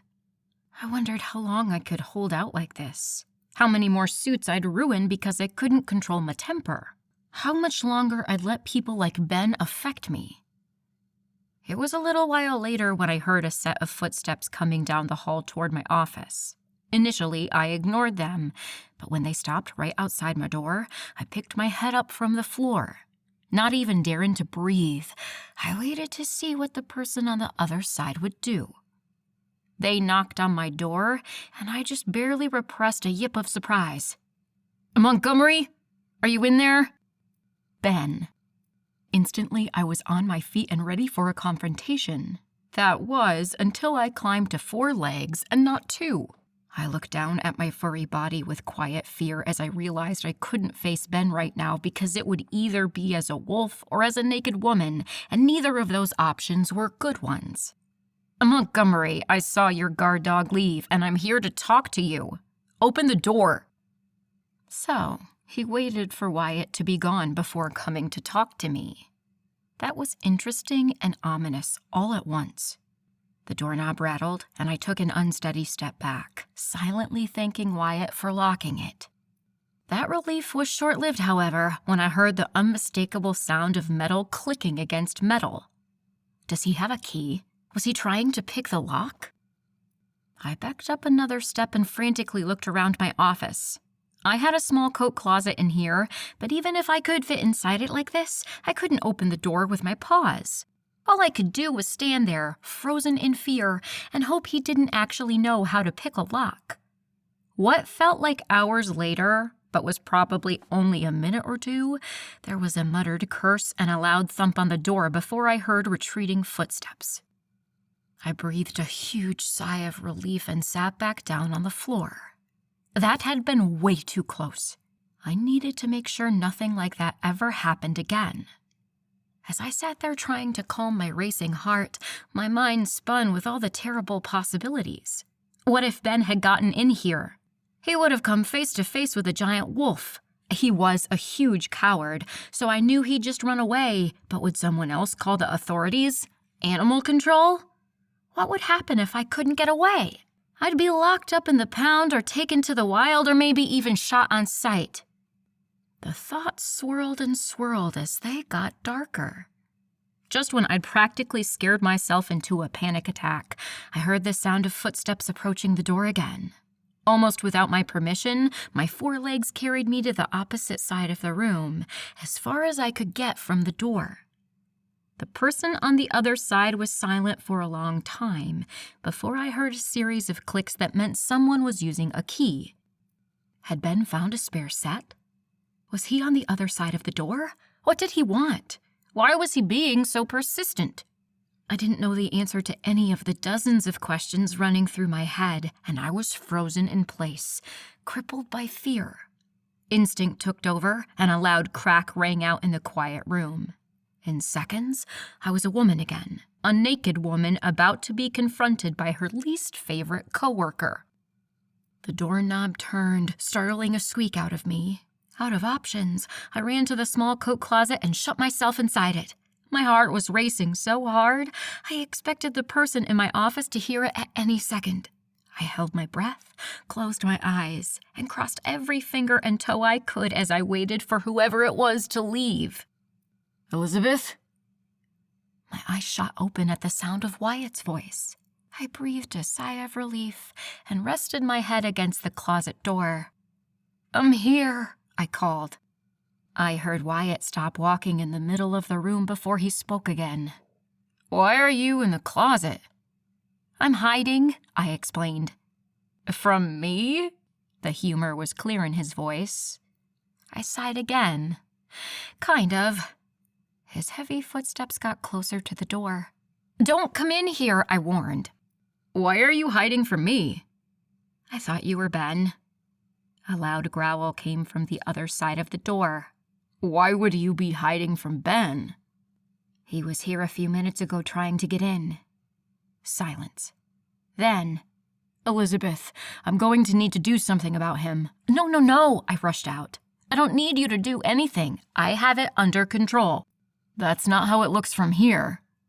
I breathed my umpteenth sigh. "I know it doesn't. I just don't need any more issues here. I've explained you away as an intern. An intern wouldn't confront an employee. I don't give a shit what you told them. If there's a threat, I'm gonna take care of it." I know. Deep breath. "I'm going to handle it. Just give me my clothes and I'll take care of it." What are you gonna do? I had no idea. "I'm going to talk to him." That didn't work so well last time, he reminded me. I made a face at the door, imagining it was Wyatt. "Yes, well, that just means I need to be more persuasive. Can I please have my clothes?" You gonna open that door and get 'em? The humor was back in his voice. "Yes," I grumbled, and opened the door a crack just wide enough for me to shove my arm through. This time Wyatt actually chuckled. I don't think I'd ever heard the sound before. It was nice. There you go. He hung a plastic grocery bag around my wrist. You gonna change in there too? I looked around at the small space I was in. It just barely fit me standing still. How was I going to maneuver enough to dress myself? I tipped my head back and let out a deep breath. No, I need to come out and change. Could you please turn around? How long you gonna be this shy for? Do you really think Abraham would be happy knowing you saw me naked? I answered his question with one of my own. Silence again. Yeah, I suppose you're right. I'm just messing with you anyway. I'll go wait out in the hall, okay? My body slumped in relief. That would be great. I'll only be a couple minutes. Take your time and come get me when you're done. I waited until I heard the office door close before leaving my impromptu hiding place. I dug through the bag Wyatt brought me, appreciation flooding my body. He'd brought me the same outfit I'd worn last week. Apparently, he'd been paying attention. But as promised, there was no underwear or bra. The underwear wasn't a huge issue. I could go commando for a few hours. But the bra was going to be a problem. Thankfully, Wyatt had brought a blouse and a jacket, despite how warm the weather had been lately. I pulled on the clothes as fast as possible and slipped back into my shoes that I'd somehow not ruined when I shifted. When I was done, I opened the office door and invited Wyatt back inside. Thanks again for the clothes, I told him, once he'd closed the door behind him. He shrugged. We've all been there, but you should probably get in the habit of bringing an extra set. For a while, at least. I've learned my lesson, I assured him. When Wyatt was seated in the chair in the corner he'd commandeered as his own, I took off for the office door. Hey, where are you going? I'm going to take care of the snitch, I called over my shoulder, not waiting for a response. Within seconds, Wyatt was across the room, pressing a hand against the door so I couldn't open it. I don't think that's such a good idea. I turned to scowl at my guard. And why is that? He took a step back so he wasn't towering over me anymore. You're too emotional. If you go confront him, you could shift. I won't shift again. It's out of my system now. Wyatt raised one blonde brow, but withdrew the hand holding the door closed. If you think that's best. I nodded once. I do. Stepping around him, I opened the door. Wait here. I'll be right back. Without waiting for his response, I stormed off down the hall. My steps were heavy thuds against the thin carpeting and loud to my sensitive ears. When I reached the elevators, I jabbed the down button and thankfully only waited moments before the doors opened. Once inside the elevator, I took a deep breath and stared at my reflection in the mirrored walls. My face was flushed, my hair a little wild, but my eyes were determined. I needed to confront Ben and resolve whatever issue there was between us once and for all. I couldn't have him running to Hildebrandt to tell on me every chance he got. My career couldn't take it. We had just one case to work on together, and then we could go our separate ways. The problem was, this one case could take us months.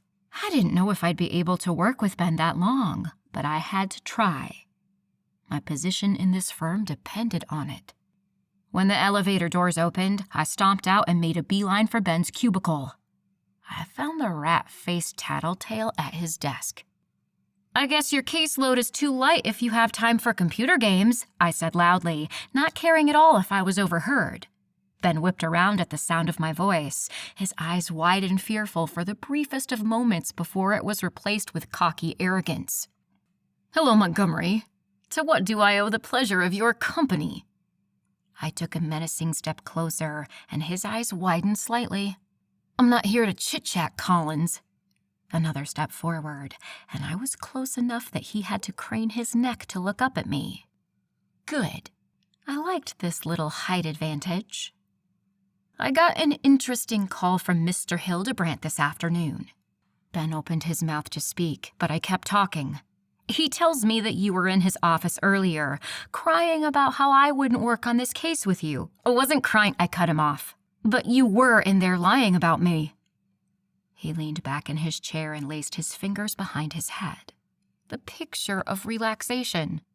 I wouldn't call it lying. My blood was heating to dangerous levels in my veins, and I briefly wondered if Wyatt had been right. that I was too emotional to have this confrontation right now. But it was too late for that. In for a penny, in for a pound. "What would you call it, then?" I asked between gritted teeth. He had the nerve to smirk at me. It might have been a little stretch of the truth. My jaw throbbed with how hard I was clenching my teeth. "And why would you do that? Why would you lie to your boss about me?" Was he really that desperate to hurt me that he'd risk his own reputation to do it? He leaned back further in his chair. "I told you you'd regret speaking to me like you did this morning.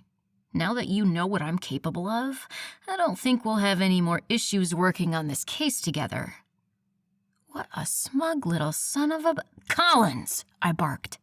I took a deep breath and leaned forward so he could hear the threats I was about to make loud and clear. "If you ever pull something like that again, I promise I will fuck your life up in ways you haven't even thought of yet. Am I clear?" His smile slowly fell from his pale face. Thinking I'd made my point, I spun on my heel to leave. I wanted to spend as little time as possible around the creep. Just as I was about to clear the cubicle, a rough hand on my arm stopped me in my tracks. I turned back around to find Ben's face twisted with a kind of anger I hadn't seen on him before. It made my heart race just a little faster, but I told myself it wasn't out of fear.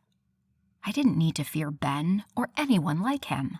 I was a werewolf now, strong as hell, fast as hell, and angry as hell. He had nothing on me. "Who do you think you're talking to like that?" he hissed, spittle flying from his thin lips. My blood reached boiling and my muscles started twitching with the need to shift. I couldn't believe he grabbed me like that, but I was going to make sure it was the last time. I seized his wrist and squeezed. Tight. Tighter. Until I could hear the bones creaking in his arm and his eyes widened in what was first shock and then pure fear. I took a step closer, squeezing even harder than before. "Do not ever touch me again," I warned him, my words as low and deadly as I could make them. I gave him one last squeeze, making him suck in a sharp breath before I flung his hand off my arm. He cradled his red wrist to his chest and watched me with wide, fearful eyes. He lifted his good arm to point at my face as he took a stumbling step away from me. "Your eyes!" he practically yelled. "What the hell is wrong with your eyes?" I blinked and realized too late that my vision was sharper than it was supposed to be. I must have partially shifted while I was threatening Ben. In 1, out 2. I shook my head and my vision returned to normal. Well, my new normal. Normal enough that I wasn't seeing through wolf eyes anymore, at least. Wyatt had warned me, and I'd been too stubborn to listen to him. Too mad to see reason, and now I was paying for it. My mind spun with the repercussions as I tried to think my way out of this situation. Already there were people poking their heads over their cubicles to see what was going on over here. I thought fast and blurted out the first thing I could think of. "Were you drinking at lunch, Ben?" He shook his head and sputtered, "No, what? What are you talking about?" I took a step back and shook my head. "What are you talking about? There's nothing wrong with my eyes. What are you on?" His gaze roamed my face, searching for something he wouldn't find anymore. I'd gotten myself back under control, and the tremors had subsided. For now, at least. Using his distraction to my advantage, I took a quick step toward him and lowered my voice. "Remember what I said. Do not mess with me again." With that, I turned on my heel and left Ben cradling his injured wrist. He'd probably have to ice it, but he should consider himself lucky. Next time I'd break his arm and not just bruise it. Chapter 17. Thankfully, it was Friday, so when I returned to my office and found an anxiously waiting Wyatt, I informed him we were leaving. "Are we running away or just leaving early?" he asked. I shook my head.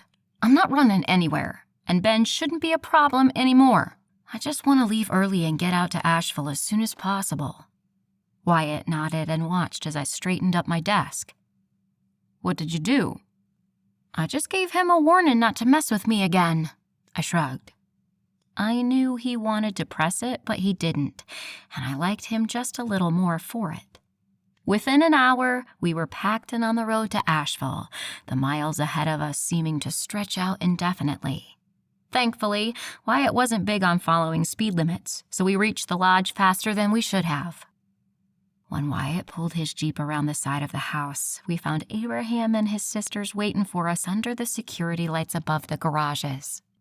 The vehicle hadn't even come to a complete stop before I was out the door. I ran toward Abraham but stopped short when I saw what he was holding. Standing there, looking so handsome it almost hurt, was my werewolf, and in his thick arms was my little cat. I didn't know who to hug first. Thankfully, Abraham understood my dilemma and made the decision for me. He walked over, his bright white smile beaming across his face, and placed Charlie in my arms. Here, you hold him, and I'll hold you. In that moment, I couldn't think of a better situation. I pulled Charlie close, noticing instantly how much weight he'd lost. But he bumped his head against mine like he always did, as I cradled him to my chest. All at once, it was too much for me, and tears ran unchecked down my face.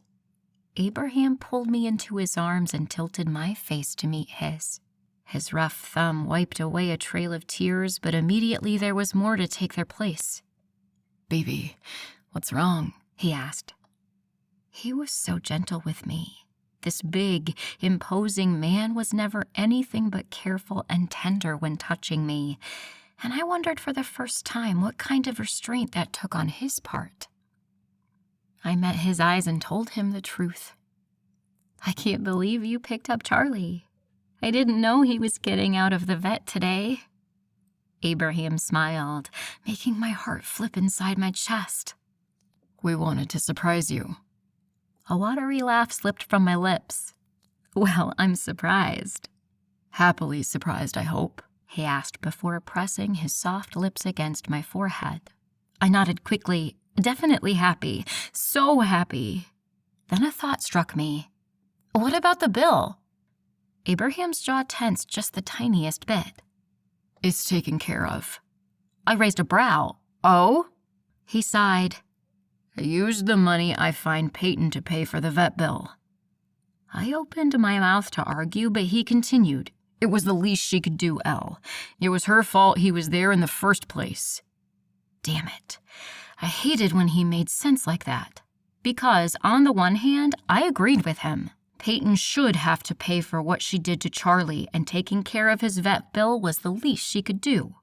But on the other hand, I didn't like feeling like I owed people, and that's how I felt toward Peyton now. Like she did me a favor, like I was indebted to her. And I didn't like it one bit. I looked up at Abraham. I see what you did, and I understand it, but you really should have talked to me about it first. I don't like owing anybody anything, and now I feel like I owe Peyton. Abraham sighed again and ran a rough hand down his face. I'm not used to checking in with anyone about the decisions I make. I cocked my head to the side. And I'm not used to having pushy alpha werewolves making decisions for me. His head fell back with a loud laugh that tugged at the corners of my lips despite my best effort to remain unfazed. I was just helpless against his laugh.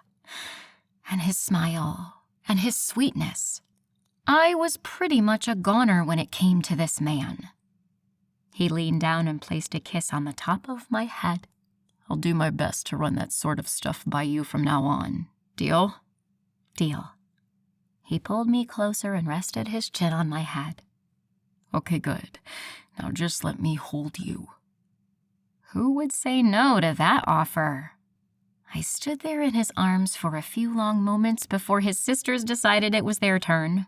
I was pulled into Dell's arms before Evie shouldered her out of the way, and I finally embraced Callie while the other two squabbled.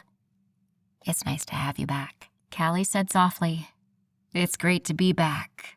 I missed all of you. I heard crunching gravel behind me and turned to find Wyatt coming up the drive carrying all our bags. Wyatt, you don't have to do that. I can get them.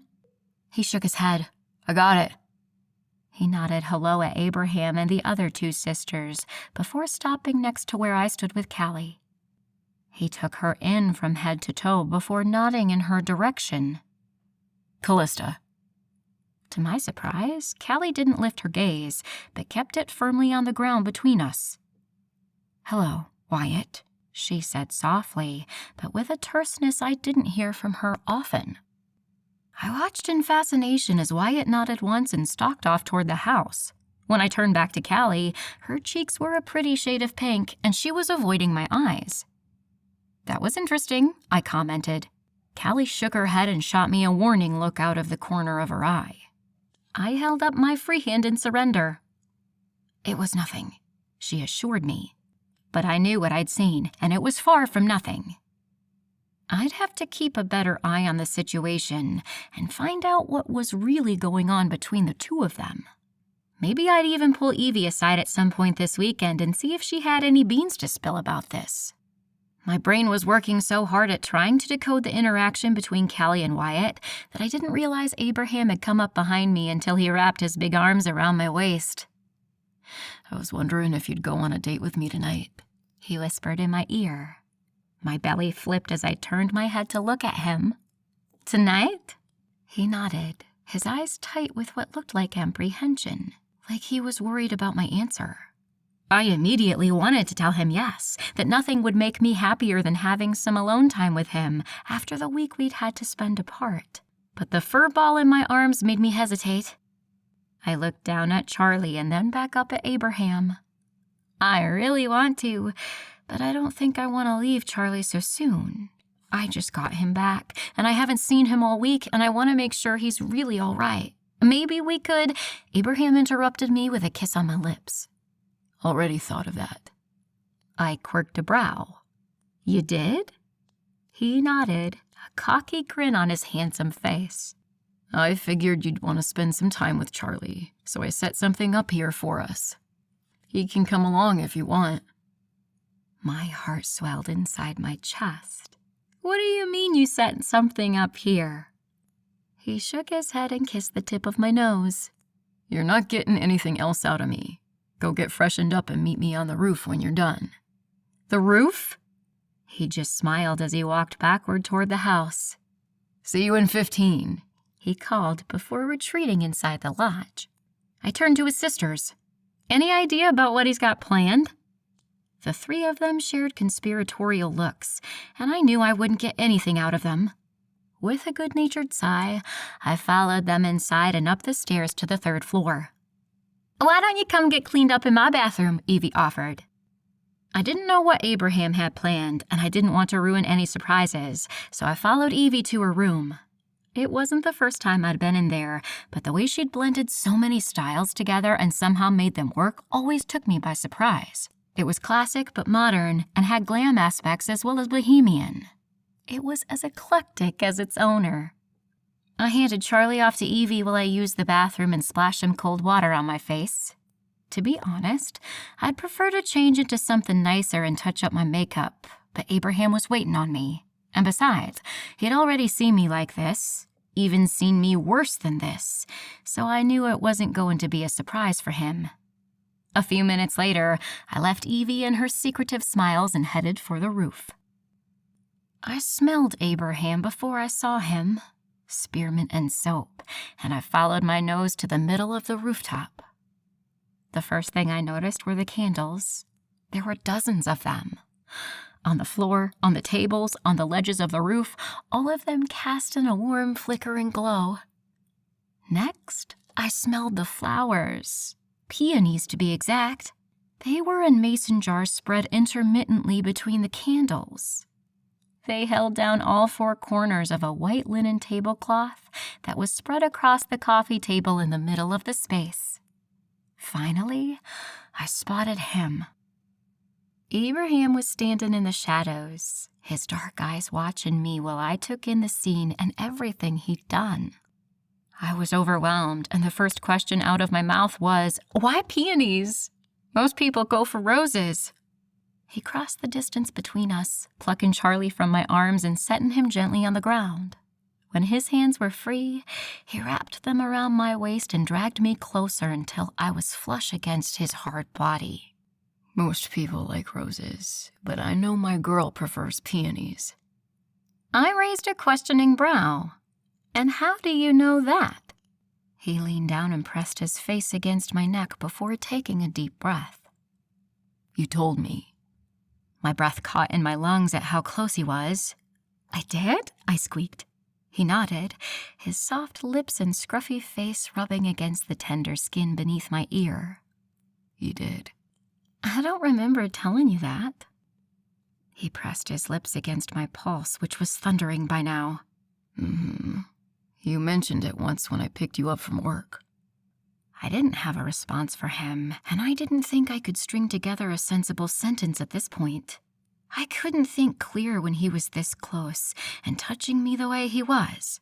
Needing a tiny bit of sanity back, I took a step away from him, not far enough that he had to let go of my hips, but so that his lips weren't touching me anymore and I could think again. He raised his head, looking at me with a frown. What's wrong? I shook my head. I can't think when you're that close. He smiled wide, his face perfectly smug. I don't see the problem. You wouldn't, I rolled my eyes. Ibrahim dipped his head again and skimmed his nose along my neck. Why do you do that? I asked. He grunted against my skin. I gasped, and a shiver ran down my spine. Smell me, my neck. Smell my neck. Why? I wasn't sure if I'd made a single complete sentence, so I was surprised when he understood what I was saying. He took a deep breath and groaned softly in my ear. You smell fucking delicious. I shivered again, liquid heat instantly rushing between my legs. Oh? You smell like sunshine and flowers and a little like me, and it's so goddamn sexy. I frowned. Smelling like you is sexy? He groaned into my neck. It means you're mine. He growled the last word, and I had to squeeze my legs together. I don't understand. He kissed his way up my neck and across my cheek before whispering against my lips. It means I've had you. It means you're mine, he said again. My face heated, and I looked away. I smell like you because we had sex? His groans were getting deeper and sounding more like moans, making my panties damp. Haven't you noticed I smell a little like you? I leaned forward and sniffed him, and for the first time, I smelled a faint undertone that was familiar. I wasn't sure exactly what it was, but I definitely recognized it. A little, I said. His eyes flashed with hurt for a fraction of a second. Well, I haven't been with you all week. It started to wear off. I wasn't sure if he meant it, but his words felt like an accusation, like it was my fault we were apart. My hackles were instantly up, but then I remembered that it was my fault. I was the one who insisted on staying at a job I didn't enjoy anymore. I was the one that wanted to keep my apartment in Raleigh and visit on weekends. I was the one that left him every Sunday. And then I remembered that forlorn look in his eyes, and my ire deflated as quickly as it had come. I'm sorry. He blew a deep breath out of his nose and shook his head. Don't be. I didn't mean to make you feel bad. I just missed you so much. My nose stung with threatening tears. I missed you too. He pulled me back to him, bringing me as close as our bodies would allow before tilting my chin up and claiming my lips. His hands roamed across every inch of my body he could reach while I gripped his shoulders and held him as tight as possible. When our passion had simmered to a slow burn rather than a raging inferno, Abraham pulled back and kissed the tip of my nose. I'm so glad you're here. I couldn't have stopped the smile from spreading across my face if I tried. Me too. And for the dozenth time that day, and the 100th that week, I wondered why I was so desperately clinging to my old life when my future was right in front of me. Chapter 18. Abraham, I thought we talked about this. He chuckled as he carried over a tray overloaded with food. Some of it's for me, too. He set it on the coffee table and took a seat next to me. I know you haven't been eating much this week, and if I had to make a guess, I bet you didn't stop for dinner on your way out here. I made a face, and he chuckled again before leaning over and kissing my cheek. Thought so, he said with a smug smile. I rolled my eyes but wasted no time filling a plate with the food he'd brought for us. He was right. I hadn't been eating. Most of the time, I had no appetite, but even when I did, the food always tasted wrong. Even old favorites of mine couldn't entice me to eat more than a few bites before giving up. My stomach took that opportunity to rumble. I shot Abraham a warning look out of the corner of my eye, and to his credit, he had the good sense to act like he hadn't heard it. We dug into the food, both of us relaxing in the silence stretching between us. Every once in a while, I'd catch him watching me, and we'd share a smile before returning our attention to our plates. When I couldn't possibly fit another bite in my mouth, I pushed away from the table and leaned back on the couch with a groan. Full? He asked, the smile clear in his voice. Shut up! He laughed loudly, the sound echoing off the trees surrounding the lodge. I ignored him until he wrapped his arms around my waist and pulled me onto his lap. Don't be embarrassed, baby, he crooned into my ear. I'm happy to see you eat. I couldn't remember a time when anyone in my life ever cared about whether I ate or not. Even when I was a child, most meals were spent with my nannies, and they weren't paid enough to care if I finished my dinner. I wrapped my arms around his neck and leaned in close so I could smell his addicting scent. I'm just happy to be here with you. He pulled me even closer and kissed the side of my head. Me too, baby. I curled up in his lap, my head beneath his chin, and sighed. Thank you for everything. No one's ever done anything like this for me before. His hand squeezed my hips. Good, was his only answer, and I rolled my eyes in response. Men. I have something I want to ask you, Abraham said a while later. I pulled back so I could look in his eyes. What's up? We're having a family dinner Sunday night, and I was hoping you'd come with me to pick up my grandma. I pulled back even farther. A family dinner? He nodded. Are you sure that's a good idea? He frowned. Why wouldn't it be a good idea? Abraham, I've never met your grandma. I don't want to intrude on you and your sister's time with her. Elle, Grandma's dying to meet you. I don't know what I'm going to tell her if you don't come to dinner. I sat up straighter. What do you mean she's dying to meet me? I told her all about you. If we don't go get her, she might just come on her own. Why would she want to meet me? I asked, my voice small. Abraham pulled me closer and kissed my face. I know this world is new to you, but I've lived in it my whole life. We all know how unlikely it is for a wolf to find their fated mate.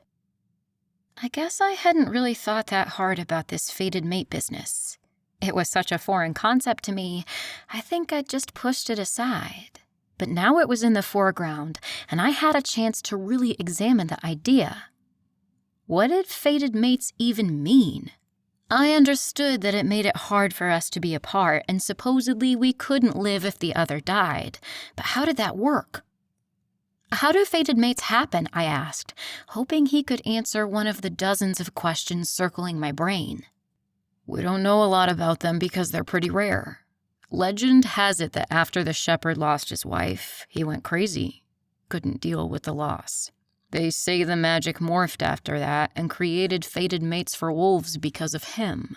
Because if his wife had been his fated mate, he would have died with her instead of living on in agony. That's awful. I couldn't imagine losing someone I loved like that. Couldn't imagine being in a place where death was preferable to living. But then I looked at Abraham and wondered how I'd make it if something happened to him. If fated mates are so rare, how do you know so much about them? How do you know that they can't live without the other? Maybe that's just a myth. Abraham shook his head sadly. I've seen it. My parents were fated mates. I took a moment to absorb his words before I opened my mouth. They passed away, right? I'd noticed Abraham and his sisters always spoke of them in the past tense, but I'd never found a good time to bring it up. He nodded. My mom died in a car accident, and my dad died of a broken heart 1 day later. I gasped. Oh, Abraham, I'm so sorry. It was a long time ago, he shrugged. I could tell he didn't want to talk anymore about it, but my heart was breaking, and I felt like I needed to do something. So I wrapped my arms around his neck and pulled his face into my chest where I just held him. Slowly but surely, his body relaxed into my embrace. His broad shoulders rose and fell with a huge sigh. Are you ready for bed? A smile crept across my face. I'm ready to go to bed, but I'm not ready to sleep. He looked at me and a sinful smile turned up the corner of his lips. Oh, and what would you be doing if you aren't sleeping? I shrugged. You, hopefully. A deep growl rumbled through his chest before he abruptly stood up and swept me into his arms. Abraham, what are you doing? I'm taking you to bed, now. I laughed. What about Charlie? Abraham looked around the rooftop until he spotted my tabby curled up on one of the overstuffed chairs. He stalked toward him and bent at the waist until I was eye level with my cat. Stifling a gasp at his abrupt movements, I carefully picked Charlie up and cradled him in my arms. Abraham quickly straightened up and spun toward the door. He descended the stairs faster than I would have thought possible while carrying a full-grown woman and a cat, and within minutes, we were at his suite. He set me down before opening the door and ushering me inside. The room looked immaculate as usual, with the comfortable-looking leather chairs perfectly placed around the space and the pool table raked as if anticipating a game any minute. I started to cross the room to his bedroom door when Abraham wrapped his big hand around my waist and stopped me. Elle, hold on a second. I need to talk to you about something. What's up? My mind raced with what he could need to talk to me about, and immediately the worst-case scenario swam to the forefront. He rubbed the back of his neck. I kinda did a thing. I raised a brow. A thing? I deadpanned. He shrugged before looking away. Maybe I should just show you. Abraham, what's going on?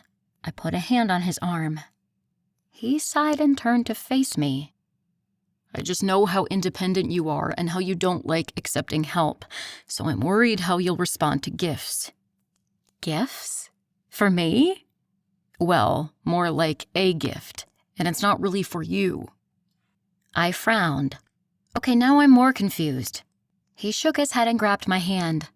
Let me just show you. I followed behind him dutifully as I tried to figure out what he could want to show me so badly, and to be honest, I wasn't the biggest fan of surprises. In my life, they're almost always bad, and I've learned to avoid them at all costs. But seeing how uneasy Abraham was, I couldn't do anything but let him lead me to whatever it was. He pulled me through his door into the center of the room before spinning me around to face what used to be a blank wall but was anything but now. The first thing that drew my eye was the giant, castle-shaped cat house in the center of the wall. It was easily 5 feet tall and just as wide. There were numerous hidey holes and scratching posts for Charlie to enjoy, as well as a tiny cat hammock strung between 2 of the castle's turrets.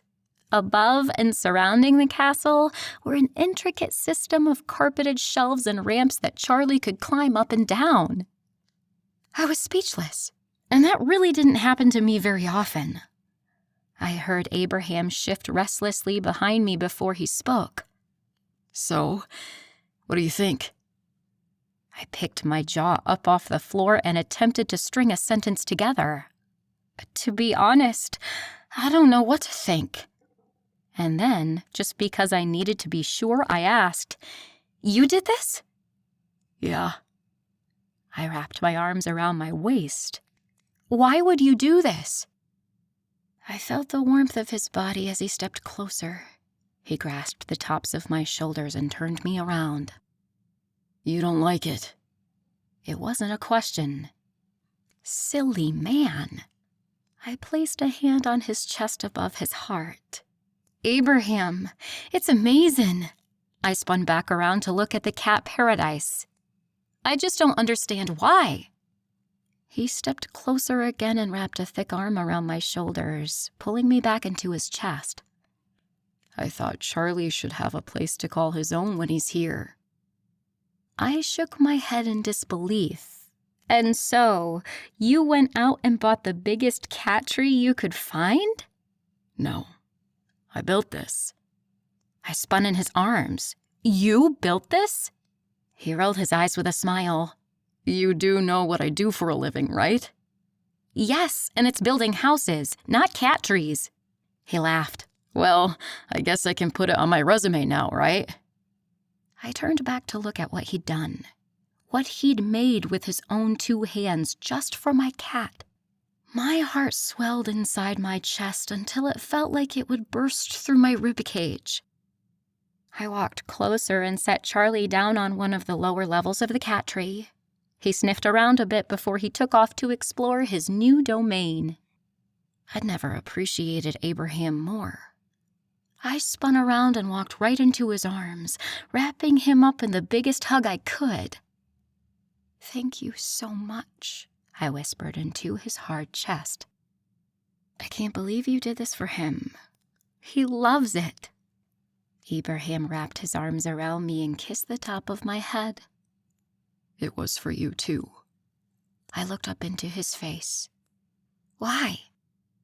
He reached up to cup my cheek. I want you to be happy here. I want Charlie to be happy here. Such a simple answer that packed such a punch to my heart. I didn't think I was capable of coming up with the words necessary to tell him what this meant to me, so I decided to show him. I leaned forward and found his lips with mine. They were soft and full and tasted so delicious, I moaned against his mouth. His answering growl was like a shot of lust straight to my core. Not wanting to waste any more time, I reached for the hem of his t-shirt and pulled it over his head. It would be a crime to not appreciate a body as magnificent as Abraham's, so I took a moment to do just that. If you keep looking at me like that, I'm gonna do something about it, he said, his voice rough and raw. I shook my head. Not yet. He quirked a brow. Why? What do you have planned? I pressed my lips together and pulled my shirt off, revealing the red lace bra I'd worn just for him. His groan reverberated through the heated air between us, and I shivered. Next, I slid my pants down my legs and stepped out of them. I stood there in nothing more than a bra and a tiny pair of panties, letting Abraham's hungry eyes take me in. As always, I didn't feel the need to cower from his gaze. Instead, I reveled in it. When he took an unsteady step forward, hands outstretched to reach for me, I moved back. When he frowned, I explained, "Not yet." The disgruntled look on his face was so adorable, I almost couldn't take it. Not wanting him to suffer any longer than necessary, I crossed the space between us and placed my hands on his chest. The heat of his skin scorched my palms as I ran them down to the waistband of his jeans.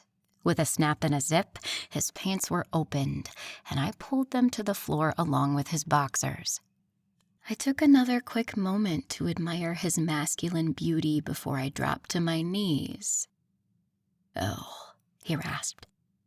"Yes, baby?" I asked, using his nickname for me and liking the way it sounded coming from my lips.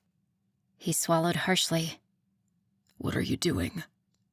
I grasped his hard length in my hand and began stroking. "I'm taking care of my man like he takes care of me," I explained. He moaned, the sound tortured and deep. I looked up at him and found his electric blue gaze already fixed on me. His chest rose and fell with his rapid breaths as we stared into each other's eyes silently.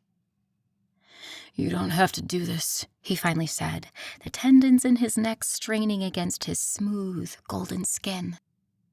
"I know," I replied, before leaning forward and placing a kiss on his tip. I smothered a smile at his sharp gasp. "I want to." I sucked the head into my mouth and released it. "If that's all right with you." He laughed, but it was strained and too high-pitched. "I'm okay with this." My chuckle was deep and throaty before I opened my lips and pulled as much of him into my mouth as I could. I took my time working him over, gently rubbing him while I alternated between licking and sucking. He moaned and gasped as his shaking hands carefully gathered my hair into a ponytail. He didn't hold me in place or try to direct my movements. He just held on while I did my best to make him feel good. Sooner than I thought possible, he squeezed my hair and croaked, "I'm close, baby." I moaned around him in my mouth and he gasped. "You need to stop." I sucked harder. "Baby, I can't hold on much longer." I took more of him into my mouth. "Fuck, Elle, what are you doing to me?" He groaned before he spilled his seed down my throat. His orgasm seemed to last forever as he grunted and groaned above me. When he was finally spent, I pulled my head back until he sprung free.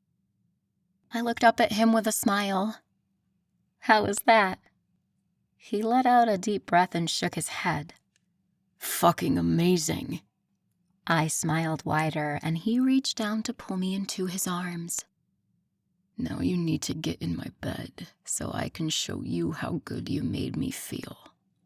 I can do that. Chapter 19. Evie, do I really have to wear this? I was standing in front of the large mirror in her room, yanking at the short dress she made me put on. It was all tight black lace with a plunging scallop neckline and a back that was non-existent. There was more of me showing than there was covered up, and that instantly made me uncomfortable. "Ellie, you look amazing. Quit fussing with the dress," she said as she slapped my hand away from the hem. "It's so short, though," I complained. She pursed her lips as she examined me from head to toe. "It's not really that short, and you have great legs. You should show them off." I huffed out an exasperated breath. My great legs would feel even better in a pair of shorts. Not happening. A romper? No. Jeans? Hell no. What about, "Are you two ready?" Callie asked as she walked into Evie's room. Her light blue eyes surveyed the mess we'd made with a look of disapproval. "Did you two try on everything in her closet?" "No," Evie answered. "Basically," I countered. Evie shot me a look which I ignored in favor of pulling down the hem of my dress again. I turned to look at what Callie was wearing and was instantly jealous. "How come Callie gets to cover up?" I asked, eyeing her light blue, flowy, high-low dress. "'Cause Callie won't let me dress her anymore," Evie answered. I spun to face the youngest McCoy sister. "So, all I have to do is tell you no?" Evie made a face into the mirror while she applied a coat of mascara. "No." It took years of Callie saying no before I even gave up. I sighed. "So, I'm going to be dressed by you for years?" She winked at me through the mirror. "If you play your cards right." I groaned in frustration as Callie clapped her hands together. "We need to get going. Abraham's already waiting downstairs." Evie capped her mascara and took one last glance in the mirror before spinning to face us. She was in a midnight blue dress just as tight and short as mine. I don't know why I was so surprised by what she put me in considering what she was wearing. "We're ready. Let's go. You know how Dell gets when we're late," Evie said as she marched toward her bedroom door in her 6-inch heels. Oh God, remember that time we didn't arrive till she was halfway through her set? "Ooh, she was madder than a mule chewing bumblebees," Evie chimed in. I laughed. "Where do you come up with this stuff, Evie?" She shot a smile over her shoulder as we descended the stairs. "When you meet our grandma tomorrow, you'll get it." And there went my stomach in knots again. I couldn't remember the last time I was so nervous to meet someone. Abraham told me more about his grandma last night, and I see now how much she means to him, how much she means to all 5 siblings.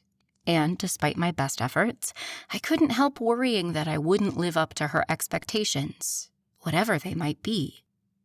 What if she thinks I'm too closed off and cold? Compared to his family, I was practically an ice queen. I've been slowly getting better at accepting their constant affection, but it's still something that was new to me. What if she thinks I'm not good enough for Abraham? He's the alpha of what I'm told is a pretty big pack. What if I'm not good girlfriend material for someone as important in the werewolf community as him? If she doesn't like me, will that change Abraham's opinion of me? Will it change the dynamic between us? Because I had to admit, things were pretty perfect the way they were now.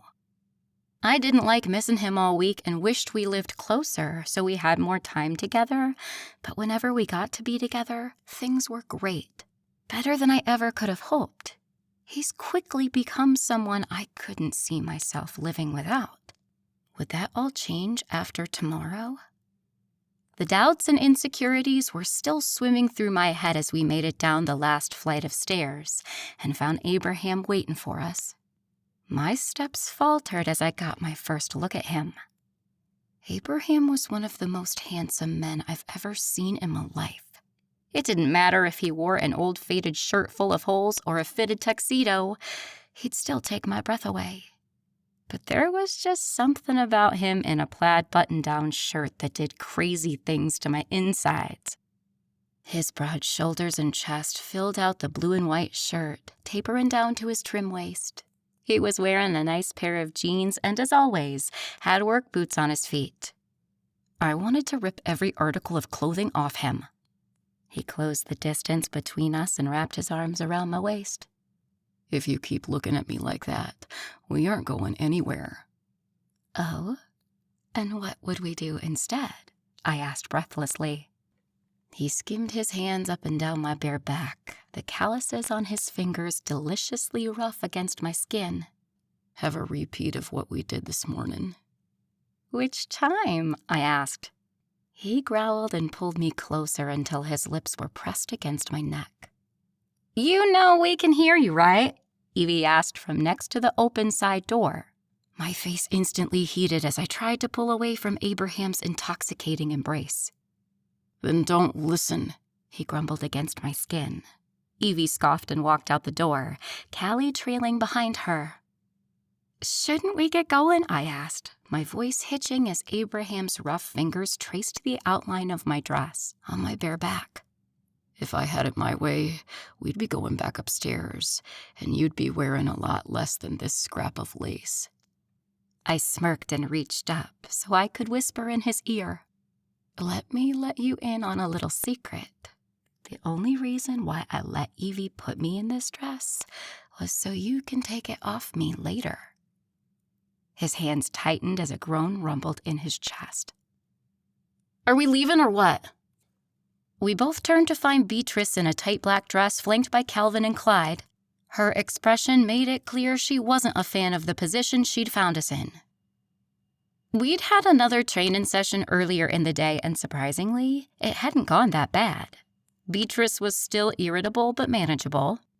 I'd thought we were on the road to tolerating one another, but from the expression on her face, I could see we were still sitting in the driveway with the car off. I tried to tear myself away from Abraham, but he only pulled me closer and jerked his head toward the door. Go ahead. We'll be right out. Beatrice scoffed. Whatever, she said as she clacked by us in her pointy high heels. Clyde and Calvin followed after her, the former sporting his usual scowl, and the latter surprisingly looking just as surly. When we were alone again, Abraham tipped my chin up and captured my lips with his. There was so much said in that single kiss that my head was spinning by the time he pulled away. I can't wait till we get home, he whispered in my ear. I jerked my head into what I hoped he understood was a nod. I was having trouble finding my equilibrium after the way he just ravaged my mouth. Abraham skimmed his fingers down my arm until he reached my hand and gently tugged me toward the door. Let's go before I make you change out of that dress. I stumbled behind him. Why would you make me change? I was still trying to collect myself and calm my libido, so my brain wasn't working properly. He spun around to face me, walking backwards toward the door. Because you're driving me crazy, and it's only been a few minutes. Because I'm going to have to be beating men off you with a stick tonight. I rolled my eyes. I highly doubt that. He stopped and pulled me close until our chests were touching, both rising and falling with our rapid breaths. Doubt that you're driving me crazy, or that I'll beat anyone who looks at you funny. I slapped his chest. Option C. I doubt anyone will even notice me next to your sisters. He shook his head, lips skimming against mine. You'll be the most beautiful woman in that room, like always. I rolled my eyes again. All right, Casanova. Save some of that material for later when it counts, I said as I walked past him. Before I could get more than a few feet, he grasped my wrist and spun me back around. Elizabeth, you're gorgeous. Don't compare yourself to others because you're in a league of your own. Don't ever doubt that. I blinked up at him as I tried to process his words, tried to find a place to file them in my brain. I'll admit, I'd never thought too much about my appearance. As long as I was neat and presentable, I didn't worry too much about how good-looking I was. Despite my best efforts, having Abraham constantly compliment me had me starting to believe him. Even now, I stood up straighter than I had before, his words threading through me to form a confidence I wasn't used to feeling outside of the courtroom. Abraham reached up and cupped my face in his big hand. Do you believe me? He asked, the sincerity in his eyes almost completely undoing me. What a loaded question. Did I believe that I'd be the most beautiful woman in that room? No. Did I believe he saw it that way? Yes. So I nodded. I believe you. He smiled wide, his whole face brightening until it was almost difficult to look right at him. That's my girl. And unlike so many times in the past, I didn't contradict him. Because he was right. I was his girl. That fact was irrefutable at this point. He gave me a swift peck on my lips before pulling me through the doorway into his truck. Evie and Callie were already in the back bickering over who would control the music, and Beatrice, Calvin, and Clyde were nowhere to be found. I figured they'd already left in one of their cars since there'd be no way to fit us all in Abraham's truck, regardless of how large and imposing it was. Need help? Abraham asked from behind me, his warm breath tickling my neck. I'd been standing at the passenger door for the past couple of minutes, trying to figure out how to get in the cab without flashing any unsuspecting pack members. Not that they cared, apparently, but I did. I sighed. Can you help me in? He could have gloated, could have laughed and made a joke about me finally asking for help and how rare of an occurrence that was, but he didn't. He simply wrapped his hands around my waist and hoisted me onto the bench seat. When I was settled, he pulled the seatbelt across my lap and buckled it for me before giving me another kiss on the lips. I couldn't help the dumb smile that spread across my face as I willed my heart to quiet down before the two in the back heard its wild beat. When we'd been on the road for a while, I voiced a question I'd had floating around my head since Evie made me put on this ridiculously small dress. Why are we dressed so fancy? Won't we look a little out of place at the dive bar? Her show's not at the dive bar tonight. It's at a real concert venue, Evie said. I spun around to face her. Really? That's amazing. She nodded with a smile, the pride for her sister clear on her pretty face. Yep, she's opening for a local band tonight. It'll be the most people she's ever played for. Even though I'd only known her for a little over a month and had nothing to do with her success, I felt the glow of pride for my friend. She must have worked so hard to get here, and, having heard her perform on a few occasions, I knew she deserved everything she was getting. About 20 minutes later, we finally arrived at the packed venue. Abraham pulled up to the front doors and parked his truck. Without a word, he hopped out of the cab and walked around to open my door. Before I could do anything but watch the way his shirt strained against his biceps, he'd unbuckled my seatbelt and pulled me from the truck. While I stood at the curb, he opened the back door for his sisters and held each of their hands as they exited the cab. My heat fluttered at his thoughtfulness. "You go on inside while I find a parking spot," he told us before pressing a kiss to the apple of my cheek. I touched the tingling skin as I watched his impressive form walk back around his truck and get in. I sighed. I hate to see him go, but I love to watch him leave. Evie barked out a laugh next to me, and even Callie was chuckling behind her hand. "Girl, quit perving on my brother," Evie said as she linked her arm through mine.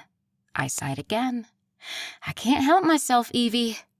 She pulled me closer and squeezed my arm.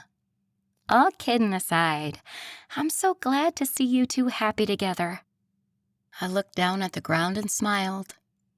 "We are," I whispered, almost as if I was afraid if I said it too loud, it wouldn't be true anymore. She bumped my shoulder with her own. "I know you are. Everyone can see it. Even when you're not here and Abby's sick with missing you, he's still the happiest I've ever seen him. And that's all 'cause of you." I swallowed her words down, forcing them past the lump in my throat.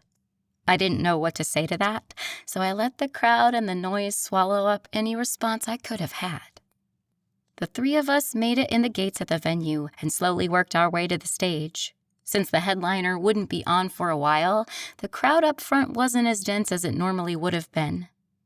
I turned around and tried to look over the sea of people, searching for any sign of Abraham. "He probably had to park pretty far away. This place is packed," Evie whisper yelled into my ear. "I just want to make sure he can find us in this crowd." "He'll follow our scent, especially yours." My eyes widened. Even with all these people around? It hadn't even crossed my mind that he'd be able to follow my scent through the throngs of people littering the big room we were in. Just as Evie opened her mouth to respond, I caught sight of Abraham's big frame making his way through the crowd. My heart flipped in my chest like it always did when I saw him, and a big smile spread across my face until I looked just to the right of him. That smile vanished as quickly as it had come, because Abraham wasn't alone. Clinging to one of his thick arms and yapping in her high-pitched voice was Peyton. And there goes my night. Chapter 20. I'm not sure what it was, but there was something about Peyton that instantly rubbed me the wrong way. It might have been the pinched look on her face she was always sporting, like she'd just licked something sour. It could have been the fact that she poisoned my cat. Or it could have been the way her grubby little hands were all over my man.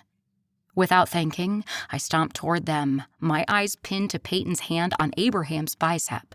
He must have seen me coming because he quickly disentangled himself from her and took a step forward, blocking my view of her. "Elle, remember where you are," he warned. "What is she doing here?" He held up both hands in surrender. "She's here to see Dell perform. She goes to most of her shows." I breathed in through my mouth and out through my nose while I tried to get his words to make sense. On the one hand, I was glad there was another person here for my friend. I'd never begrudged Dell her supporters, even if it was a woman I couldn't stand. On the other hand, she sure as hell didn't need to touch Abraham to listen to Dell sing. As I stood there trying to control the temper I could feel dangerously close to flaring up, Peyton had the nerve to take a step forward and wrap her arm around Abraham's bicep. My eyes zeroed in on her pale fingers as my whole body started to shake. I took a step closer until I was inches from her. "Get your hand off him," I warned her, my voice low. If she hadn't been a werewolf with super hearing, she wouldn't have been able to make out my words. But judging by the even more pinched look on her face, she'd heard me loud and clear. "What's your problem, Elizabeth?" I took another step forward until my chest was grazing Abraham's arm. "You are my problem." Get your hand off him before I do it for you. I'd never felt this possessive before. She stood there, eyes locked with mine for a long moment before Abraham took a step to the side and her hand fell off him. Elle, you need to calm down, he said. I knew he was right. I could feel my arms itching with the fur that wanted to sprout from my skin. Could feel the tremors racking my body, and for a split second, I had the ultra-clear vision of a werewolf and knew my eyes had betrayed my control. Yeah, Elizabeth, take a pill, Peyton chimed in. I growled deep in the back of my throat and took a menacing step toward her. Peyton, Abraham barked. If you're going to make the situation worse, you need to shut up and walk away. Abby, it's her that can't control herself. Look at her. She's about to shift in a room full of humans. He huffed out a sigh and turned toward her. Go, Peyton. She rolled her eyes and blew out an exasperated breath, but turned and disappeared into the crowd. As soon as she was out of my line of sight, my body stopped shaking and my breathing slowed. I hated how worked up she made me, how I let her get under my skin, how just the sight of her face made me want to shift. I needed to work on my control, needed to learn to tame this beast before it got the better of me again. What if I'd lost it and shifted in here with all these humans around? If I was extremely lucky, no one would actually see the transformation, but what then? There'd still be a giant wolf in the middle of a concert venue with no plausible explanation as to how it got there. It would be a nightmare, not to mention the kind of stress it would put on Abraham and my friends. Are you okay now? Abraham asked from beside me, his voice warm and comforting. But I didn't want to be comforted. What were you doing with her? I asked, my voice sharp. His brows creased with a frown. She found me in the parking lot. So? Why did you need to walk in with her? Why did you need to bring her over here? You know I don't like her. I could hear myself saying the words, feel them spilling from my mouth, but I was powerless to stop them. I barely meant them, and still they fell from my lips unhindered. Abraham sighed and ran a hand down his face. I know you don't like her, Elle, but she's still Pack and I'm still her alpha. Logically, I understood that, but I wasn't feeling very logical at the moment. So, all your Pack members hang all over you like her?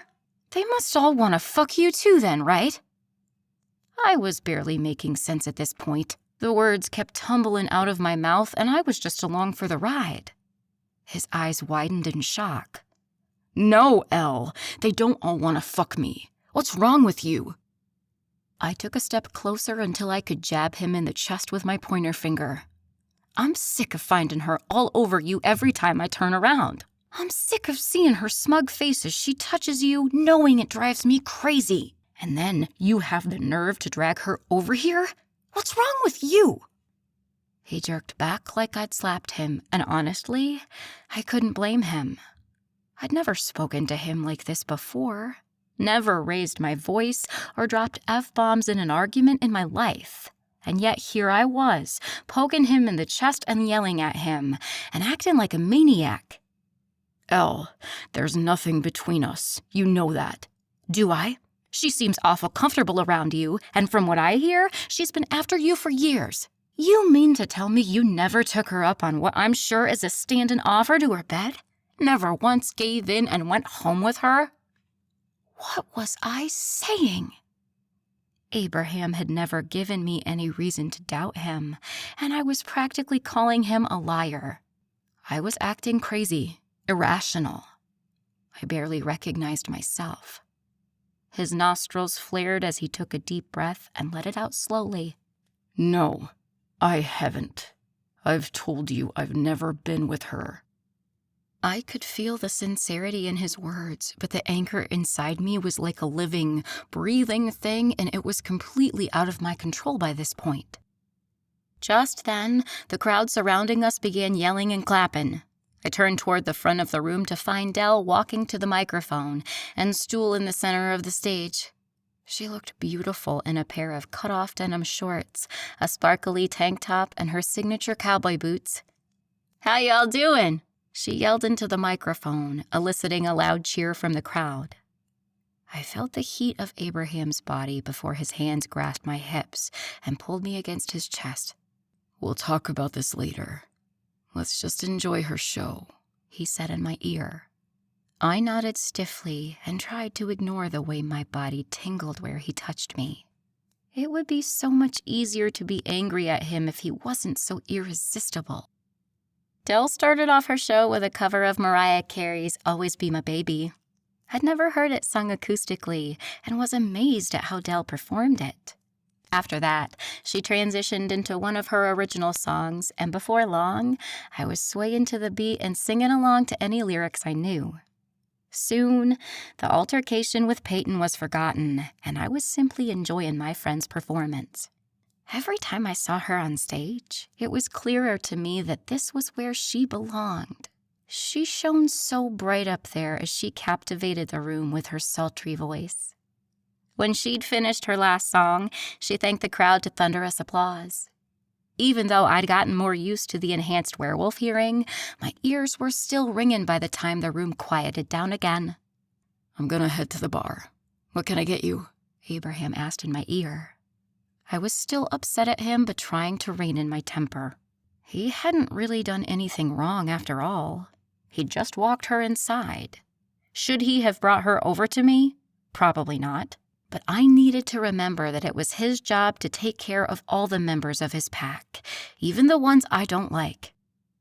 I turned to look at him over my shoulder. "I'll have what you're having." He nodded, placed a kiss on my temple, and walked away, the crowd easily parting for his massive frame. When he was out of sight, Evie and Callie walked over, both with wary eyes. "You okay?" Evie asked when she was close enough that she didn't have to yell over the excited crowd. I shrugged and shook my head. There's just something about her that gets under my skin. Evie slung a thin arm around my neck and reached up to speak in my ear. "There's nothing for you to worry about, Ellie.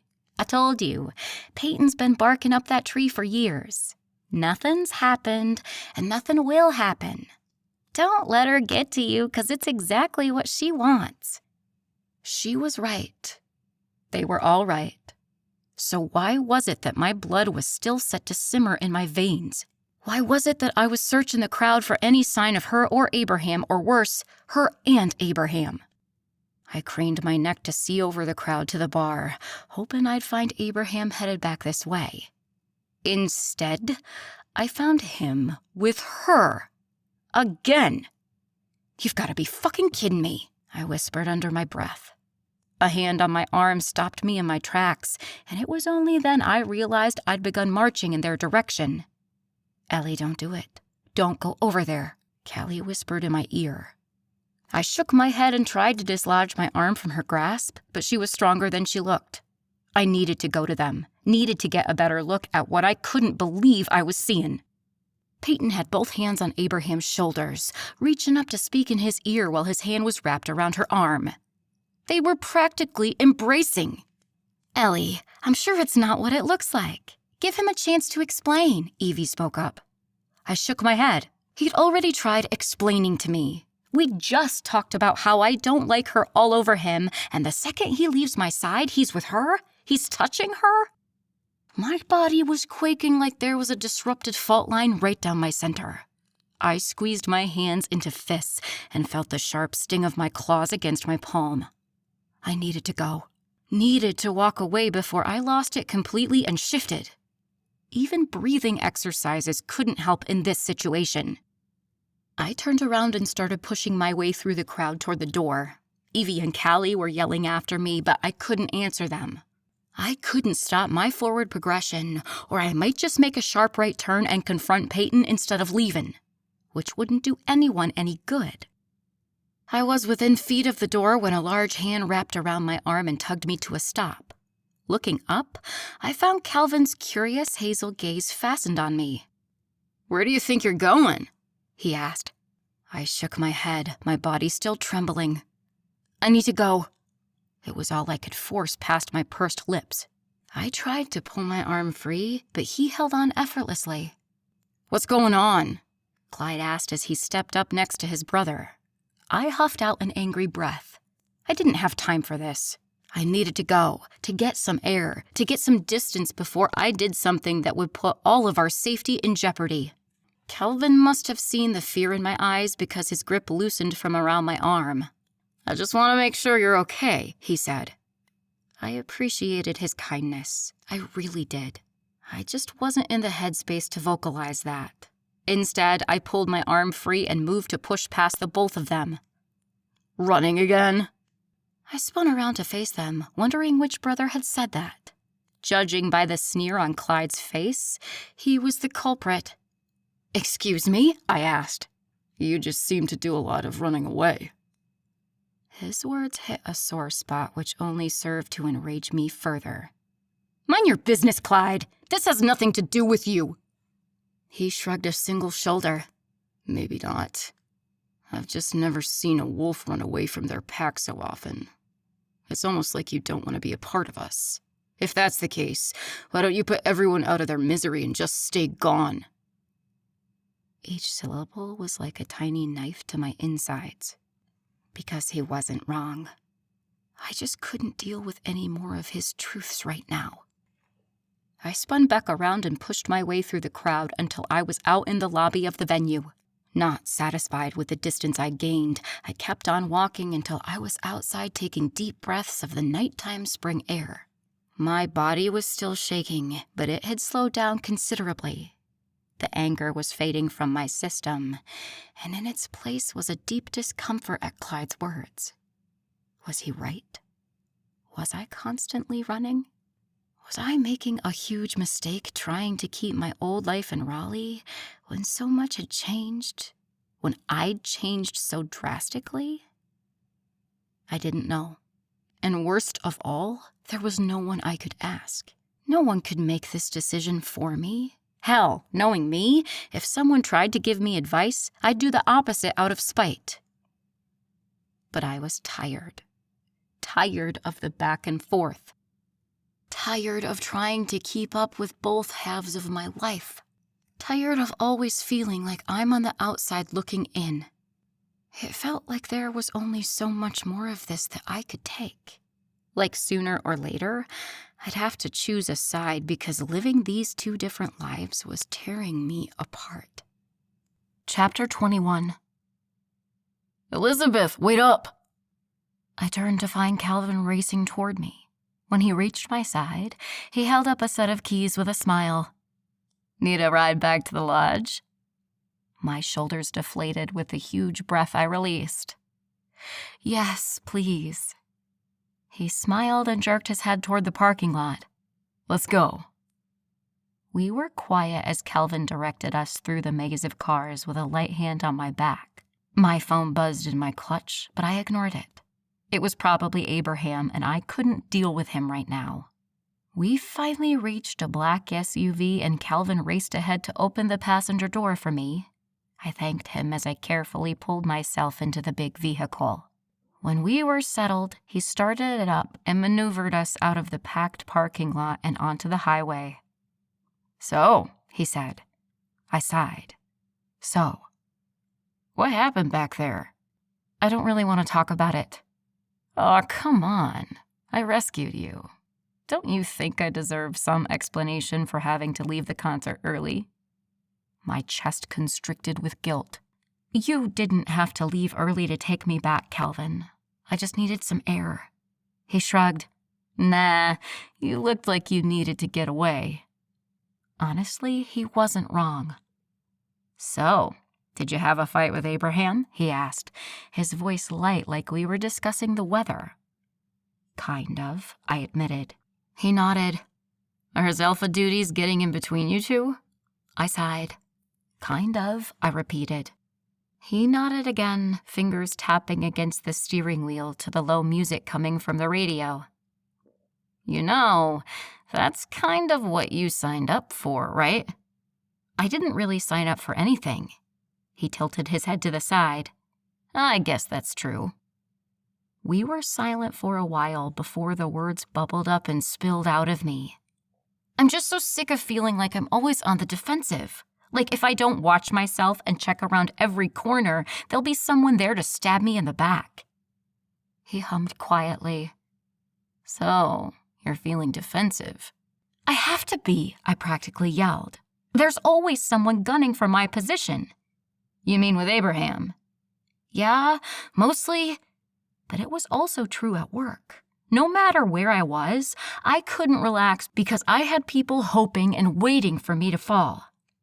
So I'm guessing Peyton got to you tonight. I laughed humorlessly. Yeah, you could say that.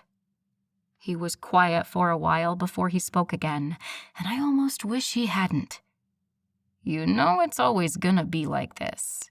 He's always gonna have to put the pack first. That won't change no matter how important you are to him. And that, right there, was the basis of all my deepest fears. That nothing would change. That I'd always be fighting for my spot next to him. And at this point, I wasn't sure I was up for the challenge. We spent the rest of the ride in silence, which was good because I was done talking. I felt like I'd already said too much, been told too much, and had too much to deal with as it was. Calvin pulled to a stop by the garage doors and I unbuckled my seatbelt. Thanks for the ride. He smiled, the chip in his tooth on display. Anytime, Elizabeth. I'm glad I could be there for you. He seemed a little too happy for someone who'd had their night cut short, but I was too tired to question it. I was just thankful to be away from Peyton and Abraham. If I had to watch her touch him with her slimy hands one more time, I would have lost it in there. I know I would have. My phone vibrated again for the 5th time since we'd left the venue, and just like all the other times, I ignored it. I opened the door and slid from the seat before turning back around to Calvin. Thanks again. His smile lit up his whole face. No problem. I gave him a half-hearted smile of my own before making my way toward the lodge. Trudging up the stairs on autopilot, I walked right past my old bedroom door and straight to Abraham's. Once inside, I realized my mistake. I didn't want to be in his room right now. Didn't want to smell his addicting scent everywhere. Didn't want to be in here when he came home. I could feel that altercation brewing like a storm in the distance, and I was already tired. Charlie, I cooed. Where are you, Bubba? My black and brown tabby peeked his head out of one of the hidey holes in his cat tree, his green eyes reflecting the light. There you are. Are you liking your new place? I asked as I walked over to scratch his head. He purred loudly and I picked him up, cradling him against my chest. I buried my nose in his soft fur and took deep, calming breaths. Charlie had been a constant source of comfort for me, a friend when I had none, a companion when I'd been so alone. Like now. I looked around Abraham's bedroom and my heart ached at his absence. Right now, the argument at the concert venue seemed so silly. Why hadn't I let him explain? Why had I run when I should have stayed and fought? I sighed and walked toward his bedroom door, ready to be out of his space and in my own for a little while. Not that my temporary bedroom really felt like my space, but it was the closest I'd get out here and I was desperately craving it. When we'd made it to the bedroom door, Charlie began to squirm in my arms. I reluctantly set him down and he made a beeline for his cat castle. Charlie, don't you want to come with me? I asked him as he climbed to the top of the structure and sat there staring at me. I held out my arms, but he just blinked his big eyes. Fine. Stay here, I told him, the petulance clear in my voice. I left Abraham's room and stomped next door to mine, Charlie's betrayal still stinging.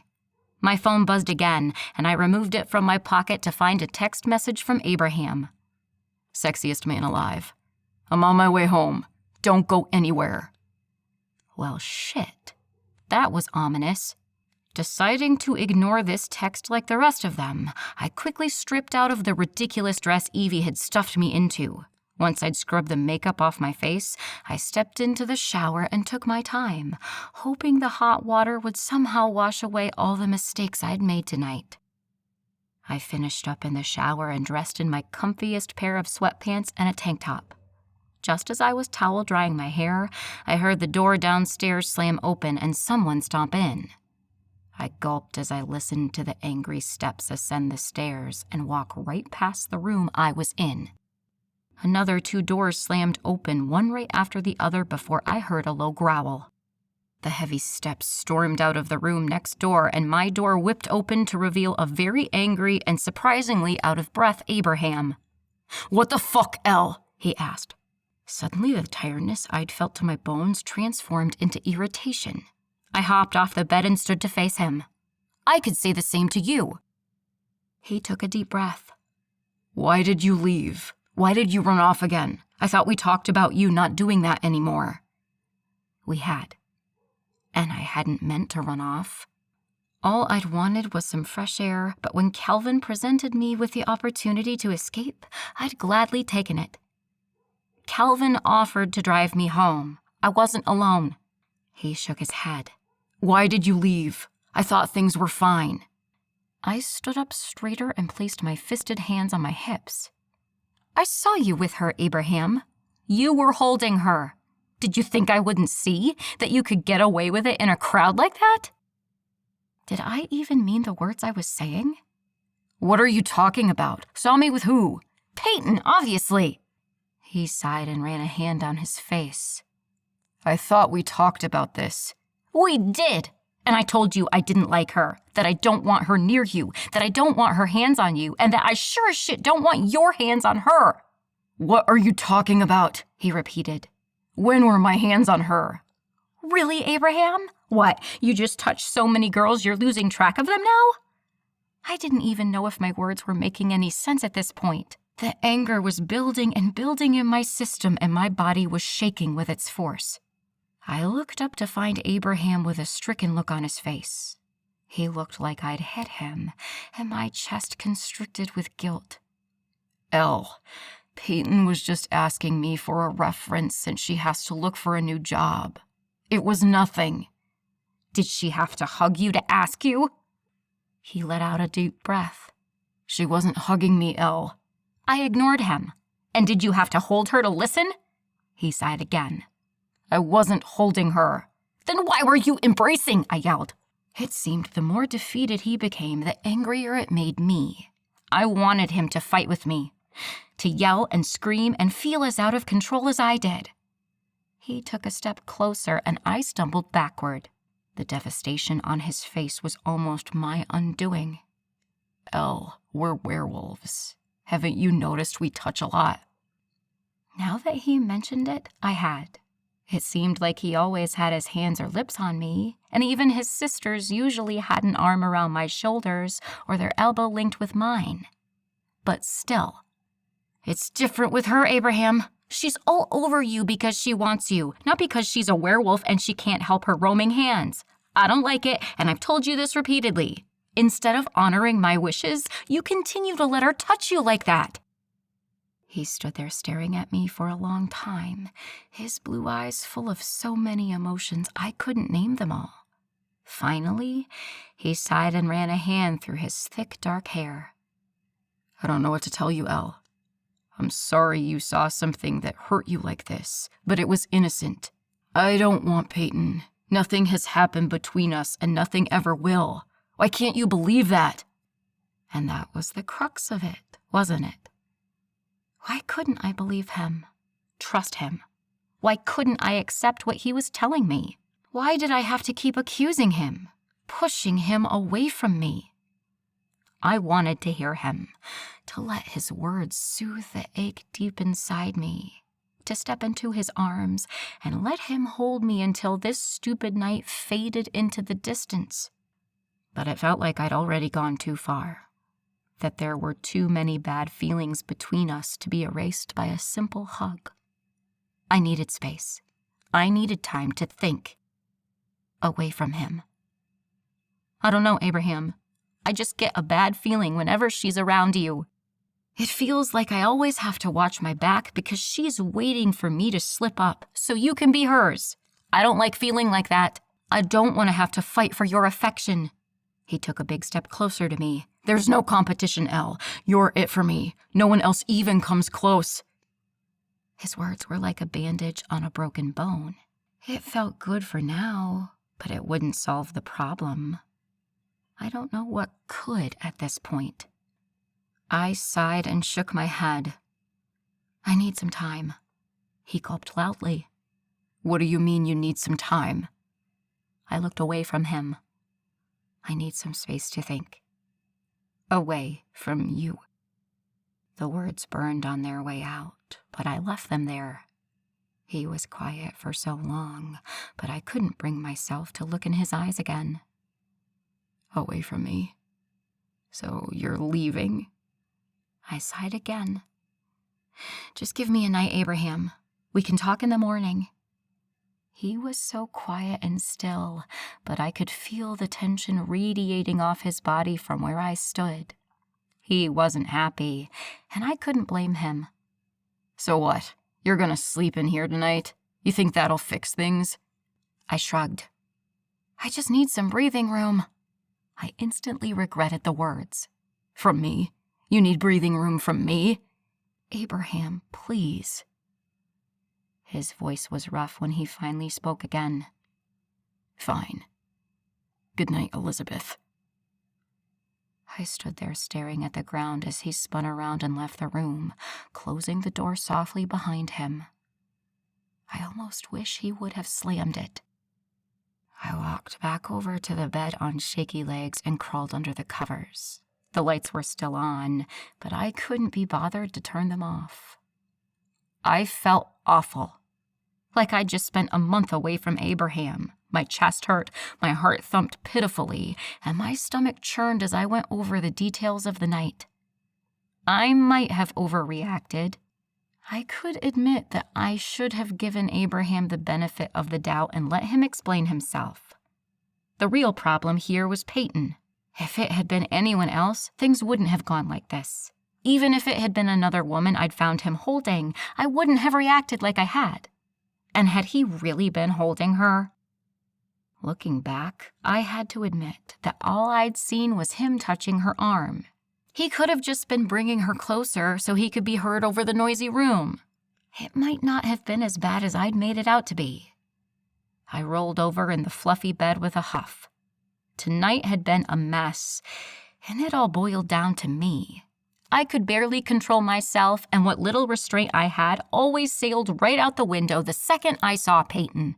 What was it about her that got to me so badly? Although my past boyfriends had been few and far between, I couldn't ever remember acting so jealous, so possessive and crazy. Was it because it was Peyton? Someone I knew was gunning for my spot next to Abraham. Someone who had known him for far longer than I have. Someone with a past with him I'd never be able to touch. Or was it Abraham that was making me crazy? I'd never felt this strongly about another person before in my life. It was like I couldn't breathe when he wasn't around, like he was my oxygen, like I needed him to survive. Maybe it was a mixture of the two. My deep dislike for someone who wanted to be in my position, and my deeper feelings for a man I couldn't live without. What was I doing? I had so little time with Abraham, and here I was, sulking in a separate bedroom. Why was I pushing him away?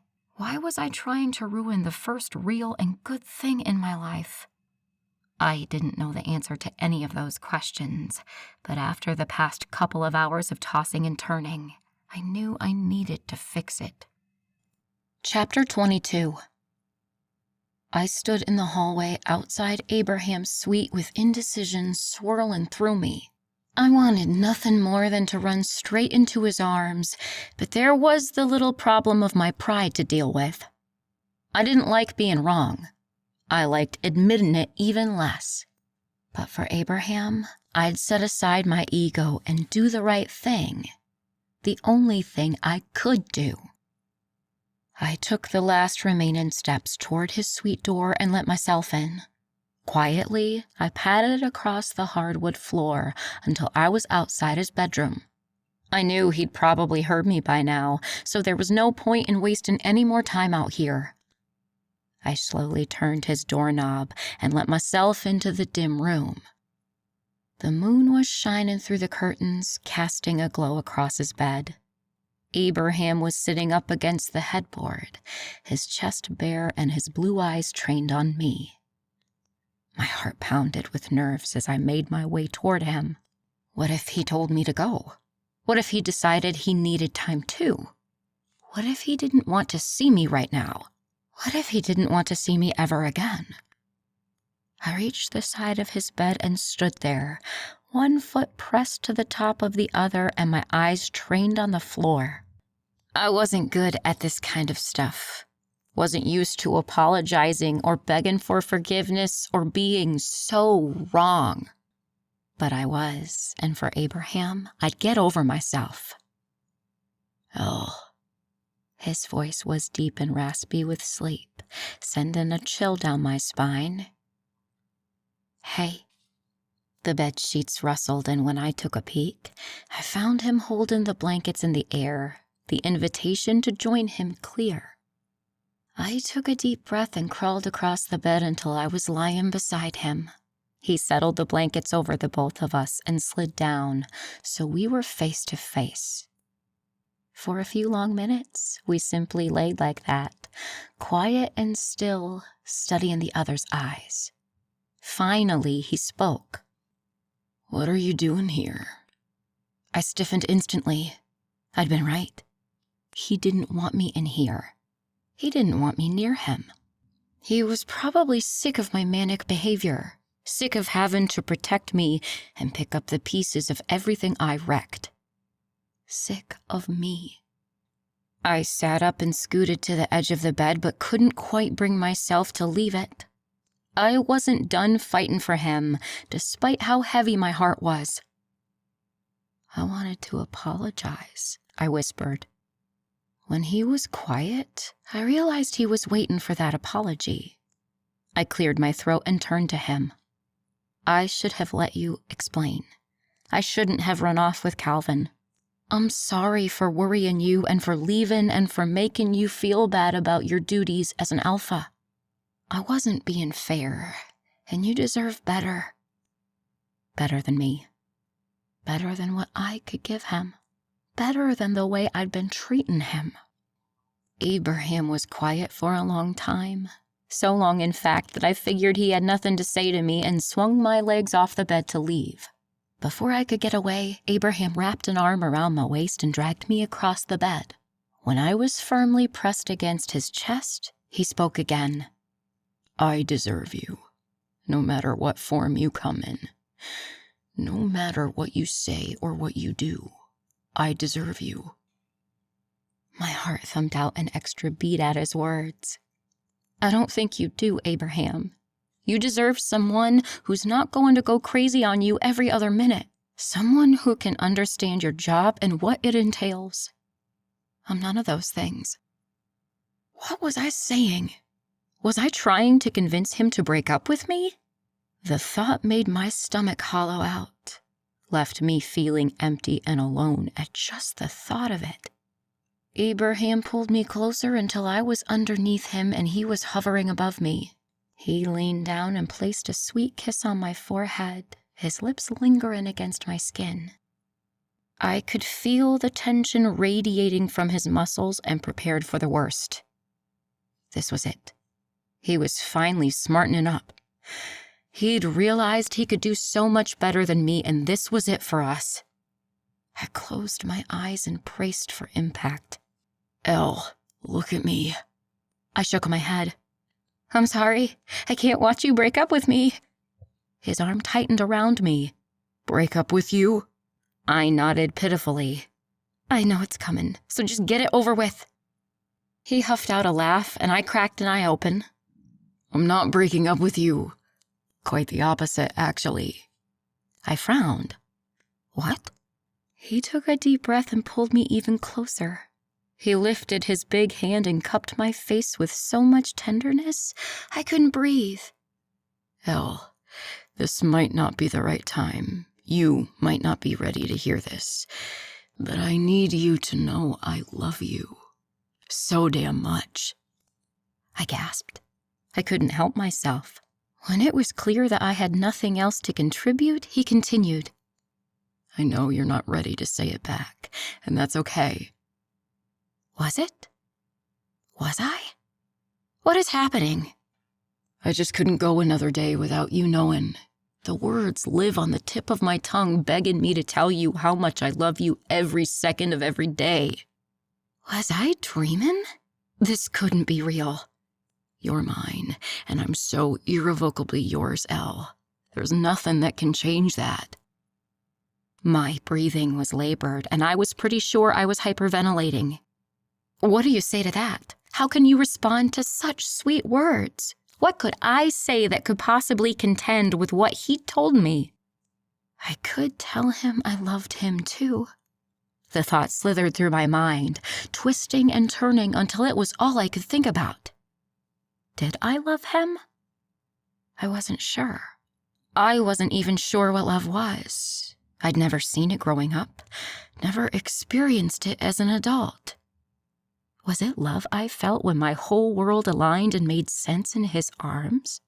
Was it love that drove me to act crazy every time I saw him with another woman? Was love the reason why I couldn't eat or sleep or breathe when I wasn't with him? I didn't know. He squeezed me again, bringing my attention back to him. I know this is scary for you. I know you're probably not ready, but I love you so much and I can't hide it anymore.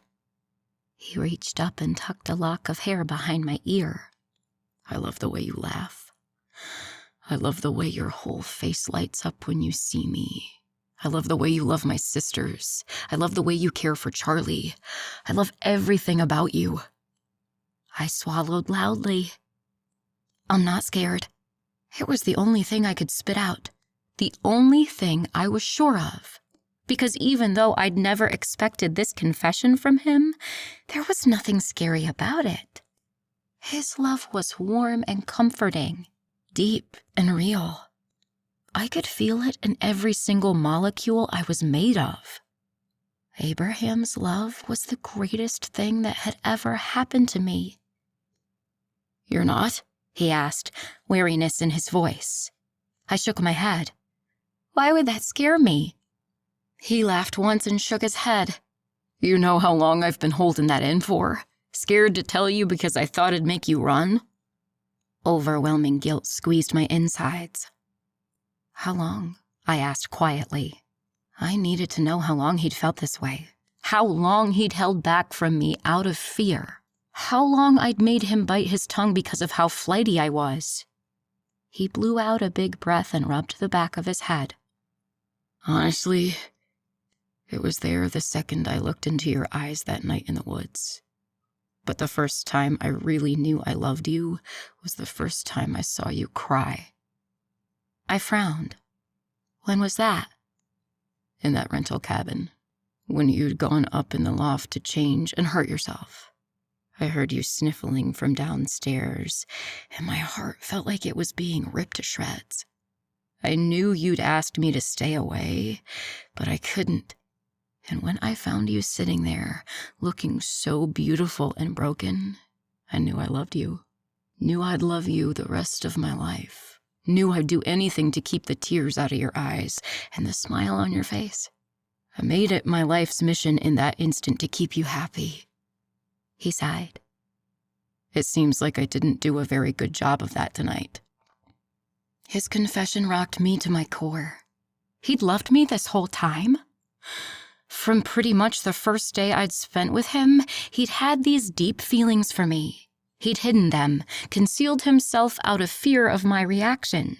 He'd let me get to know him, to like him as a friend before I ever liked him as a lover. He'd done all that for me. And now he was blaming himself for the debacle that was Dell's show, and I couldn't let that stand. Tonight wasn't your fault, Abraham. He shook his head. I know how you feel about Peyton, and I shouldn't have touched her. I didn't even realize I had. It's such a natural thing for us. I shook my head. I know that. You didn't do anything wrong. But I know now that Peyton's motives aren't innocent. I see what you've been trying to tell me, and it's my fault I've been blind to it for so long. I shrugged. I know you were just trying to do your job. He leaned down and kissed my forehead. My job isn't more important than you. My heart squeezed in my chest. It's supposed to be. That's what Kelvin had said, that his job and this pack would always come before me. Wasn't that the way it was supposed to be? He shook his head, his lips skimming against my skin. You're the most important thing in my life, Elle. Nothing else comes close. I promise I won't let her get near me like that again. I'll never make you question your place beside me again. I closed my eyes and breathed him in. Let his clean, spearmint scent soothe the frayed ends of my nerves and pull together the jagged pieces of my heart. I basked in the sweet warmth of his love for me. Abraham loved me. He'd loved me for so long, and I'd had no idea. Sure, I knew he cared for me. That was obvious in every touch, every look. But I hadn't known his feelings had run so deep so soon. I hadn't known he'd harbored and hid his love from me. And now that I did, I didn't know what to do with it. Abraham, I began, but trailed off. I wasn't sure how I was going to tell him this or how he'd react, but I knew he needed to hear something from me. I don't think I even know what love is, I admitted on a whisper. He squeezed me tighter. What do you mean? He asked softly. I shrugged underneath him. I've never seen it. I don't know what it looks like. I don't know how it feels. I don't know what I'm supposed to do with yours. I don't know anything. The hysteria I'd been trying to hide must have been bubbling to the surface because Abraham pulled me even closer and kissed my forehead. Shh, baby. It's okay. I pulled away so I could look at him again. It's not okay, Abraham. How is it okay that you've given me your heart and I can't do the same? He shrugged above me. I know you care for me. I know you want to be with me. That's enough for right now. But it wasn't enough. Not nearly. Abraham deserved the whole world, and I didn't know if I'd ever be able to give it to him. What if I can't ever love you like you love me? I asked softly, afraid if I said the words too loud that it would breathe life into them. He kissed my face, first one cheek and then the other before pulling away and cupping my jaw. You said you didn't know what love looked like, right? That you don't know how it feels or what to do with it? I nodded, my tongue the most useless organ I had at the moment. He pressed a sweet but brief kiss to my lips. Well, then it seems like I need to show you. I raised a brow. You're going to show me what love is? He nodded, his grin spreading across his handsome face. Every single minute of every single day. I'm gonna love you so hard you have no choice but to love me back. His words dripped through me like honey. They warmed me from the inside until it felt like I would burst at the seams. I didn't know what I'd ever done to deserve the love of a man like Abraham, but I'd spend the rest of my life earning it. Was that what love was? You're going to teach me about love? He simply nodded. And how do you know so much about it? A terrible thought came to me then. Have you been in love before? I asked, my voice so quiet I was surprised he heard it, werewolf hearing or not. He shook his head quickly. Never. You're it for me, Elle. I relaxed at his words, happy to be the sole recipient of his love and affection. I don't know how I'd have dealt with it if there'd been another before me. And I know so much about love because I've seen it firsthand. I grew up with it. It coated every wall in our home, spread so thick there was no escaping it. Your parents? I asked quietly. Strangely, his eyes were equal parts sad and happy. I told you they were fated mates, right? I nodded, and he went on. They showed me what true love looked like. Their love was in everything they did, Every look they shared, every time they touched each other, it was clear to anyone who saw them together. He stopped to chuckle once. We used to think it was so gross when we were younger. We'd find them kissing or touching any time we turned our backs. It was like they could never get enough of each other, like they weren't complete if they were too far apart.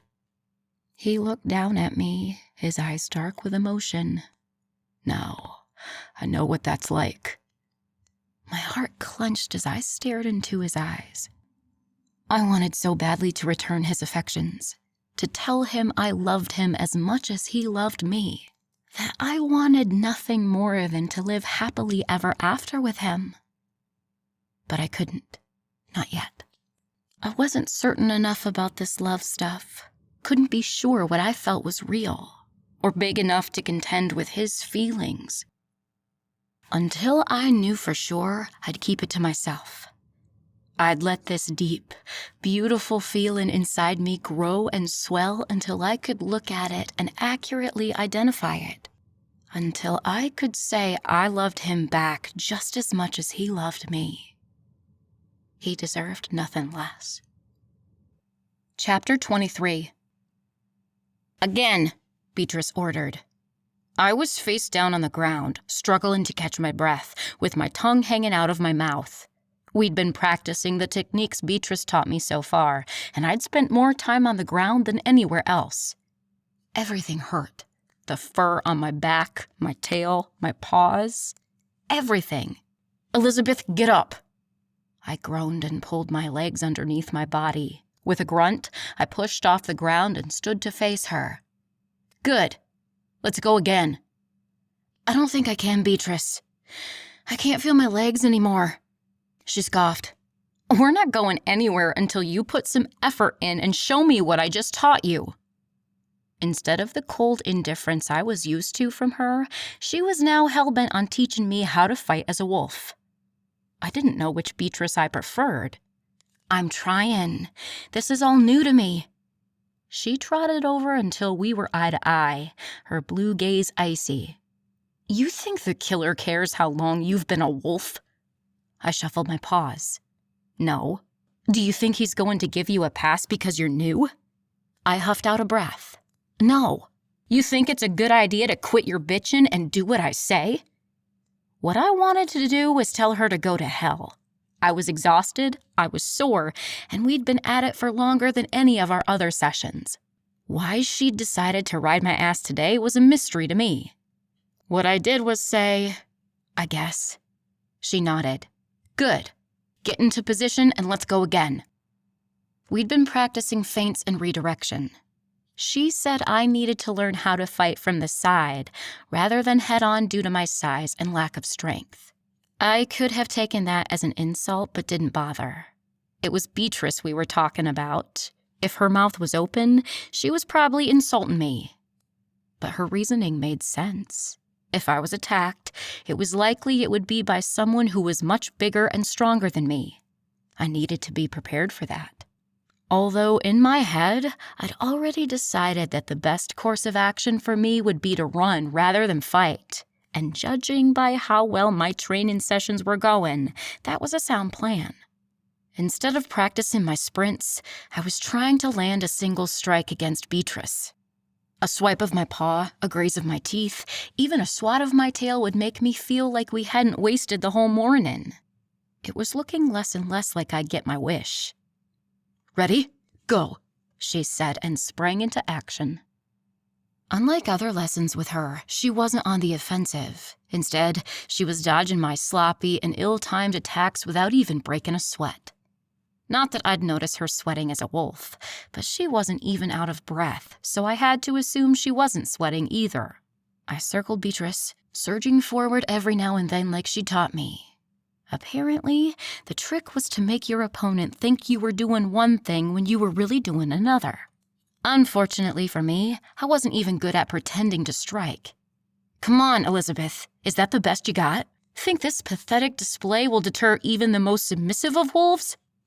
I growled and lunged forward again, snapping my teeth down on nothing as Beatrice danced out of range.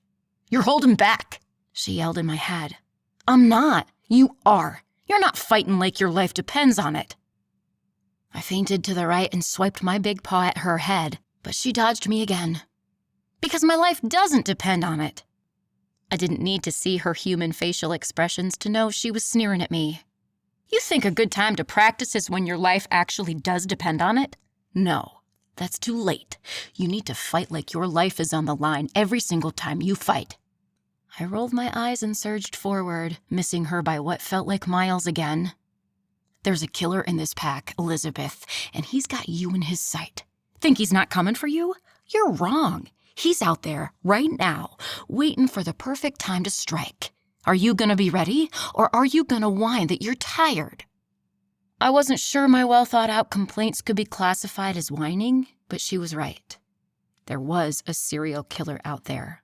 We hadn't heard from him in a while, but that meant nothing. He'd made it clear time and time again that he wasn't stopping, and he wasn't going away. And most recently, he'd shown that he has a type. Me. Beatrice was right. I was holding back. It felt like there was an invisible wall constructed between me and the wolf inside me. We stayed on opposite sides and didn't interact much. Sometimes my instincts were in control, and sometimes hers were, but we never worked together, and I had a feeling I wouldn't get this fighting thing until we did. Beatrice was circling me now as I lashed out over and over, trying to catch even the smallest part of her, but she moved out of the way faster than I would have thought possible. You're fighting like a human, not a wolf, she informed me after another unsuccessful strike. I growled. Until a week ago, I was a human. Beatrice spun around out of my reach before turning to face me again. Yesterday doesn't matter. The only thing that counts is today, right now. You're a werewolf, and you need to start acting like it. I'm trying, not hard enough. I growled again and leapt forward, expecting to land right on top of her, but slammed into the hard-packed earth instead. I lay there panting, my muscles twitching with overuse. Let's go again. I shook my head and rose to my feet just as the sliding back door to the lodge opened and Abraham stepped through. Hell, we need to get going soon. Hell yes. I turned to Beatrice with a dumb wolfy smile on my face. Looks like our session is over for today. She shook her head and stalked past me.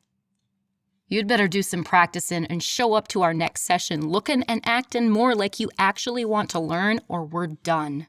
With those pleasant words, she trotted off and into the house, brushing past Abraham with a bump to his thigh with her shoulder. I followed after her but stopped in front of Abraham instead of walking past him. How'd your training session go? He asked. I huffed out an exaggerated breath, and he laughed. That good, huh? I nodded. You ready to go? I looked down at my furry body and shot him a disbelieving look, making him laugh again. I guess you still need to shift back, huh? I eyed him suspiciously as he stepped aside, leaving room for me to pass him. He jerked his head over his shoulder at the open sliding glass door. Well, go ahead. This was a test. I could tell by the smirk on his face.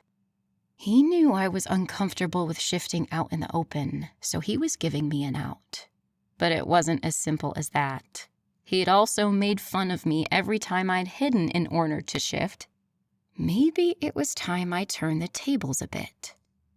I walked forward until I was standing right in front of him, my head reaching the belt buckle holding up his blue jeans. He looked down at me with confusion until he heard the first of my bones crack as they moved around and reformed into my human frame. A few moments later, I was standing before him, naked and completely on display for anyone who happened to walk by.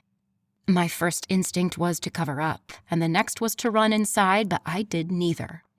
Abraham's jaw was hanging open as his hungry, disbelieving eyes raked across my body.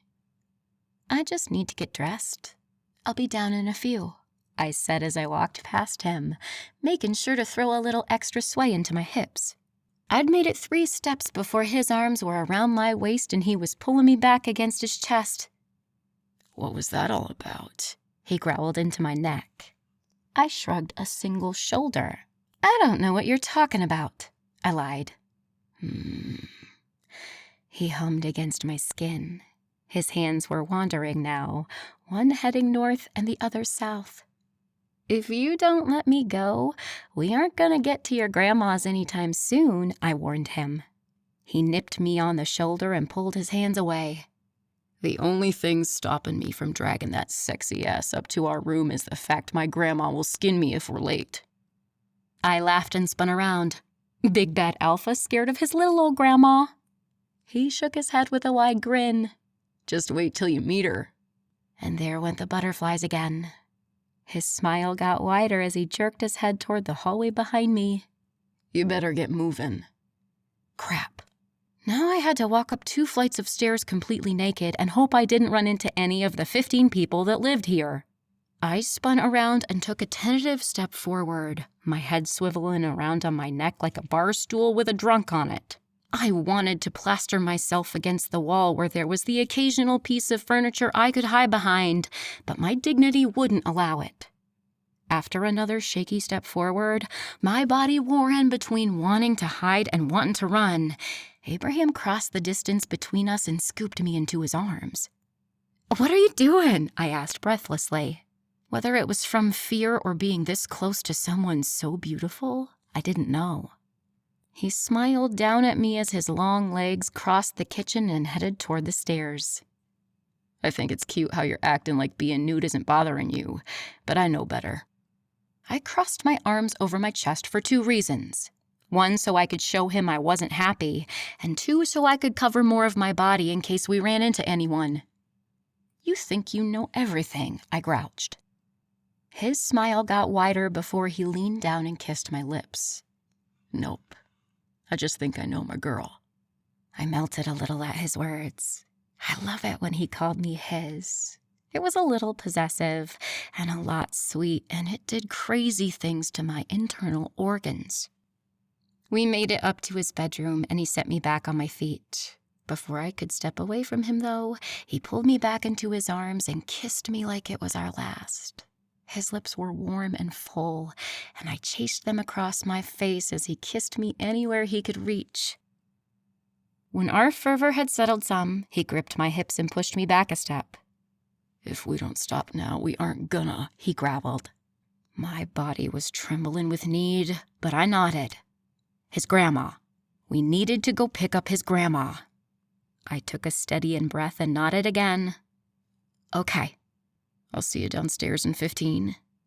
I nodded, and he turned to leave after one final perusal of all I had on display. Oh, men. 20 minutes later, we were climbing into Abraham's massive black truck. He unloaded 2 cold bottles of water into each cup holder before starting up the engine. With a gesture toward the water, he said, "One's for you." And for some reason, that gesture meant something to me. It was like he couldn't help but take care of me in any way he could.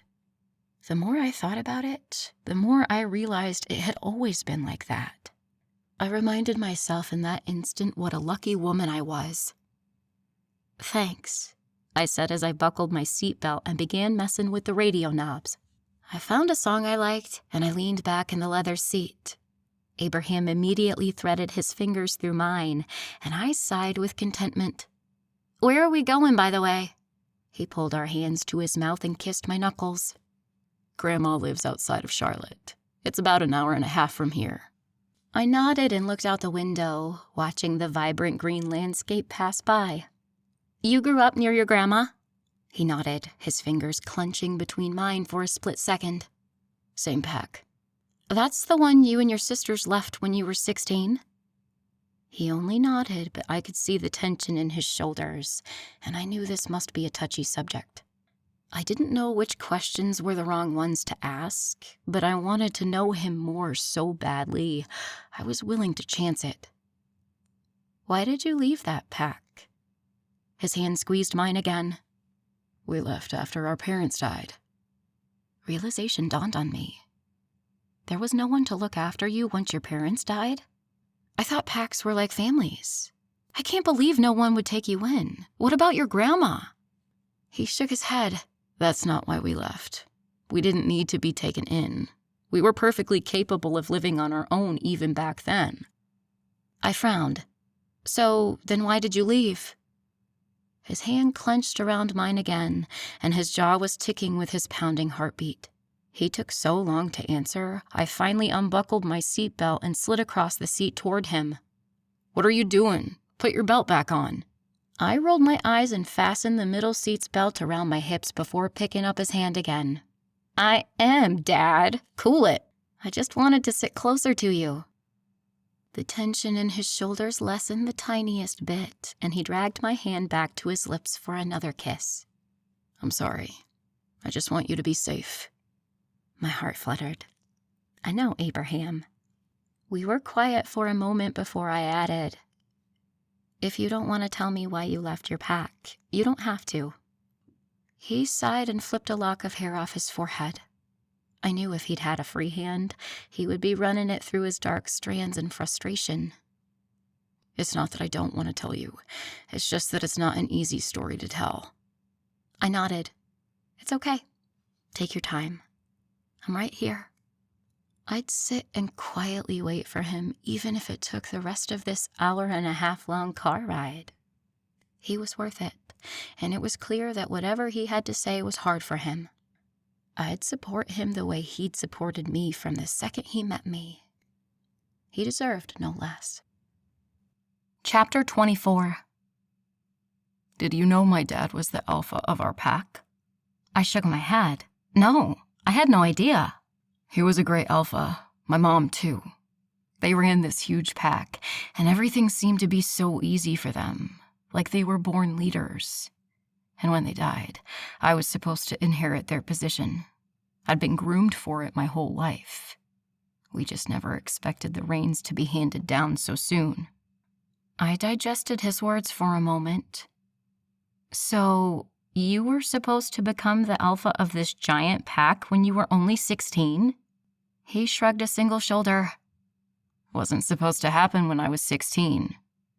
My parents should have lived long and happy lives and given up their positions when they were old and ready to retire, not in the prime of their lives. I'm so sorry, I told him softly, knowing that anything else would break the tension in this car into a million pieces. None of that is fair. He chuckled once humorlessly.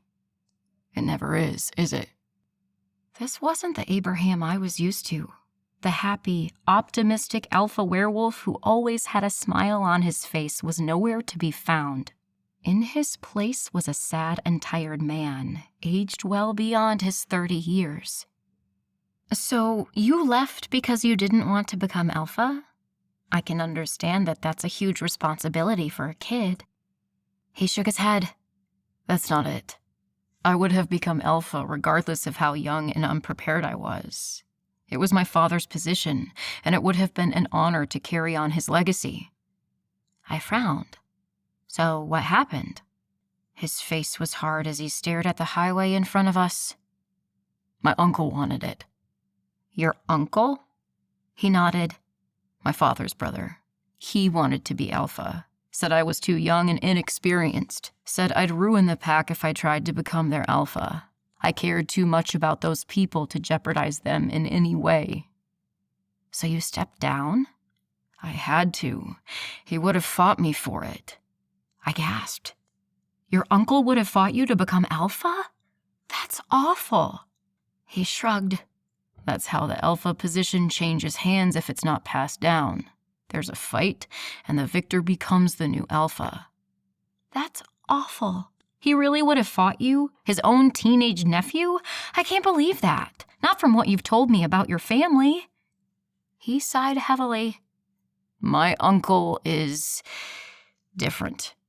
He's always had his sights set on my father's position. Always hated that my dad was older than him, and therefore had the role of alpha given to him when my grandfather retired. This was your family's legacy. From your grandfather to your father to you. And you gave all that up? What could I do? I couldn't fight my own uncle. But he would have fought you, I countered. He shrugged, but his shoulders barely rose with the motion.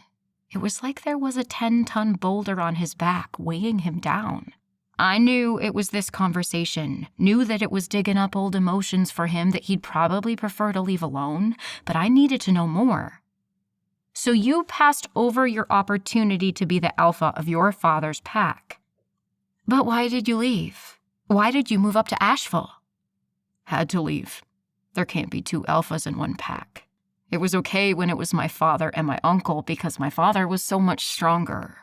Even at 16, I was just as strong as my uncle. I couldn't stay there. I remembered Evie telling me something like that. She'd said if there was more than one alpha in a pack, it would destabilize it, make it dangerous for the more vulnerable wolves. But you were only 16, I whispered, my heart breaking for that young man. He shrugged again. Didn't have a choice. I knew once I gave him the role of alpha that I'd have to leave. It wasn't a surprise to me. What about your sisters? Why did they leave? A small smile tugged at the corner of his lips. They were always going to follow me. If I was alpha of that pack, they'd have stayed and helped, but since I had to go, they went too. We've always been inseparable. That warmed my heart, to know he'd had support back then. Had his family to rally around him during a time when he must have felt really alone. Once Calvin and Clyde heard we'd found a good place to live, they left too. You can imagine how happy their father was about that. I gasped. Your uncle is their father? He nodded, his once smiling lips now pressed into a thin line. Conrad was always hard on them growing up. Nothing they did was ever good enough for him. They left the first chance they got. I sat there quietly holding Abraham's hand while I let this new information swirl through my head. Knowing all this gave me a greater appreciation for Abraham and his sisters and everything they'd been through. It was incredibly brave to strike out on your own like that. I wasn't even half as strong as you were at that age. In fact, I'd caused more trouble by 16 than any one kid should. Listening to Abraham talk about his past made my own sordid one flare up in the back of my mind. But like every other time it crossed my thoughts, I stuffed it back into the box I stored it in. I didn't want to talk about it, and I sure as hell didn't want Abraham to know. I snuck a look at him out of the corner of my eye. What would happen if I came clean to him? Told him all my awful history and laid bare everything I'd done that I so deeply regretted now? Would he listen? Would he understand? Would he still be holding my hand like this if he knew? Would he ever be able to look at me the same way? Well, you're twice as strong as me now, he said, breaking me out of the dark turn my thoughts had taken. I shook my head. No way, Abraham. You're the strongest person I've ever met. I can't believe how you've overcome everything that happened to you when you were younger. And now you're a great alpha of a big pack of your own, one you built from the ground up. I know I don't have any right because I had nothing to do with it, but I'm so incredibly proud of you. I watched his chest grow bigger and bigger with my words, almost like I was inflating him with confidence. Instead of slouching against the bench seat, he was sitting up straight again, shoulders pushed back and chin held high. He looked exactly like the self-made man I'd come to know and respect. He squeezed my hand and kissed the knuckles again. Thanks, baby. I think I needed to hear that today. Realization struck me then. Is this the first time you're going back to your old pack since you left? I asked softly, afraid if I spoke too loudly that the words might spook him. No, I've been back a few times. Not many, though, and I make it a point to send one of the girls instead most of the time. Then why are we going today? I'm sure one of your sisters would have picked up your grandma for you. He shot me a look out of the corner of his eye. I wanted to bring you there. Show you where I came from. He shrugged. Maybe it's dumb. I pulled his hand onto my lap and encased it with both of mine. Not dumb at all, Abraham. I'm so glad you shared all that with me. I'd love to see where you grew up. Is your house still there? He smiled softly. Yeah, it's still there. It's got new owners that might not take kindly to us traipsing through their house, but we can drive by it. I would love that, I told him honestly. His small smile grew into a huge one that made my heart pound harder in my chest. And knowing I'd put it there made it all the more beautiful. We drove in companionable silence for a while after that. But as the miles flew past us, Abraham's shoulders grew more rigid. By the time he signaled to turn off the highway, they almost reached his ears. "Will we see your uncle today?" I asked, thinking that must be the reason he was so tense. He shrugged. "Probably not. He's usually tucked away in his big house, letting his Beta and Gamma take care of the day-to-day operations." I nodded and fell silent as Abraham expertly navigated the roads to his old home like he still lived there. I wondered what this must be like for him, coming back to this place that should have still been his. We finally turned into a large gated development and Abraham sighed. "We're here." I looked around as Abraham punched in the code on the keypad and drove through the gates. "We're where?" "This is Charlotte Pack territory." My eyes widened as I took in the maze of streets and the dozens and dozens of houses. How big is this place? "I believe this pack has about 100 wolves now, give or take." Holy crap. Was the pack this big when your dad ran it? He shook his head. "It was twice the size." Wow. What changed? "My uncle," he said, and I heard the finality in his voice. Maybe now wasn't the best time to drudge up family drama. I'd just have to hold my questions for another time. Abraham slowed the car as we passed by a large, light gray, 2-story house with blue shutters and planters on every window. "This was our home." I studied the house closer, trying to imagine a young Abraham living here. Tried to see what it might have looked like 14 years ago.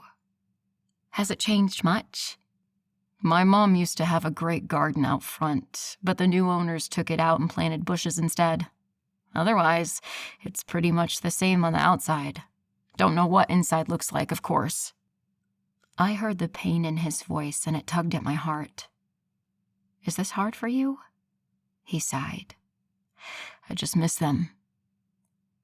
I snuggled into his side and rested my head against his shoulder. "I bet they're really proud of you."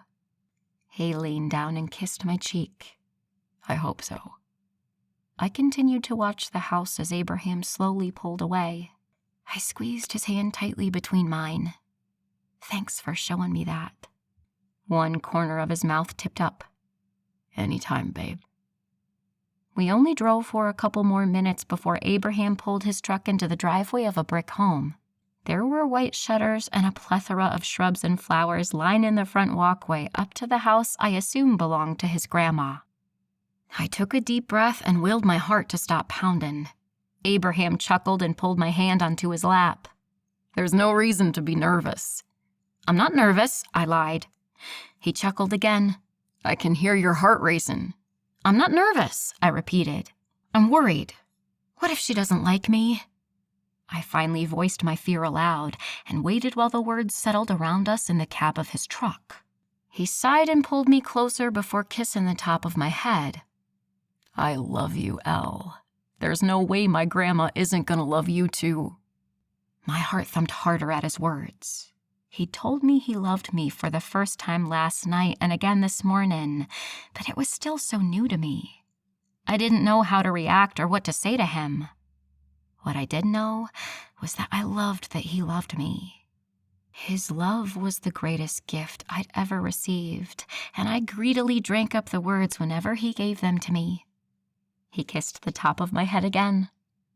"Let's go before she comes out here. She's not a patient woman," he said, the smile clear in his voice. And sure enough, just as I got my belt unbuckled, an elderly woman with short white hair came walking out the front door, carrying several large trays of food. "Damn it," Abraham grumbled before unbuckling his own seatbelt and bolting from the car. I watched him run up to his grandma and take the aluminum trays of food from her hands. The stern look on his face told me he was reprimanding her, but the way she fluffed off his words with a wave of her hand made me think she wasn't too concerned. I kind of liked her already. I took my time exiting the truck and rubbed my sweaty palms on my jeans before walking over to where Abraham stood still speaking to his grandmother. Nana, I told you, you don't have to cook for family dinners. I hire people to do that for us. She waved her pudgy hand again. And I know Miss Elsie's a great cook, but can she make chicken and dumplings like mine? She waited for a beat before continuing. No, she can't. And I don't want my grandbabies going without. Abraham rolled his eyes. We're hardly babies, Nana. She made a dismissive sound and spun around to face me. Her eyes widened as she gave me a quick once-over. I braced myself for the judgment I'd come to expect out of family, but found only joy in her light blue eyes. Is this her? She whispered to Abraham. He smiled wide and walked past his grandma so he could wrap his free arm around my shoulders. Yep. This is my girl, Elizabeth. My face heated at his possessive introduction. I loved the way he called me his, but I didn't know if it was a good idea to introduce me like that to his grandma. To be honest, I didn't know what to expect or how to act or what to do with my hands. This was all brand new territory for me, and I was floundering. Thankfully, his grandma had no such trouble. She opened her arms as wide as her smile. Come here, Elizabeth. Welcome to the family. I stood there frozen for a moment before Abraham nudged me and I put my feet to use. I crossed the space between me and his grandma until I was close enough for her to pull me to her. She wrapped her plump arms around me and squeezed. I did my best to relax into her hug, but it wasn't easy. She finally pulled away to look in my face. You're even more beautiful than he said you were. And my face was probably the color of a tomato by this point. Thank you, I said softly. She took a step back and raised a brow as she studied me. I thought I was supposed to meet you at the last family dinner, but you weren't there, and neither was my Callie. I was confused for a second before I remembered Abraham had mentioned a family dinner the day I'd overheard him and Beatrice talking about how I wouldn't make it through my first shift. My face heated to dangerous levels as I dropped my gaze to her driveway. I'm sorry, ma'am. She waved away my words. Nonsense. My grandson told me about the boneheaded thing he did to chase you away that day, and I can't say that I blame you. I'm just glad I'm meeting you now. A small smile tugged at my lips. I hadn't had much positive experience with family besides my own gran, and I was clearly a bit rusty. But given how open and welcoming Abraham's grandma had been so far, it seemed like it would be easy to get to know this woman, and I had a feeling that by the end of the day, I'd like her as much as I liked her grandchildren. Chapter 25. Abraham was loading the trays of food into the back of his cab when a huge, bright red pickup truck sped down the street, only to swerve to a stop right in front of Abraham's grandma's house. I turned to see if Abraham or his grandma knew who this was and found Abraham frozen in place. Looking back at the truck, I watched an older man with salt and pepper hair and a beer belly climb out of the truck and saunter over to us. Abraham, I heard you'd be out this way today. How are you, son? I whipped my head back toward Abraham and watched as he slowly slid the trays of food across the bench seat before closing the door and turning toward the newcomer. Uncle Conrad, it's been a long time. Thankfully, I was able to hold in my gasp, but just barely. This was Abraham's uncle, the one who'd taken the alpha position from him and practically kicked him out of his own home at 16. I looked at him through new eyes as everything I'd learned about him swirled through my head. Conrad turned to Abraham's grandma. Mother, how are you? A second gasp threatened to spill from my lips, but I held it in too. I had no idea that Abraham's uncle was his grandmother's son. That must mean that this was his father's mother. I suppose it makes sense that it was his father's side of the family that all lived in the same pack. I just hadn't put it together until now. I'm doing fine, Conrad. Don't see much of you, though, do I? Conrad smiled condescendingly at her. I have a pack to run, Mother. You know this. She shook her head. Well, your brother never had that trouble when he was alpha. Conrad's jaw tensed and his smile turned sour. Well, my twin and I were very different, as I'm sure you know. Twin? Abraham had never mentioned that his father and uncle were twins. That made Conrad's ambitiousness a little more understandable. If he was younger than Abraham's dad, it could only have been by minutes. I could see why he'd felt cheated out of the alpha position. It didn't make me like him anymore, but it made me understand him. And that was a handy weapon to have in my arsenal. Conrad's blue eyes swung in my direction. And who's this beautiful woman? Abraham was by my side in an instant, his thick arm wrapping around my waist and tugging me closer to him. This is my mate. Guess I wasn't getting a proper introduction. Conrad's smile shifted again, and this time it looked almost predatory. Interesting. I don't recall being invited to a mating ceremony. Abraham's arm tightened around my waist, and he was silent for so long, I didn't think he was going to answer him. Finally, when the silence had reached maximum discomfort levels, he spoke through gritted teeth. We're fated mates. We haven't had a ceremony yet. Conrad's shrewd eyes switched back to me, and I had to dig my nails into my palms to keep from squirming under his gaze. How lovely. And does this mate of yours have a name? Abraham opened his mouth to reply, but I beat him to it. I was standing right here. There was no reason for them to talk about me as if I wasn't. That voice inside my head was back, and it was yelling the same phrase over and over. Do not show weakness. I'd listened to it in the past, and it hadn't let me down, so I'd listen again today. I pulled away from Abraham's embrace and walked over to his uncle with my hand outstretched. My name's Elizabeth Montgomery. It's a pleasure to meet you, Mr. McCoy. Conrad's eyes widened in surprise for a second before he schooled his features back into the smarmy smile he'd been wearing. He reached out and grasped my hand in his, and I had to stop myself from pulling away because it felt so wrong. His hand was big and clammy, and he held mine for far longer than was necessary. It's a pleasure to meet you too, Miss Montgomery. Tell me, how was it you came to meet my nephew here? I pulled my hand away and barely resisted wiping it off on my jeans. It's kind of a long story. His smile widened. I've got time. Why don't we all go back to my mansion and talk for a while? I didn't miss the fact that he called his home a mansion and Abraham had called it a big house. I wondered which was more accurate, but knew what it told me about him.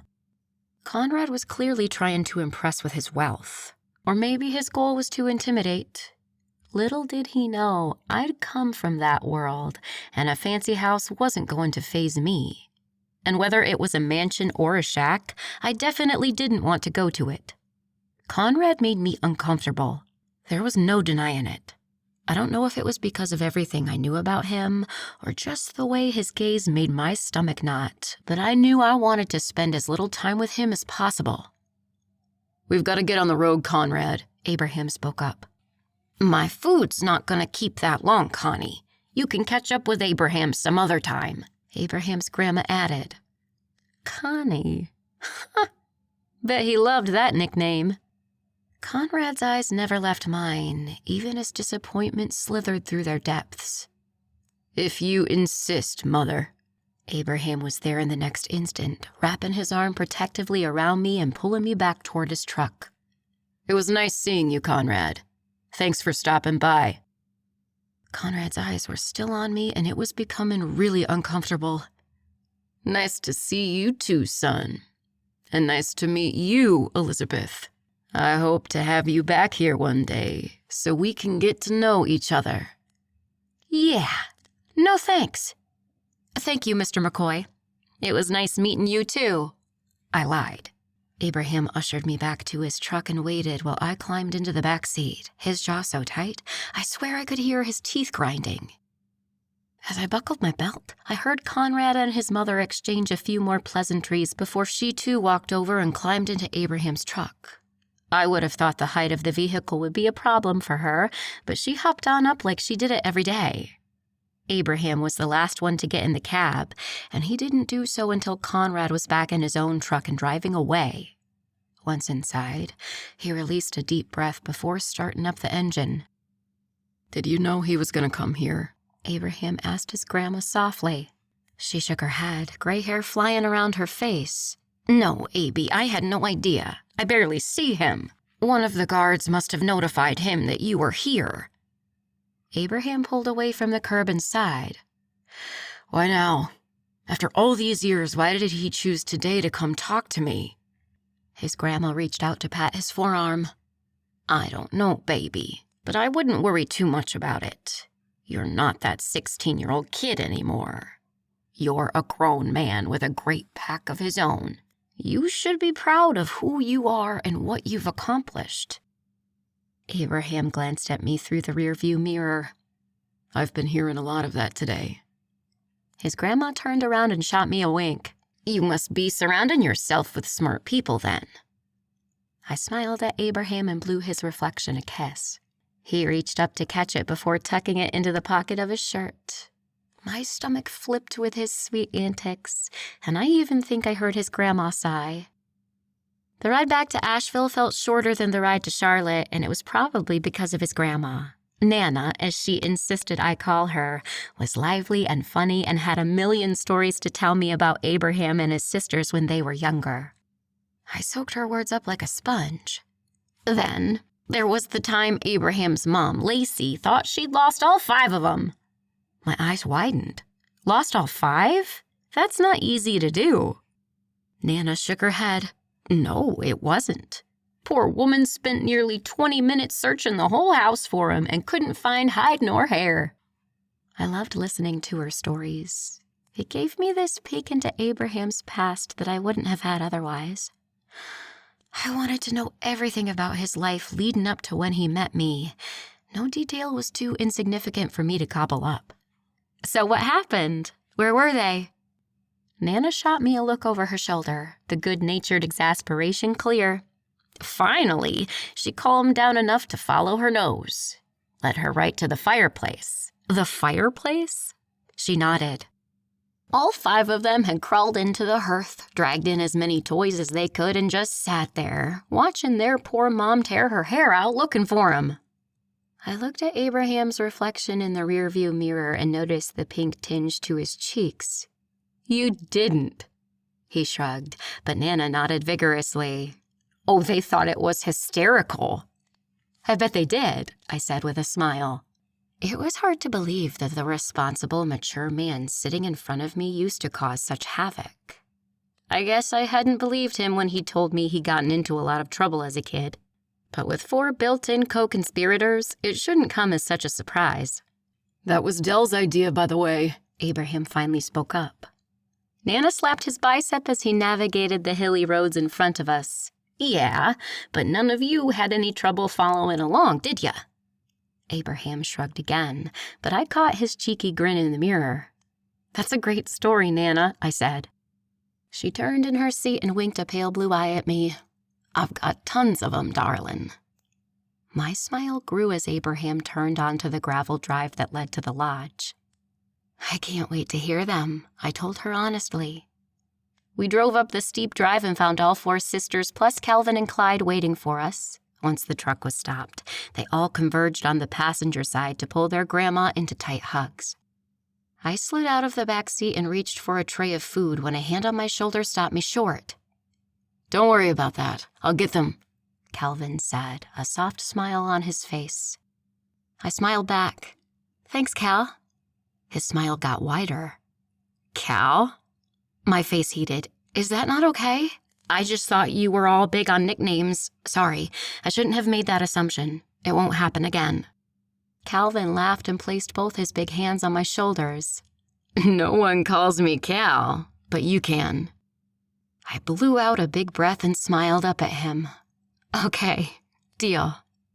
He stood there smiling at me for another few moments until Abraham walked up to us and broke the spell. His dark blue eyes jumped from me to Calvin before landing on his hands that were still on my shoulders. Calvin snatched them away and took a step back. "Hey, Abraham, I'm gonna take this food inside and get Miss Elsie to heat it up for us." Abraham nodded, but the contemplative look was still on his face. "That sounds good. Thanks, Calvin." He stepped around me to pull the big trays of food from the truck. I walked over to Abraham and slid my arms around his waist. I just had this feeling that he needed my touch in that instant, and I'd never deny him. He wrapped his arms around my shoulders and kissed the top of my head. "Doing all right?" He asked softly into my hair. I looked up at him with a frown. Of course. Why wouldn't I be? He shrugged, but the corners of his eyes crinkled with a smile. "I just know you're not close to your family and thought this might be a little overwhelming for you." I leaned up and kissed him on the lips, eliciting a small, surprised grunt from him. "I love your family. I'm having a great time. Your Nana's a pistol." His smile grew until it was almost blinding. "I know she is. And I knew you two would get along." The other siblings were ushering Nana into the house, and Abraham led us after them with an arm around my shoulders. I snuggled into his side, happy to be so close to him. We followed his family into a formal dining room I'd never spent any time in. Thankfully, the table was equipped with more than enough chairs to accommodate the party we had today. As everyone took their seats, I noticed there was an extra table setting.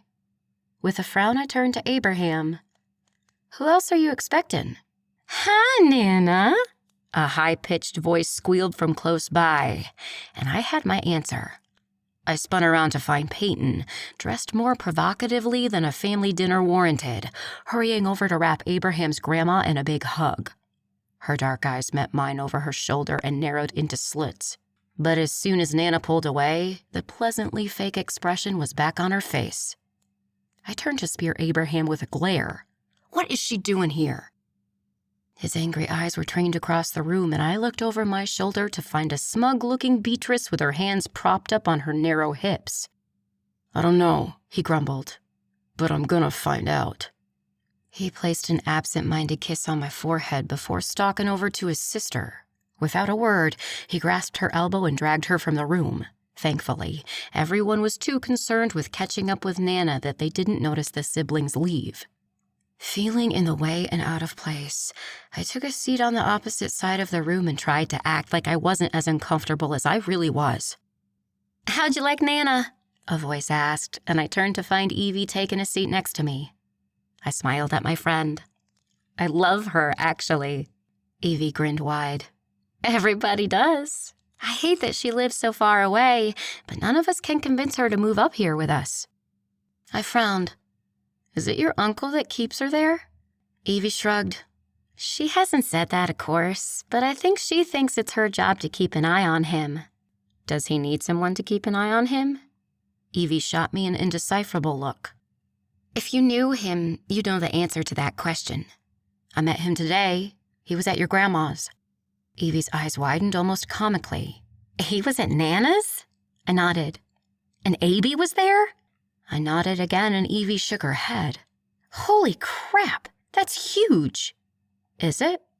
Before Evie could respond, Abraham returned with a surly-looking Beatrice, both of them carrying the aluminum trays of Nana's food. Evie leaned over and whispered in my ear, "We can talk more later." I held up my pinky, and she twined it with hers. "I'll hold you to that," Evie giggled. "I know you will." "Oh, Nana, you made your famous chicken and dumplings. I can't wait to have some."